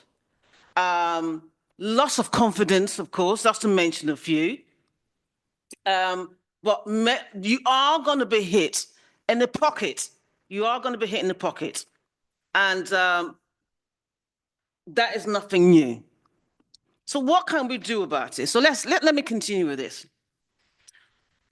So, as I said before, 6% are linked to what? Third-party vendors. So these vendors that we all rely on, and I'm putting myself in here, are some of the costs. And what's implication here? We need to have a critical need for robust supply chain security. supply chain security. As I mentioned before, it is why do we have to wait until we're hit in the pocket before we make a move? This data I'm citing here is not new. So there were breaches happening in 2019. We had various others, 2020, 21, 2023, and even this year, which I'm going to mention in a few minutes. So sorry, I'm going backwards. So one of the major culprits in the attack vector is phishing. Phishing attacks is still listed as one of the ways that an organization or energy company will get attacked. And again, we know what phishing is, but the question is, when these phishing attacks are sent to teams from the strategic to operational level, why are they still clicking today? Why? Why are they clicking that link? Why? What is it that is being crafted that will make someone click on the link and infect the organization? That's a question. Still a problem today. Okay. Other attacks. So we have this, I'm just citing here. So we had the Colonial Pipe attack in 2021, okay, which, as you all know, disrupted the fuel distribution in the United States. And then we've got the SolarWinds attack as well. Again, the Danish energy company in 2022, okay. So what we're seeing here is, no matter how large you are or small your organization is or what sector you're in, you are still attractive to cyber criminals, okay? You're still attractive. And what was the impact? I mentioned about the Colonial attack. What was the impact? So you've been attacked. What then? Okay, fuel distribution.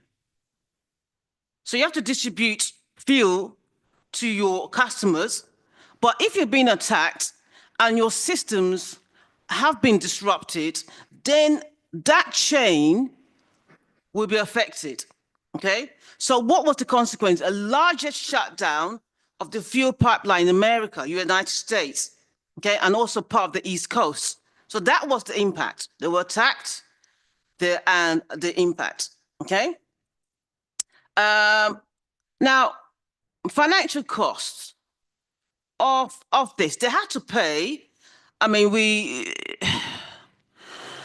because this was a ransomware attack, they had to initially pay 4.4 million for the ransom. The general advice is do not pay, okay? Do not pay. However, if your systems are being encrypted and your backups have been encrypted as well, you know, you have your backups offline, they're encrypted, you have no options but to pay. So they had to pay initially, but the report today states that they were able to recover some of those monies. You have to recover. Okay, I'm looking at the time, sorry. I'll start waffling on. Okay, so they had to recover. They recovered it, but the time it took to recover and the downtime, some of those costs will not see the effects of those costs probably for a few years. Now, everywhere's aware of the SolarWinds as well. Again, the attackers gain access, okay, by compromising the software. So again, who supplied the software? What's the vendor? As I said, we are fortunate to see the belly of the beast. And one encounter we had recently from an old attack, it was really old. We carried out some vulnerabilities assessments, and try and support this organization. But we found out that the vendor, they had a different operating system that needed a particular update. And these vulnerabilities identified were critical. And then I said, you've got to fix this. You have to fix this. And they came back and they said, the vendor said they can't do anything about this. I said, that's not acceptable. You need to go back because you're what? You're paying the fee for this service.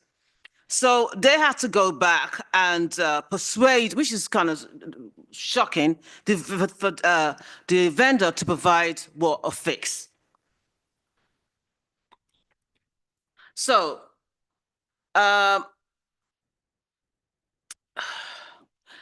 again, mentioning SolarWinds, I'm not actually talking about SolarWinds itself, it's the software, the Orion software, okay? The Orion software was the particular vulnerability in there.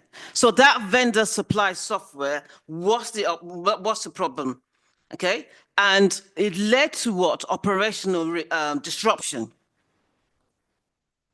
Other things that we identified afterwards, sensitive information, okay, was leaked.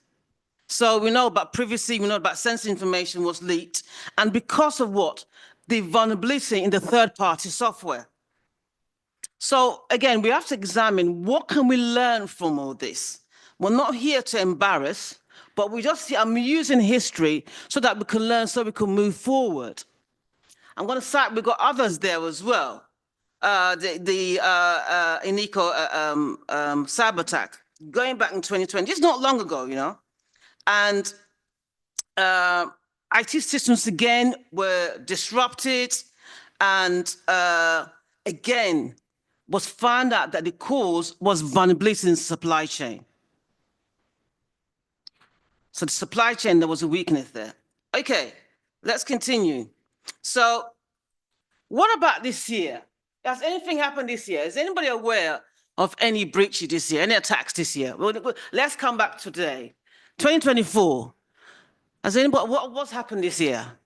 Can anybody tell me? Anything in the news? Would you consider, okay, let me just name this. I said, this is for learning purposes only. CrowdStrike. What about that? Okay. What was the disruption there? I mean, we don't want to put blame, but whose fault was it? Okay. Like in the UK, many systems were serious, not UK, globally, and it broke the internet. So it got fixed, of course, but during that downtime, there was loss of customer confidence. Now, why is this still happening today? I will ask the question, and maybe we can all discuss this and have an answer. Okay, so I mentioned operational risk because we are dependent, or companies are dependent on third-party manufacturers for the critical components. So for your solar panels, etc. You mentioned OEM previously. Now, can we, in today's world, today as we stand today, we talked about Chinese manufacturers, can we eliminate that supplier? And if we can't, what do we have in place to replace them? Because they manufacture these components quite cheaply. But the question is, are they secure? We want it cheap, but is it secure for the industry? And if it's not, what are the alternatives? What's there in place? And what is the cause? You have to look at the big picture. Why are we still purchasing from these vendors? Okay.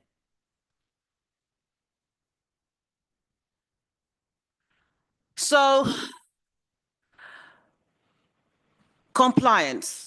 So we always have to talk about compliance. So renewable energy organization must comply with various regulations. We talk about environmental standards, energy regulations, and then of course, non-compliance by these vendors can lead to penalties or reputational damage. So the question is, what is your onboarding effect? How do you onboard vendors? What do you have in place? I think it was mentioned previously in one of the speakers that if we're not satisfied with vendor, we will change them. But the question is, okay, how long will it take you to change a vendor? How long does it take? Minimum of 3 months. Minimum of 3 months. And what do you have in place? Surely you should ask yourself, what was the onboarding? What was our service level agreement in the first place? Why do we have to change this vendor? If we've done our due diligence in the first instance, did we have to change them? But if we had to, can we do it suddenly without having a huge impact on our infrastructure? And the answer is no. Because if you change the vendor, then you're going to have that time to possibly onboard new staff, train new staff in the new systems. So we have to make that calculation as well. And then, of course, other reputational risks. We have poorly performing vendors. Some vendors are unethical, okay, which can, because you are linked with those vendors, if they get exposed for poor practices, your organization that's aligned with them obviously suffers from that alignment. So what do you have in place, again, to do your due diligence? Or what do you have in place that once they've been onboarded, how do you do regular checks? What do you do? Do you, once they sign a dotted line, is that it forever? Do you audit them? And I know some large organizations can't be audited. Can you audit Microsoft if it's a vendor? So if not, what can you do to prove that they're compliant? I've seen organizations, so we are, yes, please, answer, yes, please. Usually these very big vendors. Yes. Clients or trust website. Yes. Where they publish reports, certifications, white papers regarding their security, and they usually go above and beyond what the normal vendor would go in terms of security. So those that cannot really be audited, yes, make sure that they publish a lot of information. So they publish it. So again, they SOC 2 reports, etc., etc. Okay. Now, for smaller vendors, if they say we're certified, I'm going to use the ISO 27001. Yes, we're certified. They waive, you can go and check us out, or they waive the certificate. The question is, do you ask the question, what is the scope? So the HR department has been certified, yes? Nothing wrong with HR. I'm just using that, or they're using small processes. Does that satisfy your onboarding process as a vendor? You know, does that make you happy? With ISO certified? Oh, fantastic. Just a process from A to B. It's just the onboarding process from HR to IT. Okay, so those are the things we need to examine. Okay, after all, you are the prime. You are the prime. So what I mean, you're the prime, you are giving out your business to these third parties. So you do have control.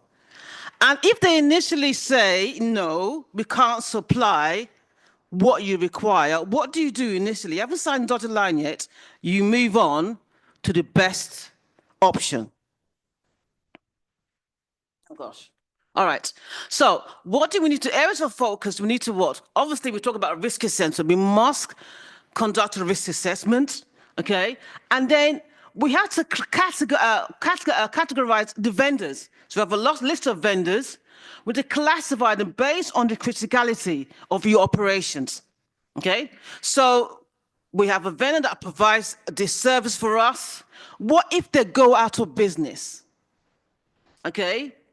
Or what if they can't supply patches or firmware updates? What do we do? Do we have anything in place? Okay, what is the communication like? Okay, do we get updates from these vendors? So we need to categorize them. You have to have a matrix of some sort to categorize these vendors. And then also with any sort of risk assessment, we often need to score them. Depending on how you measure metrics, high, medium, low, scale of 1 to 10, etc.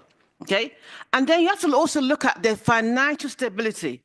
Okay, if there's a threat, will they go out of business in the next 24 hours? And if they do, what happens to us? If our core supplier, and I'm gonna say, goes out of business today, how would that affect us? So you need to classify and do a risk assessment on how financially stable. What can you ask? How can you determine the financial stability of organization? You ask them for data, ask them for documentation. Okay, as long as it's not highly confidential, then they should provide this. Look at the cybersecurity posture.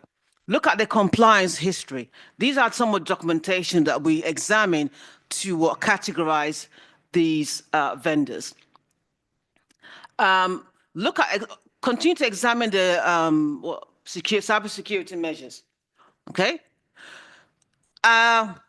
Examine the environmental compliance. Are they adhering to any regulations? Talked about ESG previously. If they're not sustainable, should we sign them on to work with us? Okay, references and track records. Okay, look at the historic performance. Are they reliable? This is part of the risk assessment of our vendors. Your SLA. Okay, what if the service agreement has not been met? The vendors promised 99.999% of uptime, and you're getting 6%. So if the service agreement has not been met, then what do we do now? Oh, my time's up, is it? Okay. Okay, I'm just going to quickly round off. Okay, so we need to have clauses in there. So as I said, I mentioned before, ongoing monitoring is something that we do. Have a KPI, you have some sort of metrics, measure the quality, delivery times of your vendors. We've talked about training. Now we know that training is a quite important part of this. So education, we start with the formal education, training and awareness. It is ongoing. Even myself, as I'm standing here, I have 2 exams coming up. So it's ongoing, it's lifelong learning. As our business changes, as the laws change, regulation changes, we need to keep up to date and then equip our staff with the knowledge. Okay? Okay, I'm going to, I think I've kind of covered these. So use enhanced cybersecurity measures, diversify your supply chain so you don't have one single point of failure. One goes out of business and that affects you. Okay, so in conclusion, okay, so we need to have, prior to the onboarding, not just the onboarding, during the lifetime of the service, and the end of service, we must have a risk, ongoing risk management. And why this will help to build some sort of resiliency in the energy landscape. Continuous assessments of an organization at either quarterly, at least minimum annually, but quarterly, I would say, in order for us to make sure that our vendors are doing what they said on the dotted line. Okay, so so this is me. I haven't got any questions, but this is me. Okay, thank you once again for listening. Now, I didn't know my time is up on waffling on here.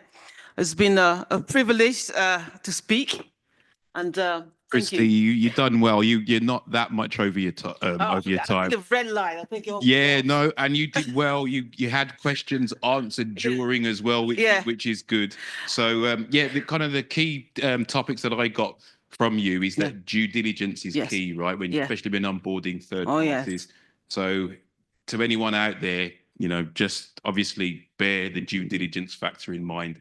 Thank you, Christy. You are welcome. Thank you. Appreciate the presentation. Thank you. Round of applause for Christy, please.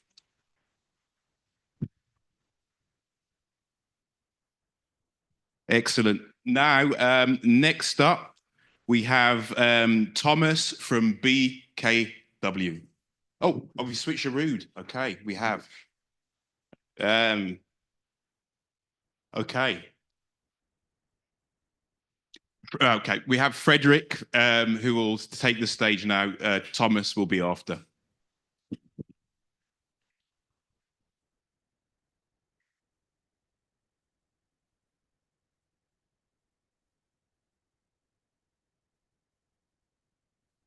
So good afternoon. So I'm Frédéric Guillemard. I'm working for EDF, the French company of electricity, and I'm a senior project manager at EDF Research and Development. And my expertise is about cybersecurity for the industrial systems. I'm working in cybersecurity for now 20 years, and especially about OT and industrial system for now 15 years.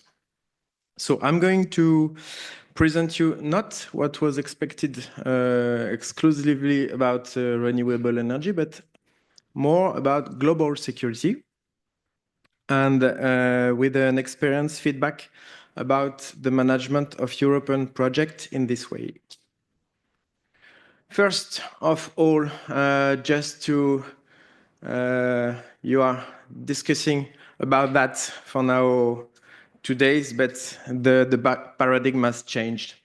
The risk is not now focused as it could be before, mainly about critical change to our system, extreme weather events, and all that. You see on the left that misinformation and disinformation is critically increasing, and also at the fourth place, cyber insecurity. So it's an important changement in this way.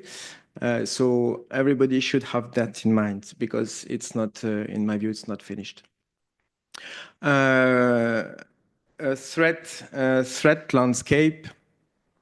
Also to give you an overview about what is about the intention. So you have on the left the intention of the malicious actors, and on the right, what are the capabilities in this domain. And also it's changing, because espionage is something really strong for now 2-3 years. The war in Ukraine is not for nothing in that. Also, you see that in the activities about the malware, ransomware are the first activities, because the profit is something very strong in this way. So attack for profit are the second topic, and also destabilization operations around states, around big company. Attacks are going from everywhere. 22 in France. The attack increased about 140% on the global activity of the country. It was clearly visible in the area of the hospital. We had many hospitals attacked with a ransomware, with a disruption of activities, and it was very strong. And if I'm not wrong, it's everywhere in Europe. It is the same. On the other way, the capabilities have changed. So stealth being there, but try to be in the shadow. It's something very strong. You don't know if in the supply chain you have, when you buy a system, if you don't have something inside, and you will discover a few years after. So there is also a diversification of methods. We have many platforms with many different tools, really fully accessible to deliver attack. And in the domain of energy, we have specific platform for that. And also everything that could be mobile is a target. So because it could be connected everywhere, there are many information inside. So it's another attack. This is for the landscape. Now I'm going to go directly to the project I led the last 3 years, which was about the protection of some critical activities. And so this project was led by EDF. It's called Praetorian. It was gathering 20 partners for a good budget, working around 3 years about that, with big companies in different countries of Europe, from Spain, from Croatia, from Germany, from France, from Austria, many activities around 4 typology of assets. So this is the aim of the project, is to work about the combined attack, physical and digital, around this typology of asset I'm going to show you, and also to consider what could be the cascading effect and in the case of this combined attack. So the domain of activities was the energy with the electrical system, sorry. It is also the international airport. It is also the big maritime port and the domain of health, because we had the hospital in our project. So the idea was to study the vulnerabilities, the possible cascading effect in case of combined attacks and combined scenarios. So we studied many different scenarios in this way to try to answer and to work in this domain. So evaluate the hazard. So we had different activities about the risk assessment and developing a new method in this way. Also understanding what could be the combined attack in the domain of physical and cyber threats in this area of work. We had also with the academics, the industrials, and the end users, we had also in this call some first responders, because we had also to manage what could be a crisis management in case of a huge incident in our countries. So the idea was to, of course, validate the development and the tools and solutions that we developed. It's a research project. It means that there is no direct solution and product as outcome, but it is it's to be continued. And also we had to be aware and to take care about the compliance with all what was legal, ethical, privacy, and all that, and also to disseminate the results of the project. What changed for us in the domain of energy? Before these 2 different domains, the power infrastructure and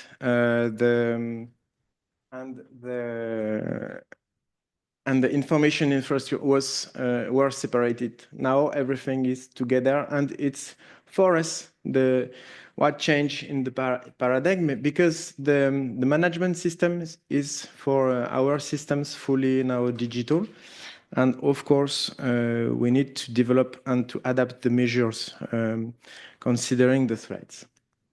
The development of the tools done in the Praetorian project was about 4 activities. So the cyber situation awareness, what we call CSA, who led to develop a preventing system about threats, not a detection only, but preventing system. Also physical situation awareness, the PSA, to detect physical activities, abnormal, and strange behaviors in the area of our assets too. An HSA with hybrid situation awareness to gather the information from the physical and the digital to try to identify low signals and to detect in advance something that could be wrong for the facilities. And lastly, coordinated response, because we developed also an alerting system for the authorities, and decision support system to try to give the best solutions for the different operators. The HMI, it's something like that. We used technologies around AI for that, artificial intelligence with the detection of the activities, and also the possibility to manipulate the assets in a virtual and 3D environment.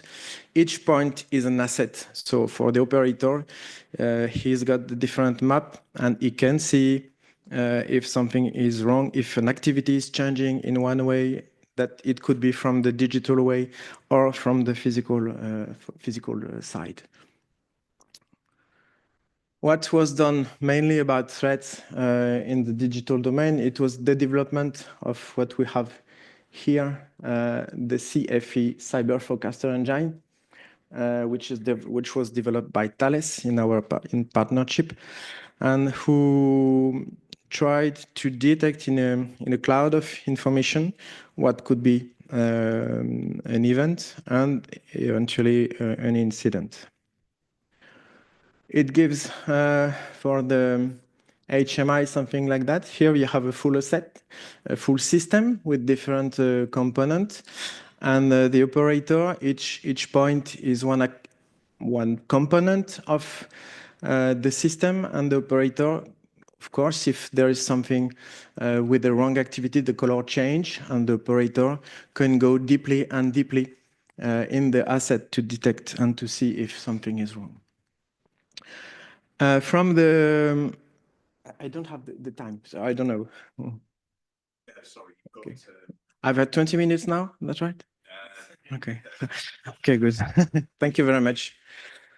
So we had also the development of a detection system for drones, because in our pilots and demonstrator, we combined attack with drones, bombing petroleum port and oil and gas activities. And we developed a full car, this one, little truck, with equipment to detect the drones in approach, and to detect if it is a friend drones or not, via 3 different ways: the visual way, the radio frequency way, and the noise way.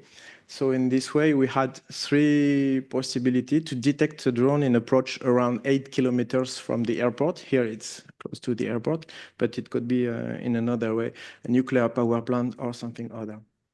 And this information is combined in our systems to what could be done on the digital side if tentative of intrusion or abnormal activity could be detected. We also had the possibility to work about the propagation engine to try to detect between our different activities what could be the cascading effect. Here you have on the right side a power plant, an airport, and an hospital. And we studied with digital twins the different possibility of link between these different facilities, different critical entities, different assets. And on the digital twin, we could identify and also play the game with simulation of vulnerability, but also play the game with threats and scenarios that we developed in the first stage of the program. This is, I'm not going to go fully inside, but for example, it is one of the 22 scenarios of attack that we developed in the project through our different activities. In each scenario, there was not all the facilities involved in the project, but for example, in this one, you have the power plant plus a substation, and the port of Bordeaux, which is an oil and gas distribution port, and also an hospital. So you could see that we could combine the simulation of an attack, also with a digital twin. The physical attack was done with drones. The tank was bombed, and at the same time the substation was disrupted. So we had different activities with the involvement of the first responders, because it was necessary to have people to go also to the hospital. So and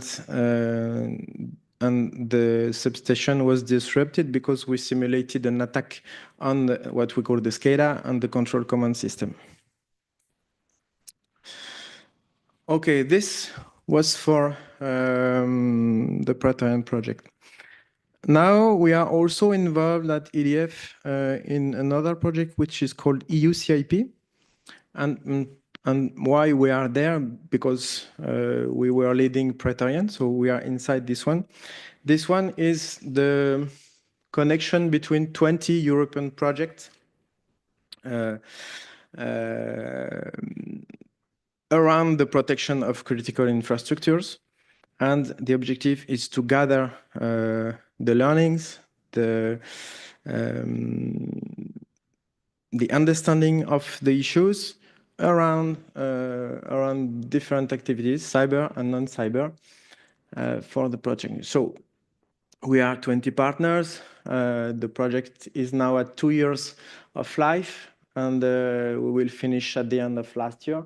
The main goal is to establish a pan-European networking activity with the development, I will show you, of a knowledge hub, where I hope you will have the possibility to connect. What is done in this huge project? It's done in 3 ways, with 3 main pillars. So the first one is to enhance Europe analytic capability regarding the research outcomes. So it's to gather the state of the art, the result of the first project done, to analyze what is done, and to identify the next step for innovation and for policy in Europe about that. And you will see that everything is consistent, because I will talk to you about new directive, which is the CER directive. Maybe you heard about that, but I will tell you after. So the second pillar is to try to amplify the different activities to maximize the impact of the research and innovation that was done in this 20 different, even 21 now project, and to try to develop and to give support in this way. So we made an open call inside this project. The result was a few months ago to enhance the capacities for startups and new companies in this way. So the result was that we supported, if I'm not wrong, 8 or 9 startup in Europe about that, and the EUCP Amplify was done for. And the last pillar is to establish a knowledge hub. I'm going to give you the way to connect if you are interested in. So 3 pillars: the knowledge hub, the analysis, and the Amplify, gathering 2021 project around the protection of critical infrastructure, including natural disaster, physical attacks, terrorism, activism, and cybersecurity assets. The knowledge hub. So you can register on this one. It's free. It's one of the objectives of the project to disseminate the learnings about that. You will find on this knowledge hub different white papers, different actualities, the news about CIP in the different domain I said. So you can go on this link. The idea is to distribute the knowledge and for the stakeholders, for the European authorities, for the countries, also the state of Europe, to manage that. And why? Because 2 years ago was decided a new directive. Who knows this new directive? Critical entities resilience. You don't know this one? Okay, you should. Yeah, you should. Why you should? Because we are talking about mainly since yesterday cybersecurity, and this directive, which is about the resilience of critical entities in Europe, is concerning the natural disaster, resilient cities, but also the physical attacks and the cybersecurity. And for that, inside the CER directive, it is mentioned that the pillar about cybersecurity will be the NIS directive. So the NIS 2 directive is included in this new regulation, and it will be mandatory. So take care about that, because it's not well known today, but resilience is a major objective for the European leaders, and it will be mandatory. It's already, because it was voted 2 years ago, it's already in the process of the transformation in the national laws. So it's already done. It's already done in Spain. It's going to be in France. It will be something strong. So the objective of resilience: resist, survive, recover. I believe if we work in cybersecurity, you know that, the same for us each day. So, and you will have the opportunity to see this nice paper, which is about global security in the domain of energy, but mainly about cybersecurity. I wrote this paper with 2 colleagues from Italy and Greece. So if you have the opportunity to read, it will be good. This is for me. I'm on time, I think. So it's good. Very much on Okay. time. Perfect. Yeah, perfect timing. So, is there any questions out there in the audience, Frederic?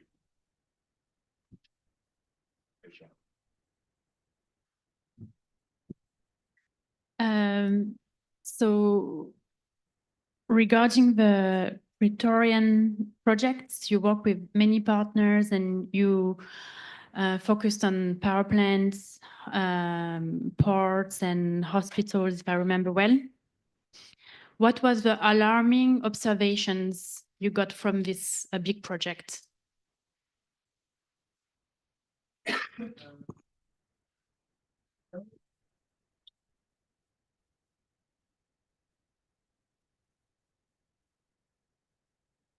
There was not specific alarming issue. The issue is that the combined threat is not something that is considered today. So you have teams working about cybersecurity, you have teams working about safety, you have teams in this way. But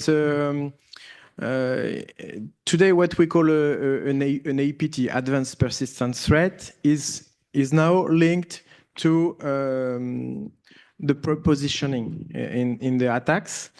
And if you do prepositioning, if you have the way to do, if you are an important terrorist organization, you can prepare an attack in both ways, and you can prepare the attack by prepositioning in the digital world and having strong activities in the physical world. And you could also take the benefit of a natural disaster. And we know that today it's a lot. So in this way, this is what is to be considered, by the way. Hi, Frederick. First of all, thank you very much. And it's very interesting to hear from someone like yourself. I heard a lot about my colleagues and the important work you do. So thank you very much for the sharing information. So for this SIP, how do you compare it of what we can have in Europe to NERC SIP? Is it have any relationship or just name? It's more global because NERC is for the electrical network. Okay. Here, the concern is all the critical entities. So not only the electrical ones, but there are 11 domain of activities. So it's larger. After that, to go, because I know the NERC SIP also, about cybersecurity. There will be the NIS release 2, but today there is no the equivalent in Europe for that. So I think this is why it happens also now. The protection of critical infrastructure, critical entities will be done on the digital side with the new regulation we have, and I know that it complains a lot because I'm working closely to DG Home and to some policy officers from Europe.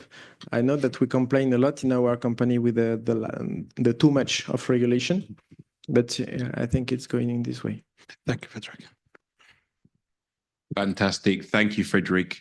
It was an actual pleasure to hear you speak and to show us what EDF is doing out there with partners and giving everybody the advice that you have done. Thank you. Okay, thank you for listening.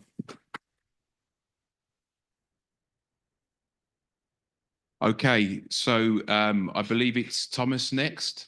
But before I call Thomas, just to say to everybody, it's been a pleasure to have been officiating this event. I'm actually going to be leaving a bit early. My plane's actually taking off sooner than what I thought it was going to be. So it's been a pleasure to, as I say, chair this event. And I'm going to leave you in the capable hands of Teresa. Adam and I are creating a WhatsApp group for everybody. So it would be great if you want to join the WhatsApp group to provide Adam. I'll leave him with the book with your number, and we'll keep you informed on that front. But Thomas, please take the stage. Thank you, everyone.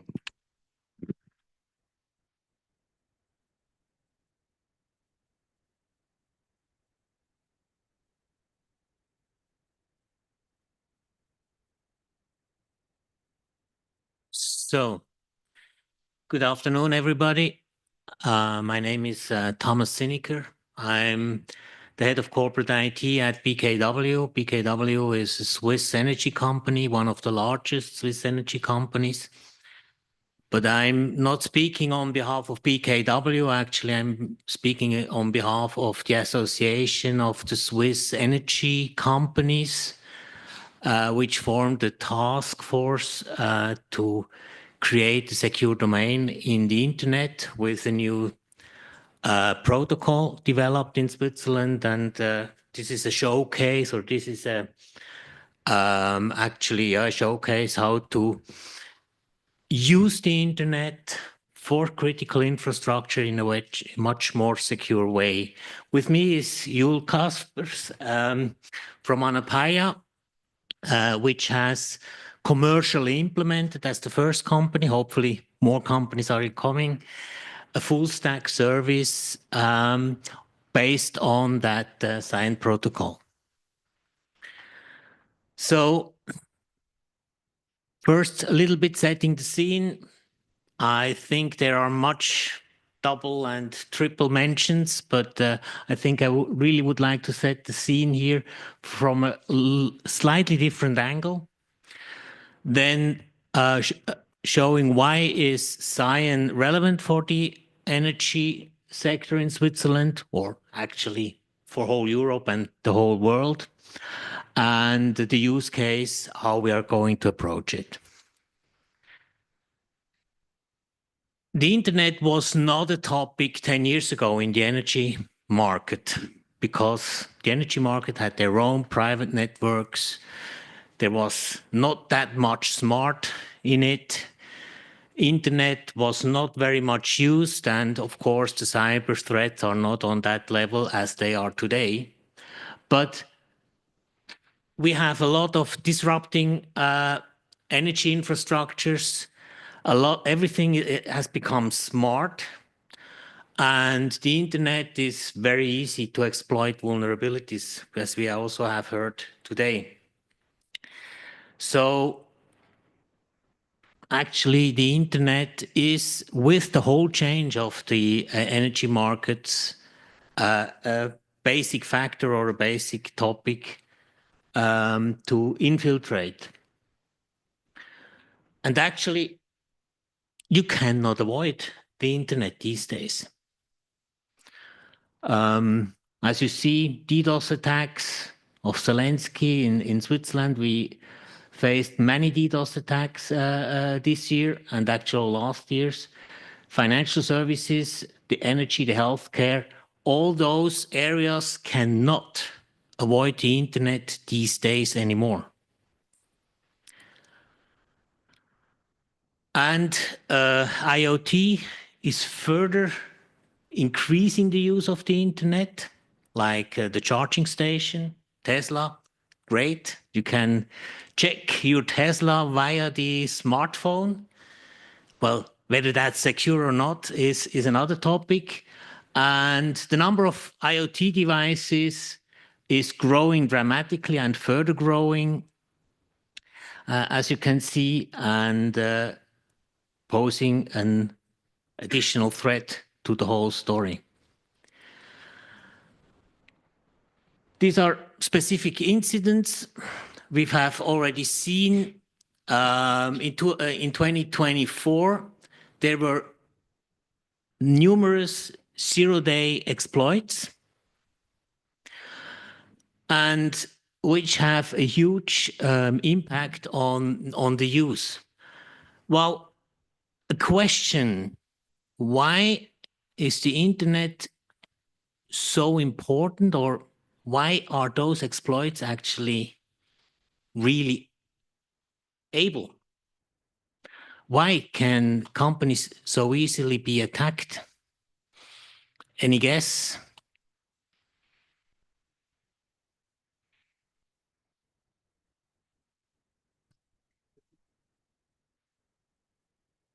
It's security equipment. This is security equipment, but they can attack it. Every day, each company faces several thousand scans through the internet, port scans, IP scans, etc., etc. Why?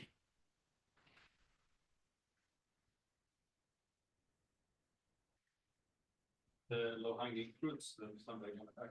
These are all externally. That's one topic.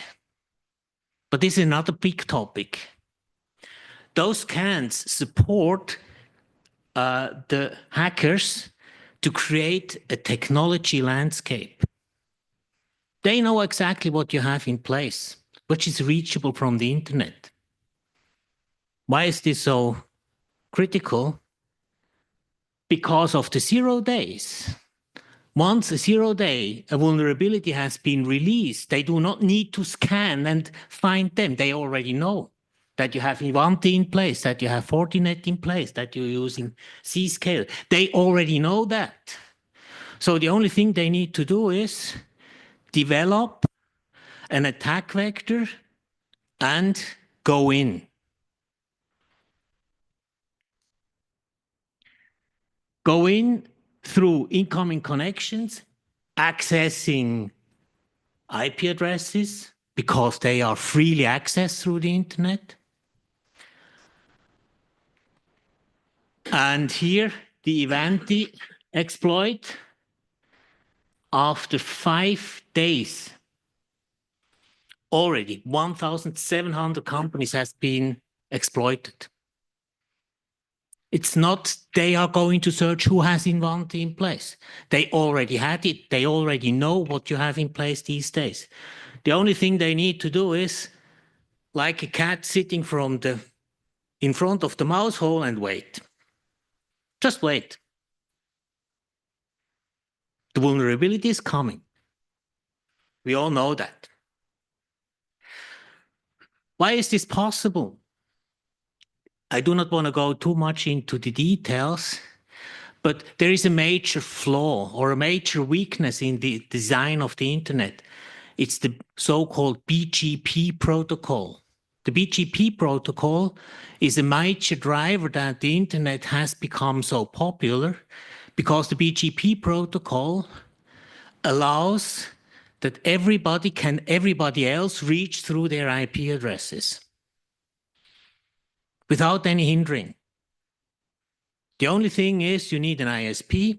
You connect from home through the company to the internet, and then you send the packet to an IP address, and the IP address reaches it without any control. You can actually spoof an IP address. You can send a packet with the wrong with the wrong IP address as the sender. This is one of the major flaws, and you cannot avoid it or not easily avoid it. There are some technical topics you may say that you do not want to be seen over BGP or so, but typically that's not done these days. So everybody is compulsory in a directory that you're reachable under this and that IP address, and the hackers know exactly what is there, waiting for the vulnerability and go in.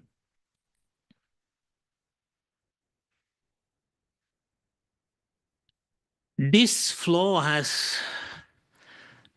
is known since 1 or 2 decades, and the professor at ETH in Zurich, about 10 years ago, 10, 15 years ago, thought about there needs to be something else and started to develop a new protocol called SCIEN, which replaces that BGP protocol. That SCIEN protocol is secure because every single packet is signed cryptographically.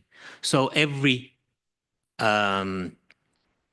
receiver can check whether the packet really comes from the sender. And it has additional features in. You can only send packets to sender if the sender allows you to send, etc., etc. Coming to certain topics at a later stage, but technically it's actually BGP. You just send a packet into the wild, hoping that it arrives at the IP address. You have no clue which route it takes. And we all know certain IP ranges went at one time all through China because they have misconfigured the BGP router, or another misconfiguration may take down complete IP ranges, and then mobile phones are no longer working, etc., etc. All these flaws and all these incidents have been reported in the past. With SCIEN, you actually send the package only when you know that the receiver exists, and you send exactly over a certain path you define. And you also can define it shall not leave a certain area. It shall not leave the Netherlands, or it shall not leave Europe. That's built into that protocol. So here you just send the package via a compass, and here you have a GPS, and you say you're going from here to here to here. Why is this so important? The critical infrastructure should not be vulnerable, or it should be less vulnerable as it is today. So you have path control, but you also have multipath. You can define several paths to a certain destination. And if one path is broken, it switches below 1 second. In BGP protocol, it may take up to 15 minutes. So for time-critical applications, that's probably not a really good measure. You have so-called isolation domains. So you know exactly who is within that domain, who can send you packets and to whom you can have a connection. Because it's based on cryptographic, it's based on a domain where a certain steering board decides which companies or which users may enter that network and which is outside of that domain. And it has that explicit trust. You know from whom you get it. And if that company has been infiltrated, with a click, you just shut it off and then nothing comes in again. You can avoid completely that communication as well.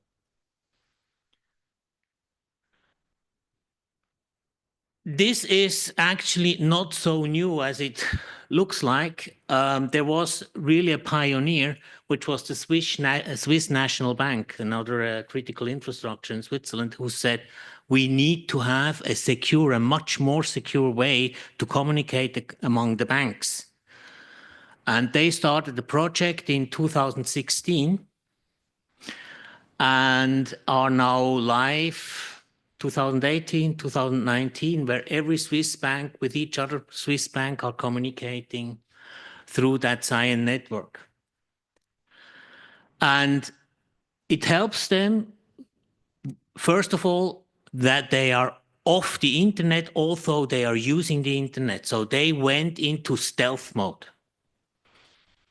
Nobody can scan their IPs because the IPs do not exist on the BGP protocol, so they cannot be seen. Nobody knows that they are there. And second, and this is a very, very important and very good message, the Swiss National Bank also uses Ivanti, although they have patched it after 2 or 3 hours. Actually, the attacker didn't knew that they are using Ivanti because it's off the net. The Swiss government is using it, Swiss military service. Recent news I just read this week that the Swiss Army developed a secure phone based on Android where SCIEN is already built in. So they do not communicate through BGP, they communicate through SCIEN, which is then a much more secure way. And for instance, also the healthcare, 50,000 professionals, doctors, hospitals, pharmacists are connected through that protocol.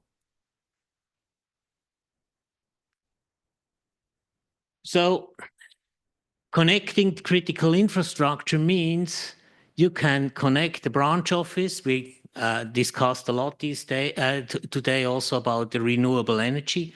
I always think about wind farms, for instance. You can connect the wind farm through a SCIEN network to your control center, and you're off the net, but still using the internet. Meaning you have here, probably at the branch office, you're going over an edge. The only prerequisite is you need to have an ISP who supports that protocol. The good news is in the Benelux, it is available these days. Then there are gates.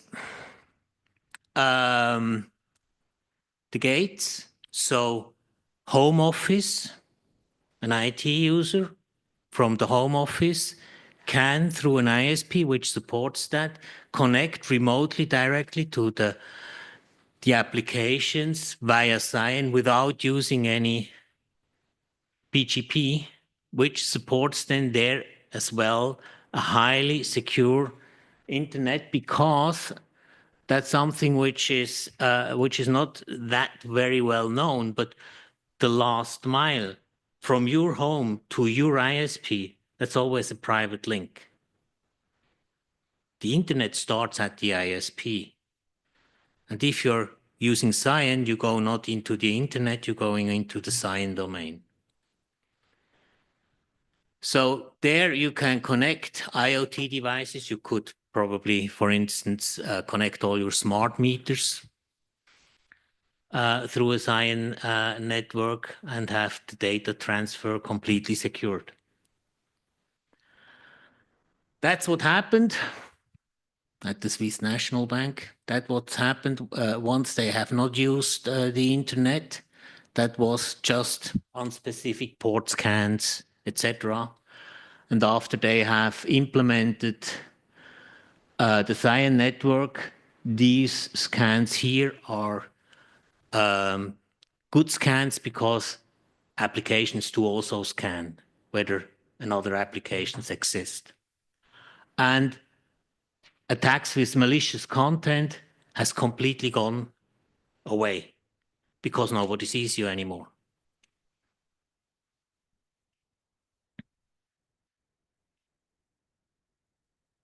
Cyan is available here, as you see, in Switzerland, France, UK, Belgium, and more global players are joining the Cyan network. For instance, BT has announced that they are going to offer the service on their networks, which helps because Cyan or this technology is an issue, the chicken and egg issue.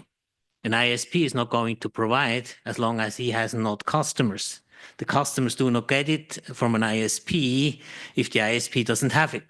So it somehow needs there enough customers who are asking for it and the ISP who see some kind of a business in it.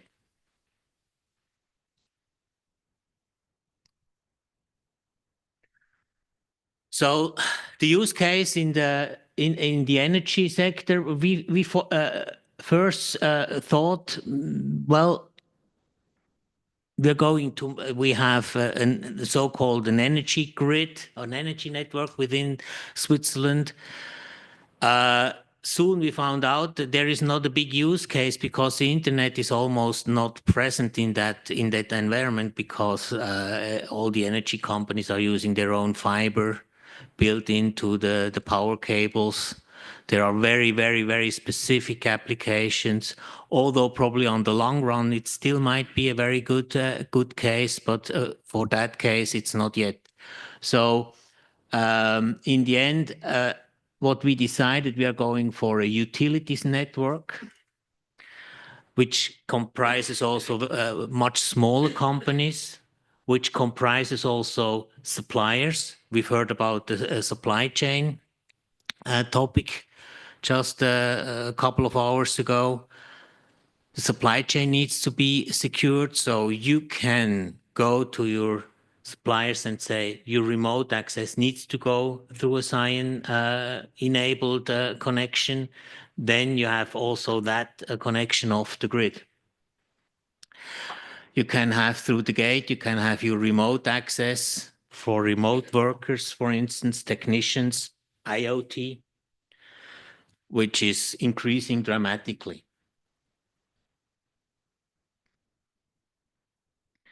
So that's what we are currently looking at, Power Tracker platform, which is a platform which is going to be built up for energy scarcity situation where we have to brown out regions, cut off the power so that we can inform the citizens when is their energy cutoff, centralized national data platforms, remote access, etc., etc., etc.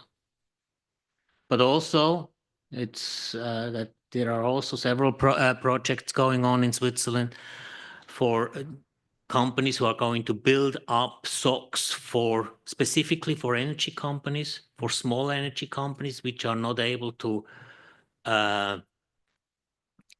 fund their own SOC.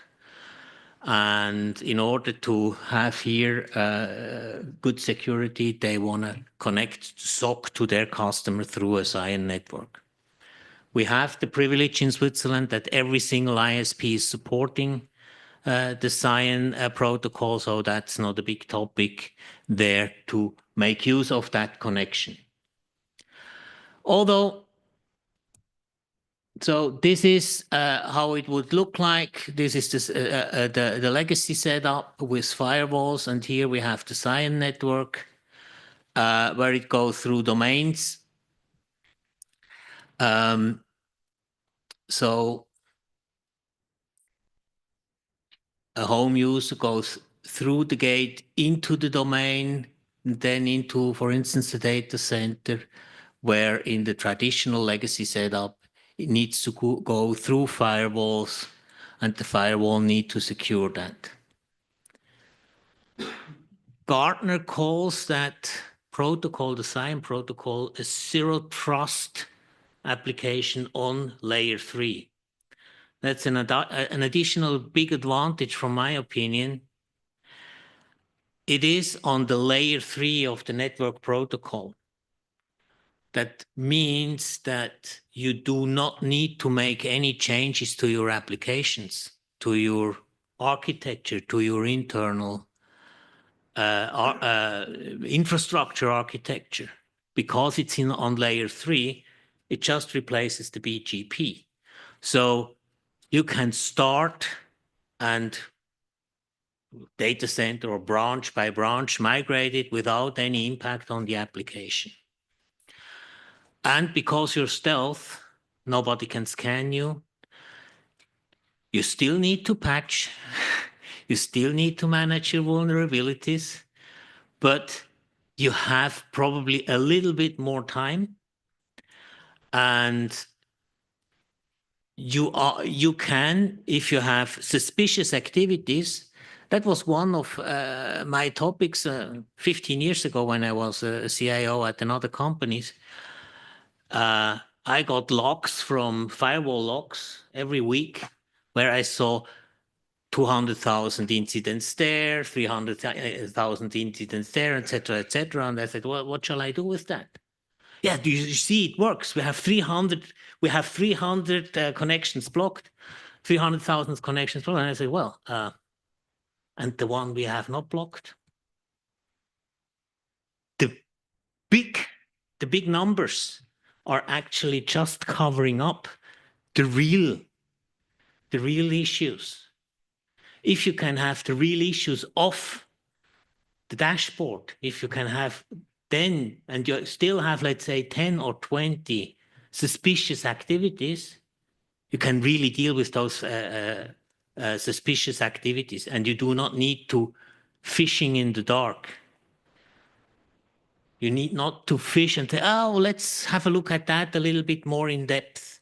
You know, something is popping up in that small numbers. You really have the time to look into it.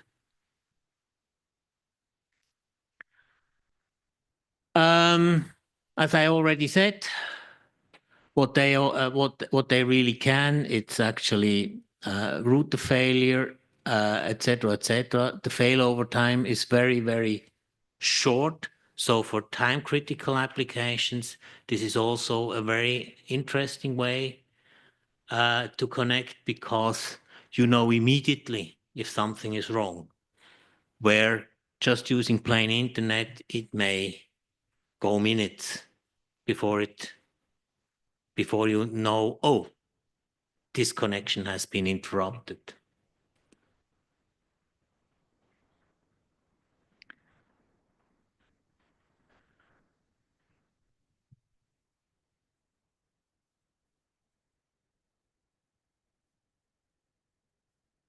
The benefits of SIAN plays their role when you're really depending on the internet. These days you can't avoid it. But if you still have dedicated networks, further use them, but probably also think about it. Might be a benefit as well in the long run there. And that's also something here, maximized network utilization. The university has proven that the capacity of a link can bear up to 30% more net traffic than the traditional internet, because in the traditional internet connection, 20 to 30% of all packets are going lost. In a SCIEN, you do not lose packets. Are there any questions? Yes. It's a private network, or is it interconnected with the internet? Like, apart from the fact that you can. It is using. You should have one permanent video. It is using the existing internet infrastructure. The ISPs are just peering among either the BGP router or the SCIEN routers. So then you need new routers. That was my next question. The ISPs need new routers and the companies as well, yes. Yes, exactly. And your endpoint, your gate, right? Yes. Yes. You mentioned that the authentication happens with the certificates. Yes. Who is managing the certificate authority? The certificate authorities is managed by the steering board. So the banking, the Swiss Secure Finance Network have a steering board where SIX and the Swiss National Bank and then a third party is in, and they decide who gets the certificate, and two of those three are also operating the certificate authority. I love Swiss banks. Sorry? I love Swiss banks because they have very specific requirements. Like if you have to do business with Swiss banks, you have to have a Swiss-based something. So why should people who are outside Switzerland trust the Swiss banks that they will not interfere with the certificates, that since they're managing the certificates? Do you understand what I'm saying? Like, I understand if you're an organization inside Switzerland, 100% I get it, the use case. Why should anyone else use it? There is an option that you can have interconnections between secure domains. So, for instance, in Luxembourg, all the banks also have subsidiaries in Luxembourg. In Luxembourg, they can create a secure domain for the Luxembourg banks with their own steering board. And then there is created a secure connection between those secure domains. And that's the beauty of that. You as a receiver decides whether somebody else is going to send you a packet or going to have a connection with you or not. You're in the driver's seat as a receiver.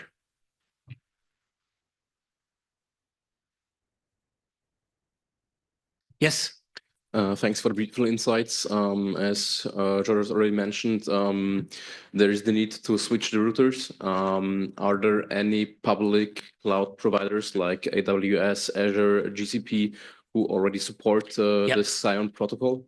All the big ones are supporting it through appliances. For the Switzerland region, like Zurich, or for the whole cloud?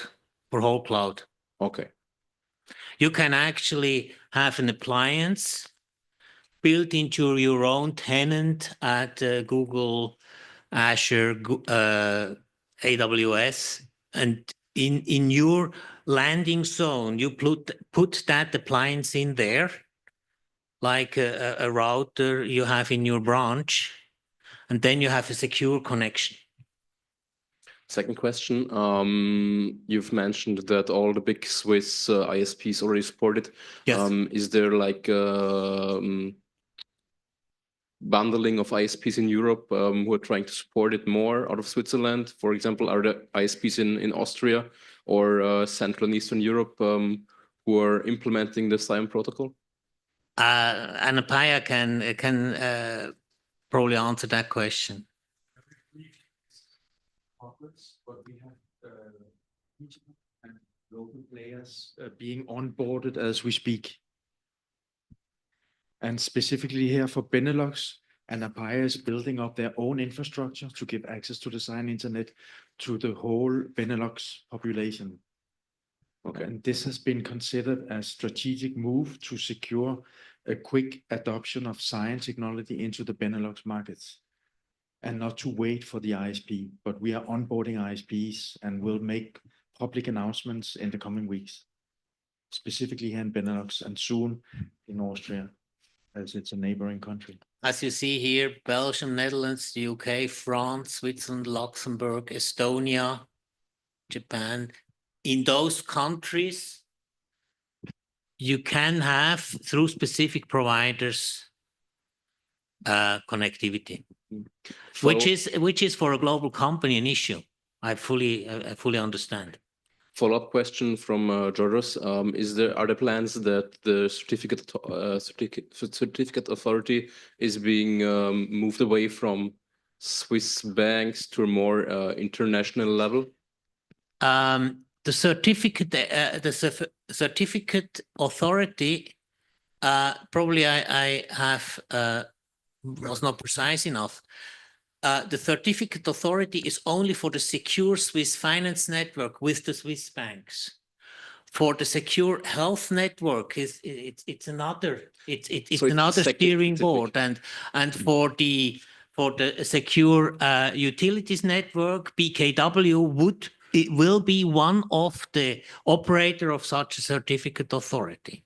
So it's democratized. The ISPs provides the infrastructure, but who is going to issue the certificates, who is going to operate the certificate authority, can be decided by the markets or by the group who forms a new secure domain. So just to follow up on that, that's like making a private internet, right? You open a certificate authority and you have a global private internet under the rules that you want. Yes. The first thing that pops into the head is what's the price difference between using ISPs and sending the packets through normal BGP protocol versus SION? How much more expensive is it? I do not know the pricing. That heavily depends on several factors. For the Swiss health network, it's about 3,000 Swiss francs a month per edge router, something like that. Can be cheaper if, let's say, the security authority or the ISP is more efficient, and it will become cheaper the more SION is going to be used in a certain area, because then the fixed costs of the ISP can be distributed among much more customers. Makes sense. Thanks. Further questions? So if you have an exit node or a gate in SION, and then you want to reach Google or Facebook, yes, it will go until the SION edge node in North America East region, and from then on will be routed to the public internet. Well, good question. I do not know. I assume as you are from the edge connected to your local ISP, the local ISP sees that IP address is a public IP address. It will further route it to their BGP router, and from there going the standard route, like you would do without SION. So this reminds me a little bit of the Tor use case. So can I become a member or part customer of the SION network, and I start delivering my malware via that? Yes. Now you're going down the rabbit hole, actually. No, that's not the rabbit hole. If you're building a private network, a private internet, why can I not participate in the private internet? Well, that's why Tor became the playground of criminals. Fully understand. But a secure domain is managed by a governance body, and you get kicked out once you see that you're, and the kick out is very easy. Switch off the certificate and you're going to be kicked out. Unless I build Tor inside SION. I stopped here. Also there you can, as a user of Cyan, you decide which paths are allowed and which not.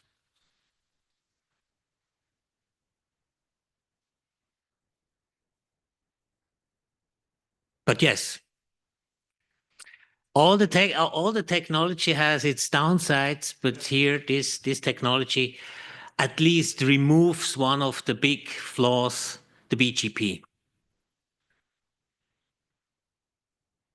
Further questions? If no further questions, we will have a coffee break now.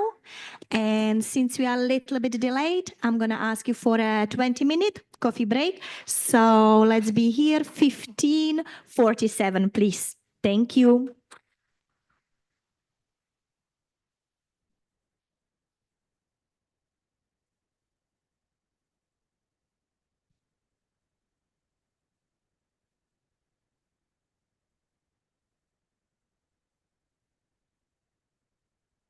Mountain, Clapton Church on Sunday mornings, and mountain played the tambourine so well. Friend Moss hand used to issue out a warning. She'd say, Billy, why you run so fast? Might fall on a piece of glass. Might be snakes there in that grass.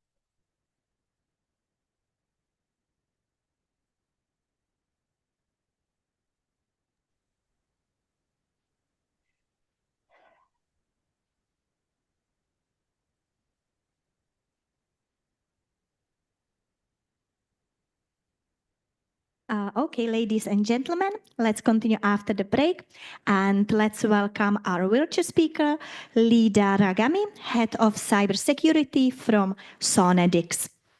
Thank you and applaud for Lida. Thank you. Can everyone hear me? I assume yes. Hi, everyone. Yes. Okay, we okay to go ahead? Yes, okay, thank you.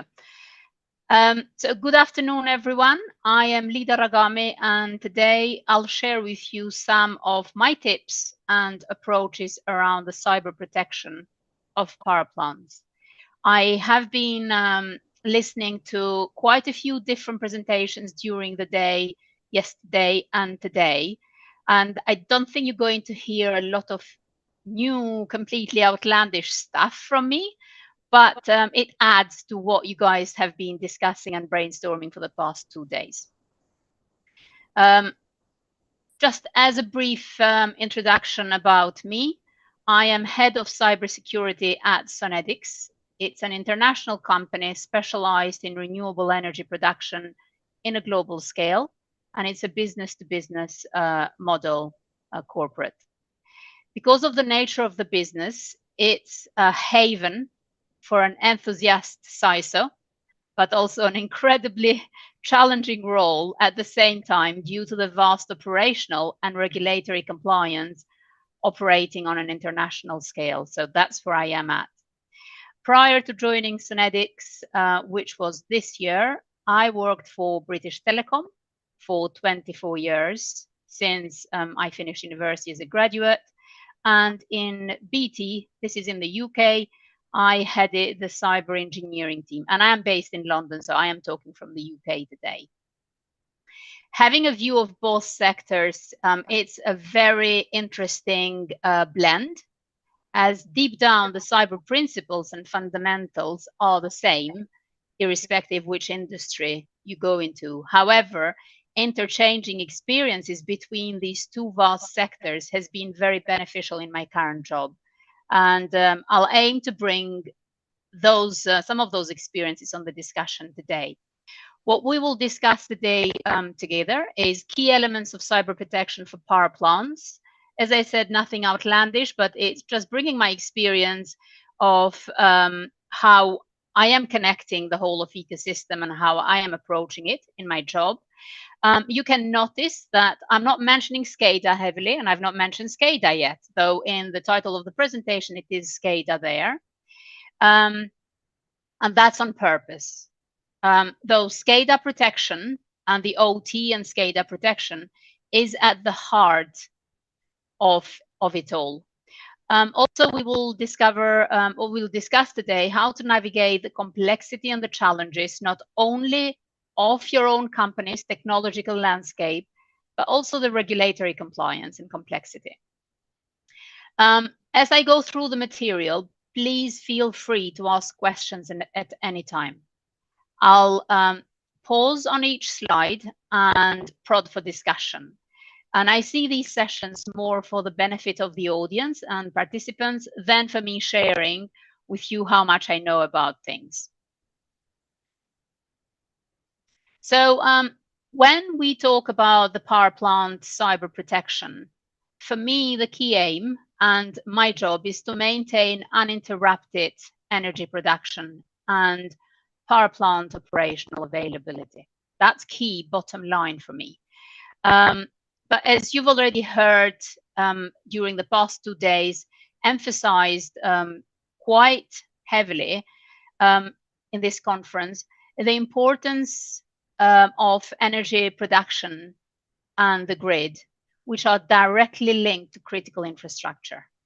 And I'm not going to preach the converted here, but just to bring it to life, energy production and grid stability links directly, just bringing it to life, to the operating theaters, directly to the airport control towers, and the safety of life for all of us. So no longer just a luxury utility. So just to emphasize, the cyber threats is no longer just about commercial gains and ransomware that has been in the past. It can be used and turned into a cyber warfare by disrupting that critical national infrastructure that we have. So just some stats, and I have seen quite a few for the past 2 days, but just some stats on the page, which show the increase and the increased interest of cyber threat on utilities. So we have an increase of around 70% of cyber attacks on utilities from the previous year. 1 in 3 companies have had a breach globally, and that includes 90% of energy companies. So it is becoming quite attractive.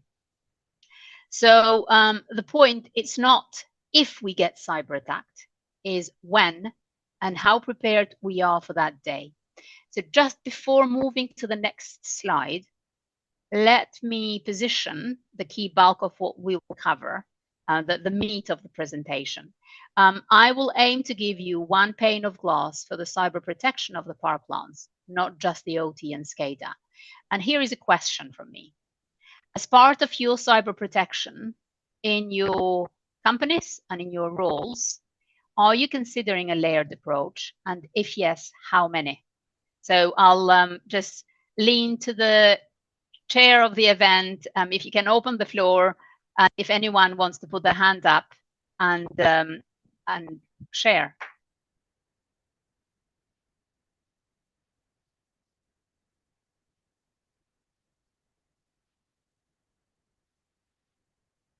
Anyone wants to share? So yeah, one. So the question again: are you considering layered protection of your industrial estate, industrial production, and if yes, how many?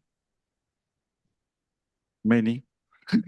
Many. It is many. It is many. Okay, we'll leave it. As much as I can. Thank you very much. Yes, indeed. So Or said off other way, as much as I can afford, because I'm explaining the company and the financial part that the OT system is getting connected to internet, so we have to put pretty much the same kind of protection we use for internet. Thank you. That's spot on answer. And you said as much as we can. So the key point here, actually, us as CISOs, or head of cybersecurity, those that are responsible for the security of the whole protection of the production, but also of the ITs, there is quite a bit of challenging conversations we need to have with chief financial officers and the CEOs to convince them how important it is to have investment in cyber. And that is a spot on point as much as I can. So thank you for sharing that. So let me share with you this slide. It's a busy one, and we'll rest on this for a bit. It's like throwing you right on the deep end, but we will talk around it. When we talk about the power plant protection, it's no longer just the power plants, or it's no longer just the SCADA or the PLCs in isolation. And the gentleman who made the point just a minute ago led me very nicely to this slide. So it is actually the cyber protection of your power plant is about the protection of the whole ecosystem we are operating on and we are operating from.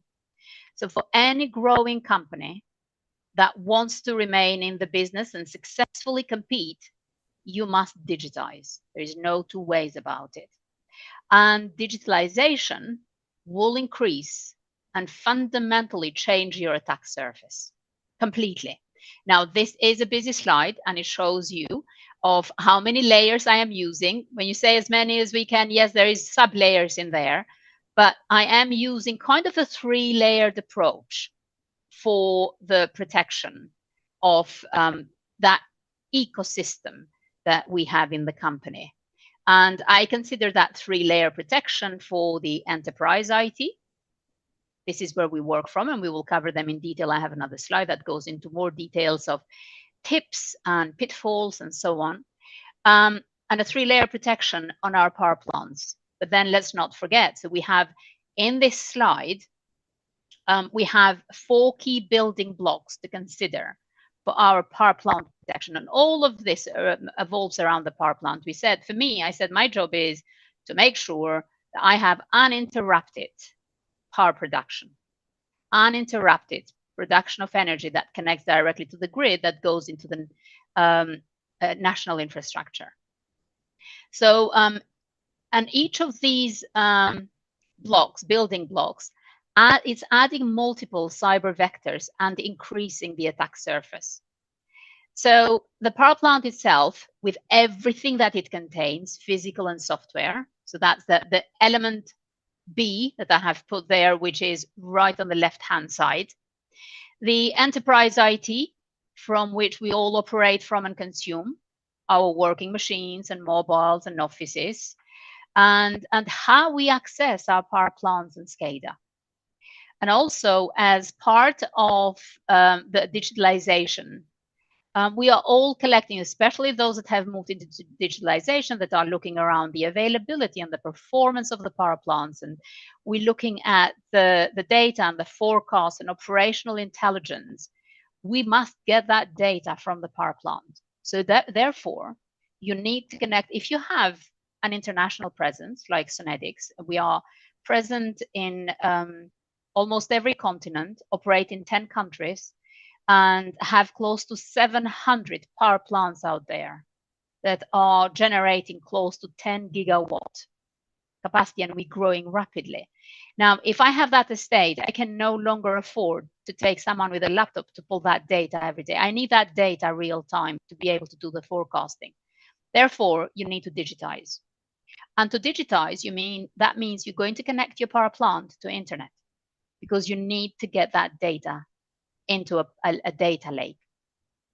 And for scale and economic reasons, we are storing that data on known public cloud environments. It could be a private cloud. I doubt it. I do have a private cloud, it's quite small, but we've gone to the public cloud environment. Therefore, you are now potentially,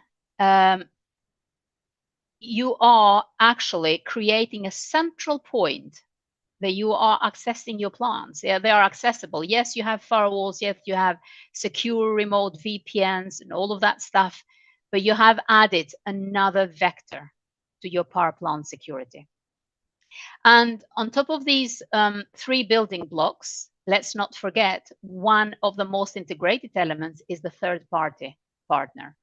Either through a technology that we are consuming, let's say you can have firewalls, whatever vendor, or malware protection in the IT space, or seeing your security event management.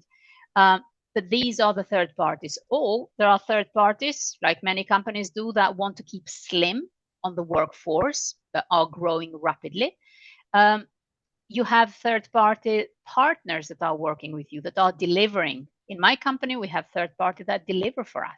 We have third party that we give them contracts to build the power plants for us. And I give them the whole of cyber spec and say, that's what I need you to purchase. I need you to purchase these types of firewalls, these switches, these routers. I need you to connect it this way. And then I check everything in the end. So it's a lot of dependency on that third party. And sometimes even after the power plant has been built, we give the contract to some third parties that can manage the power plant physically on day-to-day. So if there is a part that's been broken, a solar panel that's been broken, they get the spare, take it to site, replace it. So they have access to the plant. But for me, that's a major building block on your security.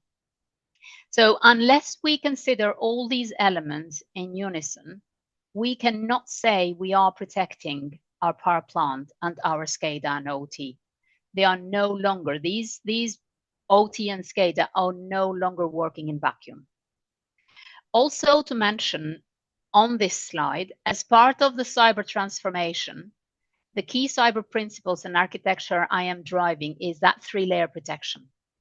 Is 3-layer protection, is segmentation of IT and OT, is zero trust. So more information and tips and recommendations on the next slide.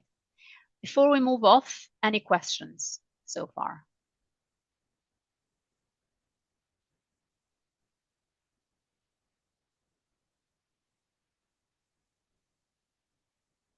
Okay. So, excuse me, just yes, go for it. maybe I just had a question about the precedent page. What I see on your schema is that you connect the control, the IT part of your company to the OT part of your company, but the grid connection is on the other side of the power plant, is it? Yes, yes, yes. So it's not appearing on the schema. No, so I have left that the grid. I have kind of it's hidden. For me, is that ecosystem I am responsible for to manage. But in this schema, what you see here, there is a red cross. So before, until I started the transformation, we had an IT access directly from IT into OT. So I don't know if you could see the mouse moving, but there is that big, but I have direct access from IT and OT. That has been crossed, that has been moved. So instead, I have that green line. If you see the green line, we're moving, we're now creating a jump point from our cloud environment. So I know the grid connection to power plant in France, but I know other countries do it other ways. And even though countries make it through internet on the DSO to power plant connection. So I think you're also missing showing that you're being exposed by the DSO connection. It's not on, right. It's a good point. No, it's not. We're not exposed because our connection from the power plant to the grid, we do have a lot of control protection, and it's it is there. But for me, I just referred. You're on the picture. You're absolutely no. You're spot on. And with a grid operator, there is a clause. All power companies, renewable energy companies, and non-renewable ones.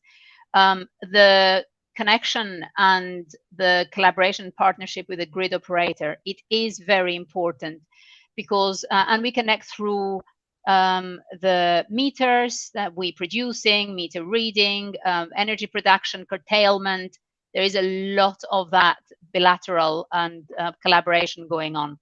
And for instance, just to mention, everything that we produce during the day or we're storing and producing during the night, that doesn't mean that we're going to send everything to the grid, because the grid will say, I have 50 companies, they're all producing energy, and I need you to curtail yours. So as part of that transmission of the energy, as part of that control, as part of that frequency management of our estate, there is a close collaboration with the grid operator there.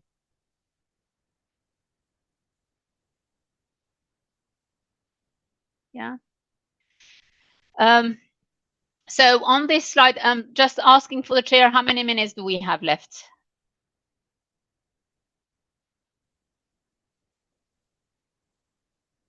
I'll continue. Okay. So let's just on this one and briefly to take you through what we're going. So before going through the details, some key principles that I mentioned earlier.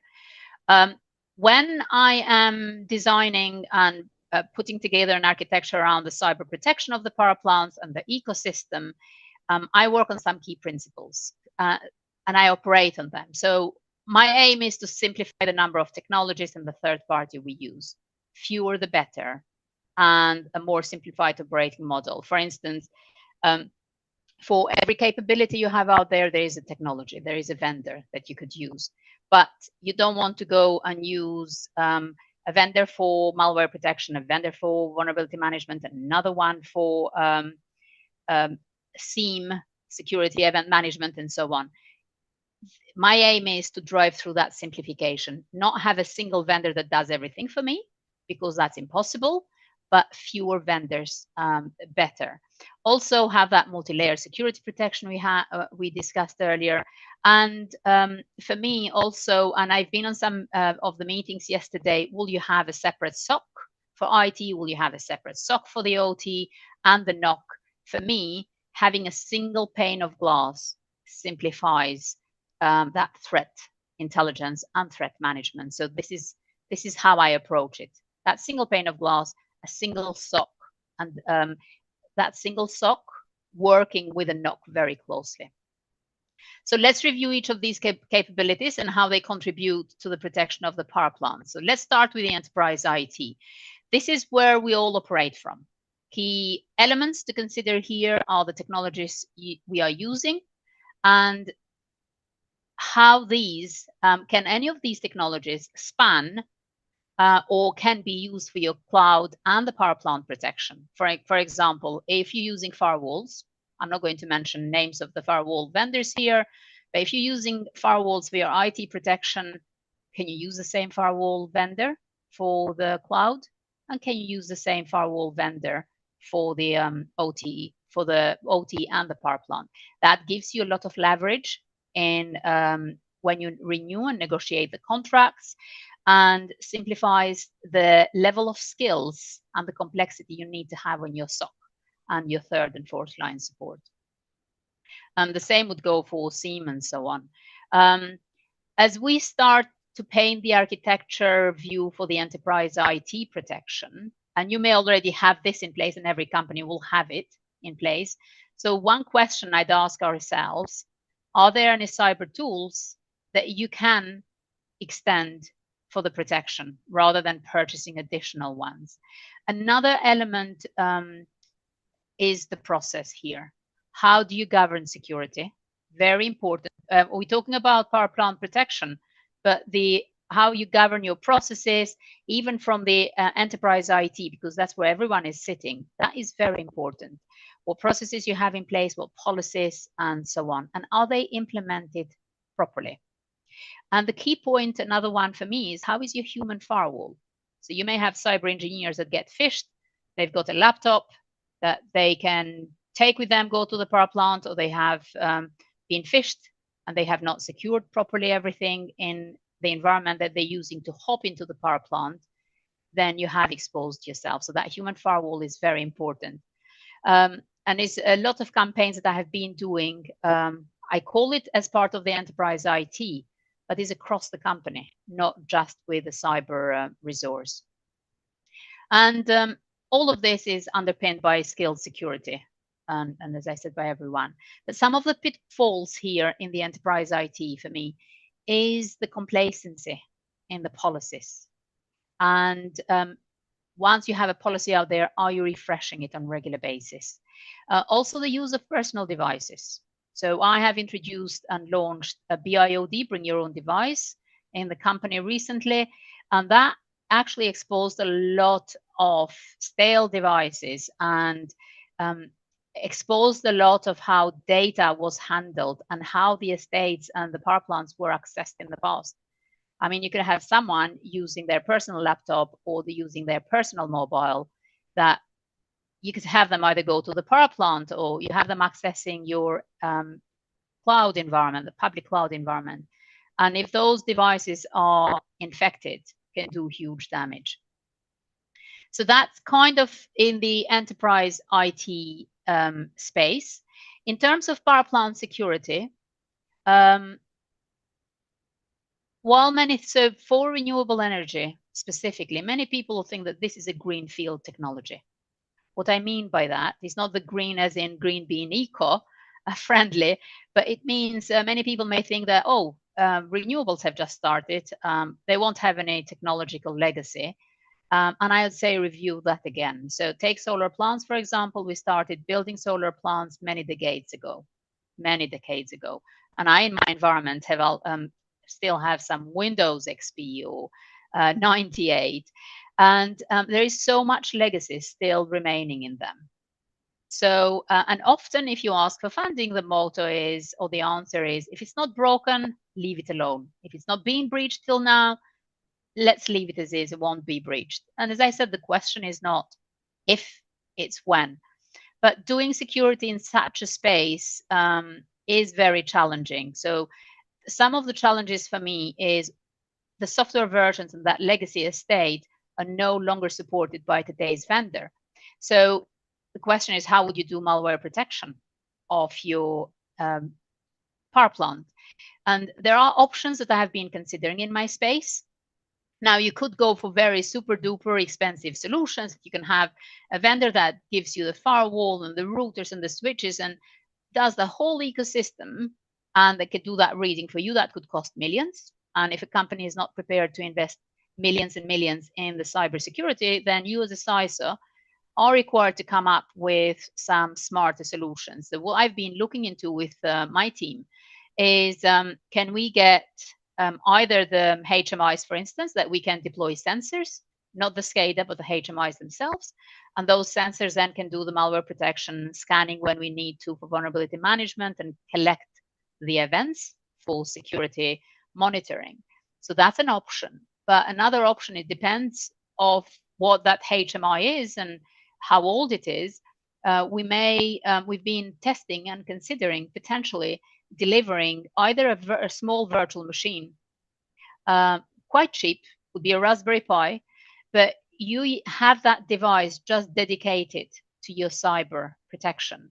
And you connect it in a LAN that could see the whole landscape of the LAN, that you could collect the logs, it could do the scanning, malware protection, detection, and so on. So I have not deployed that, but some options that we are currently considering internally. Some of the pitfalls in here that I personally keep an eye on and try to get as much protection against them as possible is weak access. So I mentioned third party. If you have a third party that's accessing your plant or is looking after your physical protection or is replacing power plants and so on, sometimes they may have access to your power plant. And sometimes you may have third party that have a weak password that could be very weak, and that password is then shared with about 100 people that they have in the company, so they can all remember the same thing. For me, that's the weak access protection. It's a huge problem. You also have, due to the poor protection, one of the biggest threats that may come is, for instance, internal or external threats, could be even human error, it could be frequency manipulation. Just imagine if you have someone playing with the frequencies that you are pushing, the energy that you're pushing into the grid, it messes up with the grid frequencies. It can shut down the whole grid. So that's a challenge, and that's quite a risk and a pitfall to keep an eye on. Even if you are in the process of putting the right protection in there, you can also have that curtailment manipulation. So it's a few things here in terms of the pitfalls to keep an eye on the OT protection, alongside the challenges of protecting an environment that could potentially have a lot of legacy in it. In terms of cloud security, digitalization, as I said earlier, has brought that vector to play, and it's a very important one, and it's here to stay. So cloud actually becomes that central point which collects everything, and the cloud becomes a central point. If you even done the segmentation and zero trust, you are jumping from cloud potentially, or a jump box somewhere in the cloud into your power plant. So it's complex because you're getting data from the power plants. We're doing a lot of operational intelligence and availability and forecasting, real-time data, AI, but you're also jumping from that cloud into the power plants. So it's quite tangled. And if it's not designed properly, it will become your Achilles heel. Recently was a vulnerability that came out, I think it was in October, end of October, and it was in Fortinet. And Fortinet, it was a 0-day vulnerability. So the minute they declared that vulnerability, whoever had Fortinets in their clouds or in their environments, that was exploited. Where someone, just knowing about the vulnerability, and I heard on a presentation earlier, you don't have to be clever anymore. I mean, you can have AI develop cyber attacks for you without you knowing much about it. And that created quite a bit of havoc in the companies that were using Fortinet. And you see that exposure. So the devices created through a bot plug themselves into the Fortinet estate immediately as soon as that vulnerability was declared. And that means having that capability to react very quickly. to all of these things and have a team that is skilled to manage it. And in terms of third party, we've managed, we discussed earlier, all the issues and the pitfalls with weak security and so on. So while we've been talking about the technology and the importance considerations around the technology, around the processes, we've not mentioned the resilience. We've not mentioned the business control, business continuity plans, and governance and processes, but they go hand in hand. But I wanted to focus specifically around the technological element at a high level. How are we doing for time? Your time has finished, so if you can quickly conclude. Yeah, we can wrap up here. I had another slide on regulatory, but I wanted to focus more on the OT space. Do you have time for questions, or have we all finished on this? Take one quick question. Okay, thank you.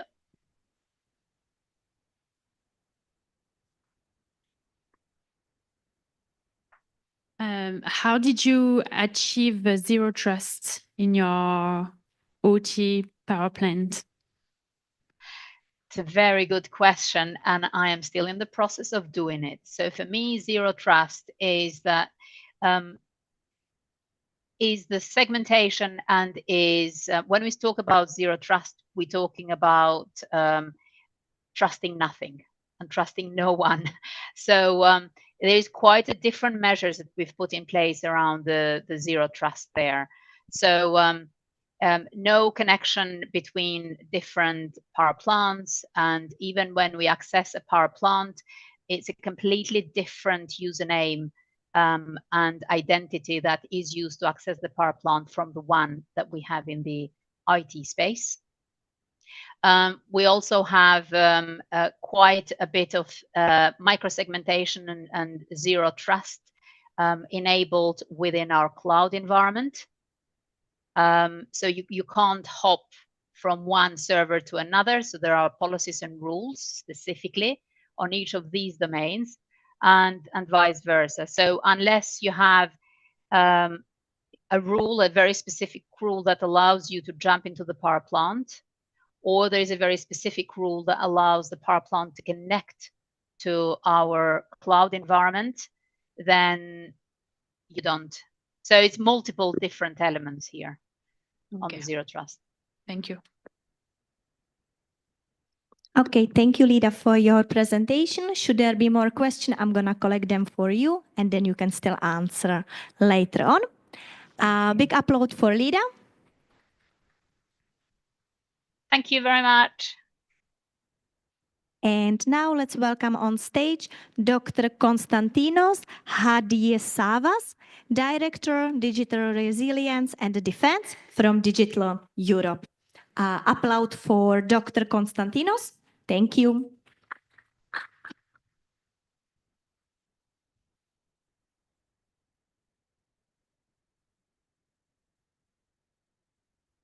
Thank you very much.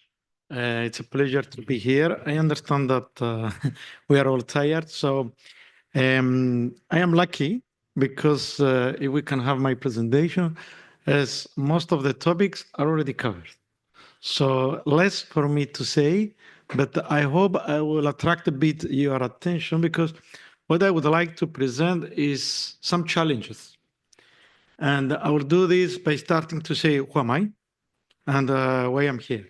So my name is Konstantinos. I work at Digital Europe, and I'm responsible for the defense-related activities. I have a background of more than 25 years in defense. I worked last post at the European Defense Agency, 10 years, responsible for defense energy transition, climate change adaptation, hybrid threats, and so on. And also I'm a retired military officer. In Digital Europe is an association, is the leading trade association in Europe, representing more than 45,000 companies collectively.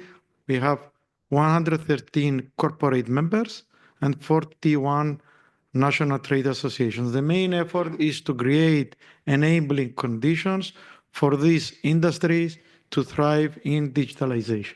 When it comes to defense, we have a working group and we try to advance the digitalization through different objectives, like for instance, to enhance the budget for allocating in digital related activities. We are advocate for a single defense market. We want to accelerate the adoption of dual use technologies. And we believe that defense resilience is also linked with digitalization, resilience, and critical energy infrastructure protection. Set the scene. I don't need to talk a lot about this because it is obvious the more the critical energy infrastructures are interconnected, the more efficiency they can produce, but also they can open the door for vulnerabilities. And we need to identify what kind of disruptive technologies the defense sector can adopt to help them to better protect this defense-related critical energy infrastructure. My presentation will try to answer 3 questions. First, what are the EU technologies needed to secure this infrastructure? How do hybrid threats increase the vulnerabilities of critical infrastructure? And how can defense contribute? Let's see some, can I use this? Is it?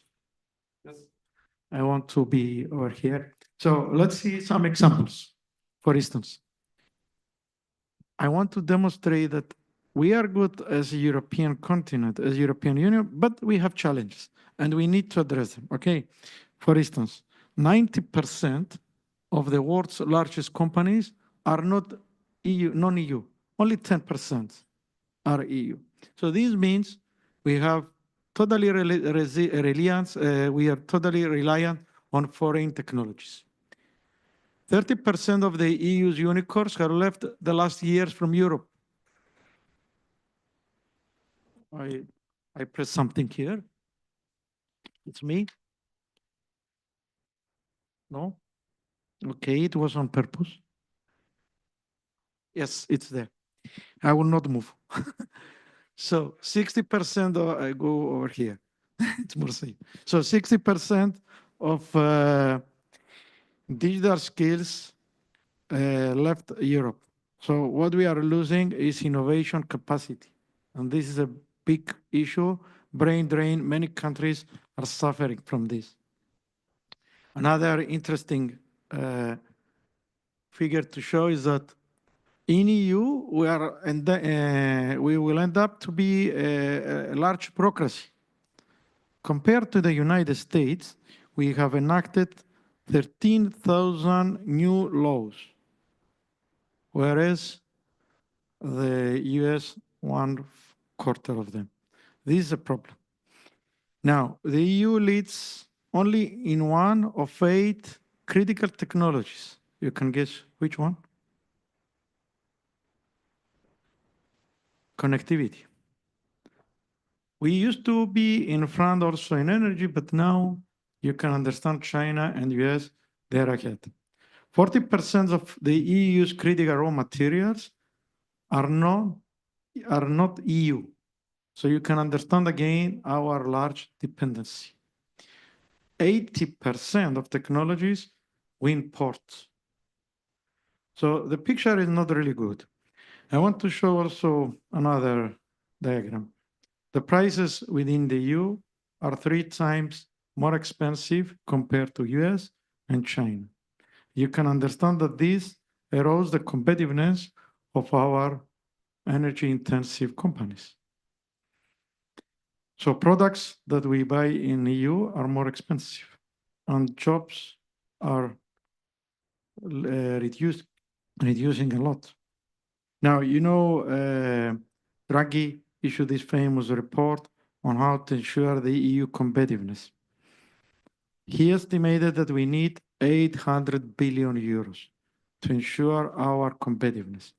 And the big question, 1 million euros, where are we going to find this? Because you cannot, for instance, when it comes to the defense, the EU asked the member states to get this budget from taxes or another resource. So it means another negative impact to the citizens. When it comes to the defense expenditures, in EU, we, until 2022, before the Russian war in Ukraine, we had a budget total in 27 member states around 240 billion euros annually. If you compare with the United States, it's 1/3. The Russians, they are around 60 billion euros, and the Chinese are also the same category. And I want to highlight that 78% of the defense procurement goes outside the EU. What I'm trying to demonstrate here is that when we are talking about the European Union strategic autonomy, we have a lot of things to address to ensure it. Good news, relatively, is that after the invasion of Russia, the EU member states, they increase their budgets in defense. European Defense Agency estimates now that they will reach around 2% of their GDP. But now there are questions that more needs to increase. Hybrid threats. I don't need to convince you. The landscape is well known from misinformation, hybrid threats, and so on. Also, what I want to highlight here is that, again, while artificial intelligence is revolutionizing our systems, it still creates attacks. There was this French philosopher, I hope I remember, Vittorio, I think. He said, when you invent the ship, you invent also the shipwreck. When you invent the plane, you invent the plane crash. And when you invent electricity, you invent electrification. In other words, there is integral technology mistake. And this, we have seen it, for instance, in a single day, the Russians, on 17th of November, they had launched 120 missiles and 90 drones. So, and they use the robotic dogs, drones, and etc. They're not any longer futuristic things. It's real. And what we try to get from the lessons learned from this conflict, also from Middle East, is that traditional systems in defense are not alone enough to win the battle. You need to ensure that you integrate disruptive technologies, and most of the times they are available in the civilian sector. One example, many drones of millions of euros have been tested in Ukraine, and they didn't manage to complete their mission. And drones invented by hackers and civilian people of 1,000 euro have been proved to be more effective. So the traditional way we define the battlefield is changing. Quantum computing threats, now you can use them and you can really compromise traditional defense encryption systems. On this, you can understand the negative impact when manipulating data. And when you have the subsea cable topic there, 95% of our global internet traffic is done by the subsea cables. So you know what happened in Northern Norway and etc. So imagine this, that could be also transferred in Mediterranean, in the Red Sea, and etc. It's a huge vulnerability. I want to highlight also one element that we used to explore, we explored back when I was in the European Defense Agency. How technologies can help to solve some problems. As you know, the European Union is aiming for climate neutrality by 2050. And they understand that they need to reduce more and more energy consumption and also to enhance the share of renewable energy sources. One area that is very critical is the wind energy. Now, why the military is engaged? Because armed forces in the EU reserved large maritime areas for different reasons, for military exercise, patrolling, and etc. Now, the EU wants to convince them to release these areas. Why they cannot release? Because radars, for instance, they affect, wind farms, they affect their radars. Now, dual-use technologies, disruptive technologies can help to overcome these kind of challenges.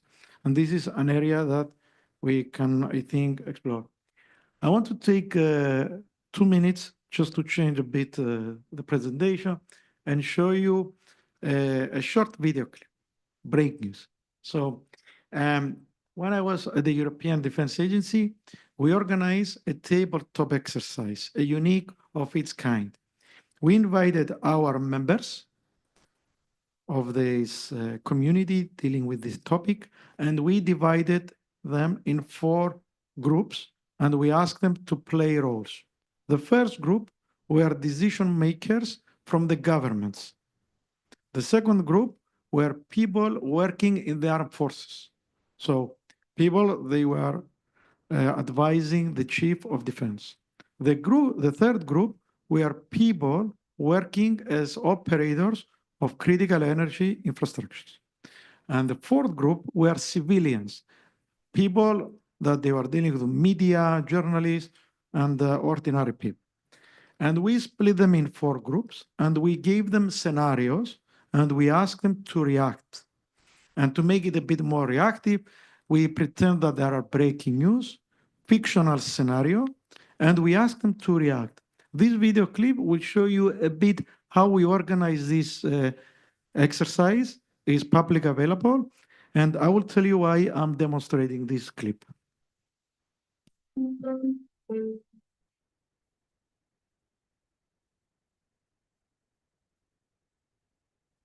Westia, a country in the southwest of Rahulik Sea, is experiencing disruptions in the power grid. The country's Ministry of Energy reported that the disruptions are caused by the accident with clad oil undersea cables. The cause of the accident is still unknown, but several independent open source intelligence organizations have reported the presence of a Kronung research vessel in the proximity of the roots of the cables.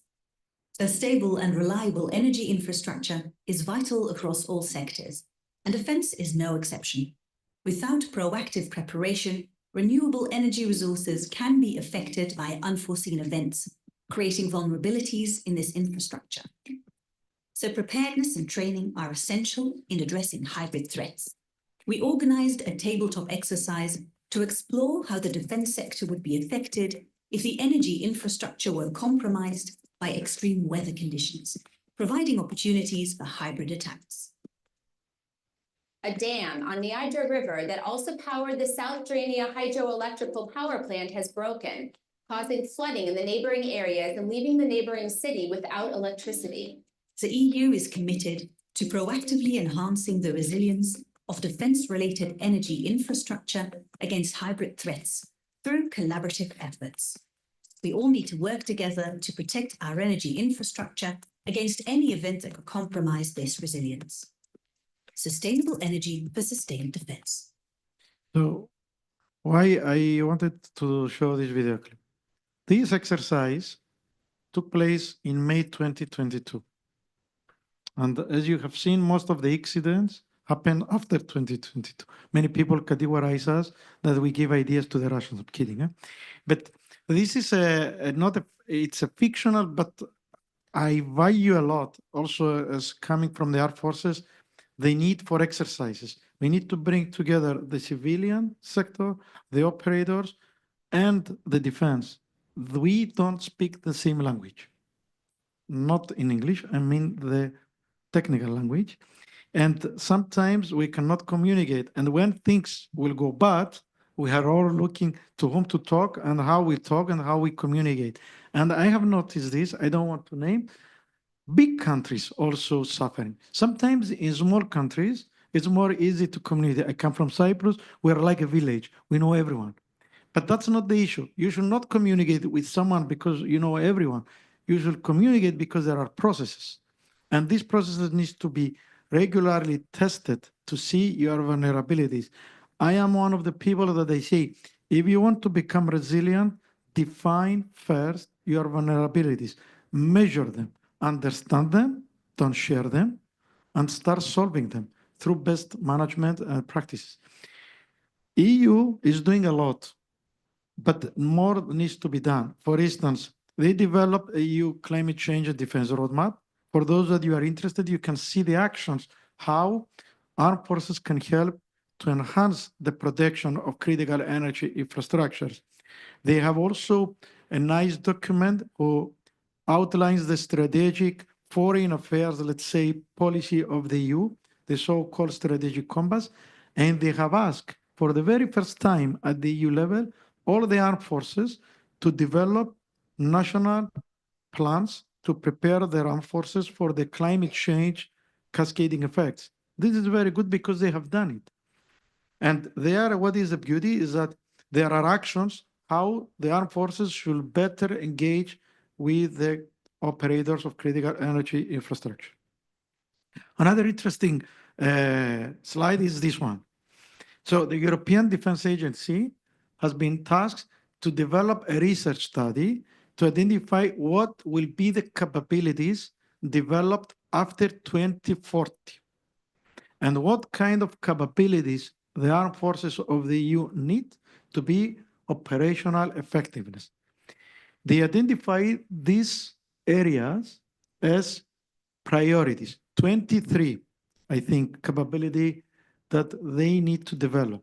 First time, they have included here topics related to critical infrastructure protection and energy security.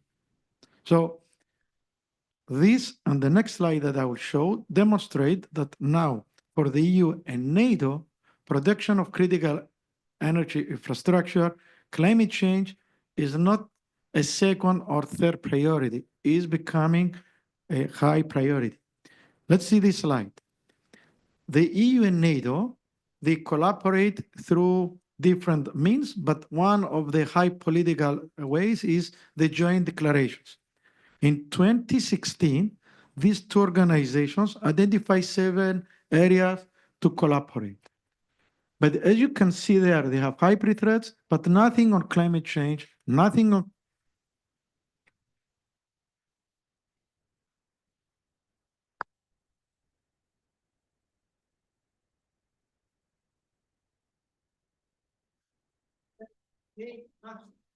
climate change. Only 2023 January. They included resilience and climate change. So these topics are becoming a big concern. Recently at Digital Europe, we launched a survey and we had some meetings because NATO invited us to explore how we can accelerate the adoption of dual-use technologies. What they want in a nutshell, they want to ensure that the NATO allies, when they need, they buy the most relevant technologies because the procurement process are quite slow. And as you can see, this slide reflects the key technologies we think that defense needs to be operational effective. We didn't influence this list, and the industry companies identify energy resilience is important. So again, if you see, there is the same rationality as EU and NATO also for industry. And I will conclude with this slide. We in Digital Europe believe that there is a need to foster collaboration between the private, public sector. We need to engage the defense ecosystem. And when I say defense ecosystem, I'm talking about the ministries of defense, the armed forces, and the industry defense related. Dual-use technology industries, but non-traditional defense companies. We need to ensure that Europe will adopt the most cutting-edge technologies. We cannot be competitive and resilient unless we have technology. You have seen all how artificial intelligence is changing not year by year, but week by week, ordinary things that we do. We need also to invest on innovation, funding, and skills. And I will conclude with this. I am one of the people that I believe that in 10 years, we will have smart systems, but we will not have enough capable people to operate. And I see this.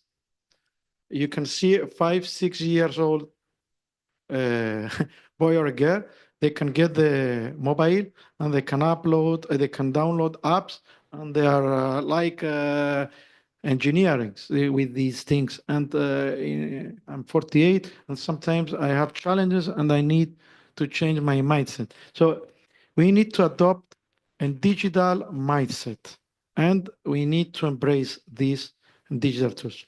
Thank you very much for your attention. Feel free to contact me if you need more questions.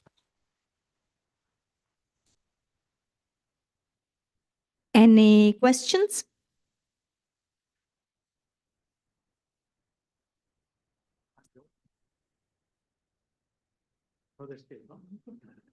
So the procurement process is very long for public sector, and I can imagine for defense. Are you thinking of lowering the bar for companies that can sell things? Actually, it's an excellent question, because that was identified as of the key barriers. There are discussions of streamline the procurement process, and one way not to reduce the threshold of what we need, but to make the public procurement process more simple for the industries to understand and apply. That is the first thing. And also to harmonize, because 27 EU member states and 32 in NATO countries, sometimes they have different processes. And this creates a lot of confusion. So our effort now is to centralize, harmonize, and use, if possible, the same process. Okay, one more quick question, please. You mentioned the brain drain, which is a people's thing, but do you think that there need to be more restrictions in the exports of dual-use goods outside of the EU? Actually, there is a big discussion now when it comes to defense, and they try to set a threshold of 65% products needs to be developed within the EU. So this is under discussion. As you can understand, off the record, there is a big discussion with the new United States administration. You have heard already what Donald Trump wants to do with tariffs and etc. So this is important what you mentioned, because as EU, we need to ensure that from one hand, we protect our products, our technologies, but we don't create another vulnerability. I believe that we need to be very careful, because, for instance, when you say, I want to move to full renewable energy use, you need to consider the energy storage. But the energy storage relies on batteries. Are we in a position to have the critical raw material for batteries alone? No. So we will need to import them. So we will need to be dependent also in this sector. The skills issue, I think we need to see this in a more overarching approach, and we need to give incentives a lot that the brains stays in EU and they don't leave. We need to create Silicon Valleys or whatever. I'm not the expert, but we need to do. Actually, yesterday, Digital Europe organized a digital summit on skills, and there were very good ideas there, and we will publish a report, and you are invited to contact me to share this. Thanks for the question. Thank you. Thank you, Konstantinos.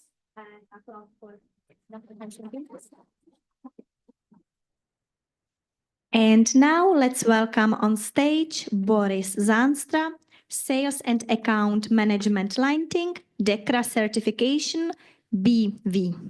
Applaud for him as well, please.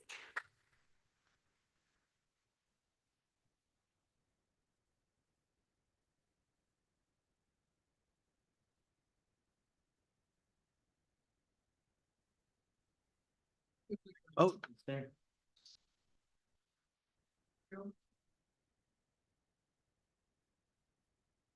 You want to use the one or the one? Yeah, thanks. Thank you. I was asked by the IECE and IEC to give a short presentation on what they do and to give a short overview. About myself, I'm from Decker Certification, so I'm a testing house and we do product certification for different products in different industries. So we are also accredited for the standard that we'll mention later.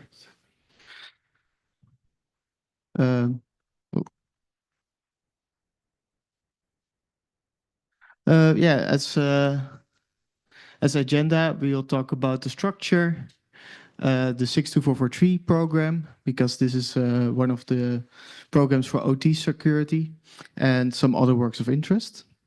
I will try to keep it short. I know everybody had a very long day. Well, the structure. Well, this is the most recent updated structure of the IEC. And as you can see, it's an international electrical technical commission that develops standards that are internationally recognized by multiple countries. And the IECE is a working group where they give conformity assessment, and it is all based on both accepted assessments and harmonized, so it's maybe not like the ISO, but with consensus they develop their own standards. As of today, yeah, this slide can change a lot, but we have 53 member bodies, 94 certification bodies. So these are the bodies that issue CB certificates. We have 571 CB laboratories that can test according to these standards. And we have customer testing facilities where they can do their own testing. And those number changes the most. And that's 2,106. And all of these things happen by peer assessment. So looking at cybersecurity, of course, IEC is also seeing a huge increase in cybersecurity needs. So they have also came up with a working group 31, that is developing new standards and trying to maintain them for the industry. And there's also a task force that is making sure that everything works. So one of these standards that I would like to highlight is the 62443. This one is mostly mentioned today, and I think also yesterday. If you look at this standard, it has multiple parts. There are multiple testing labs, of course, that can actually test according to this. So the list is getting bigger and bigger these days.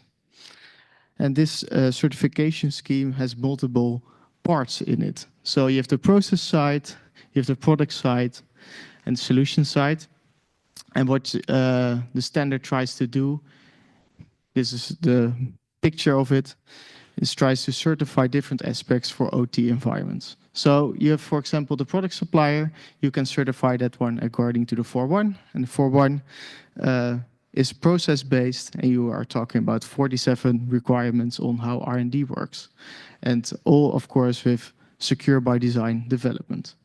Then we're talking about the 4.2. The 4.2 is about the product itself, and this defines 4 different types of products. And with these types of products, you also have different types of requirements that you need to address. And you can talk here about also security levels. So how secure does something need to be?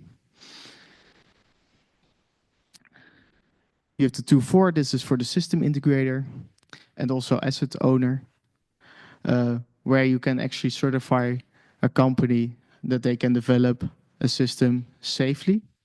And then, of course, a 3.3, where you are talking about the system itself. How is the system secure or not? This is all based on a certificate of conformity. So you can actually certify these, And the beauty of real standards is that there are multiple test houses, like I mentioned, that all accept the same results. So that way you have a standard that you can use worldwide. And it shouldn't matter which company you use. If they issue a certificate, it should be the same value as some other company does this, as long as it's recognized by the ISCE. As seeing here, it's important that they that there is a product capability assessment. So if you have the 4.2, you need to actually have the 4.1, of course, because you need to have the correct processes in place to show that your product is safely designed and developed. And that way, with 4.2, you can actually say that the product itself is secure. And of course, as you see here, the 2.4 is like a solution application capability assessment. The 3.3 is also an assessment. So these assessments all show that you have the process in place to show that it is safe. Looking in the database, of course, there's also a database that you can actually access and see what are the certificates out there. This was from a few days ago, and you can see that in a year's time, there are more and more cyber security CB certificates guiding out there. So it's also a transparent way to show that your product or your processes are safe. Other works of interest that I'd like to highlight. We are also now doing, of course, a business case study to see for other certification marks. The 62443 is also getting more and more evaluated to see how is it performing in the market? Are there things that need to be improved? The working group is also looking for cryptographic module certification and testing schemes for that. And of course, the ETSI 33645, this is a consumer IoT standard, is being included in the ISC scheme so that you can also issue CB certificates. And yeah, if you get the presentation, you can click on the links below. Here you can actually take a look at the different pages to check. And that's it.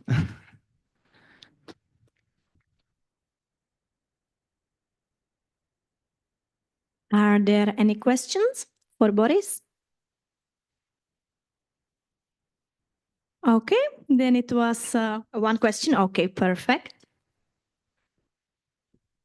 You have mentioned, well, I assume you come in the name of IEC, but you come from DECRA, Yes. one certification company. Yes. Can you enlighten us or give us further details on what are the initial steps a company needs to take in order to get one of these certifications, 4/1 or 4/2? What are recommendations, mainly recommendations to start the path at least?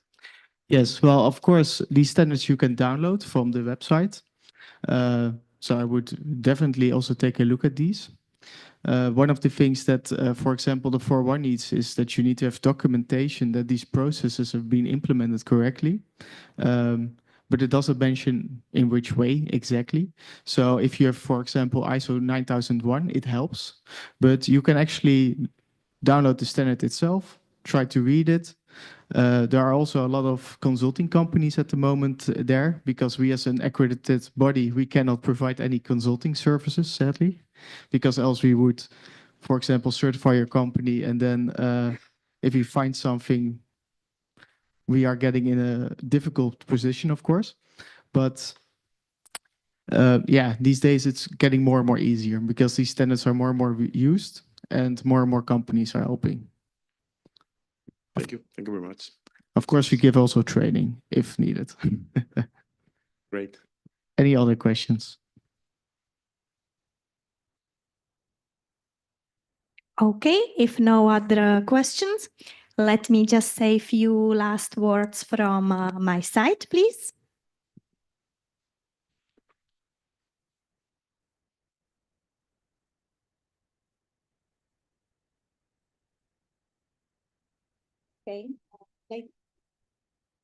Okay, ladies and gentlemen, let me thank you for attending our conference for both of the 2 days.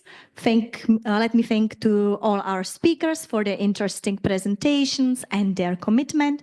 Let me thank all our participants for the engagement, asking a lot of questions, and all the networking. I would thank also our chairman, Daryl, who had to leave a little bit early, and of course our sponsors, Cyber Energia and Dragos. As mentioned, you will receive all the presentation and the recording, which will be available within 1 or 2 weeks after the conference. Please feel free to join our Leadvent platform, where you will also find the speaker's bio, the agenda, and all the materials. And for the photos, you can access the other QR code and feel free to use them on the LinkedIn. We are also eager to receive your feedback, either from the evaluation form, or again, I will be sending out an online version. Feel free to stay as long as you wish, continue with the networking. There is still coffee available, and I will be very much looking forward to see you on our future conferences. Thank you, and have a nice evening.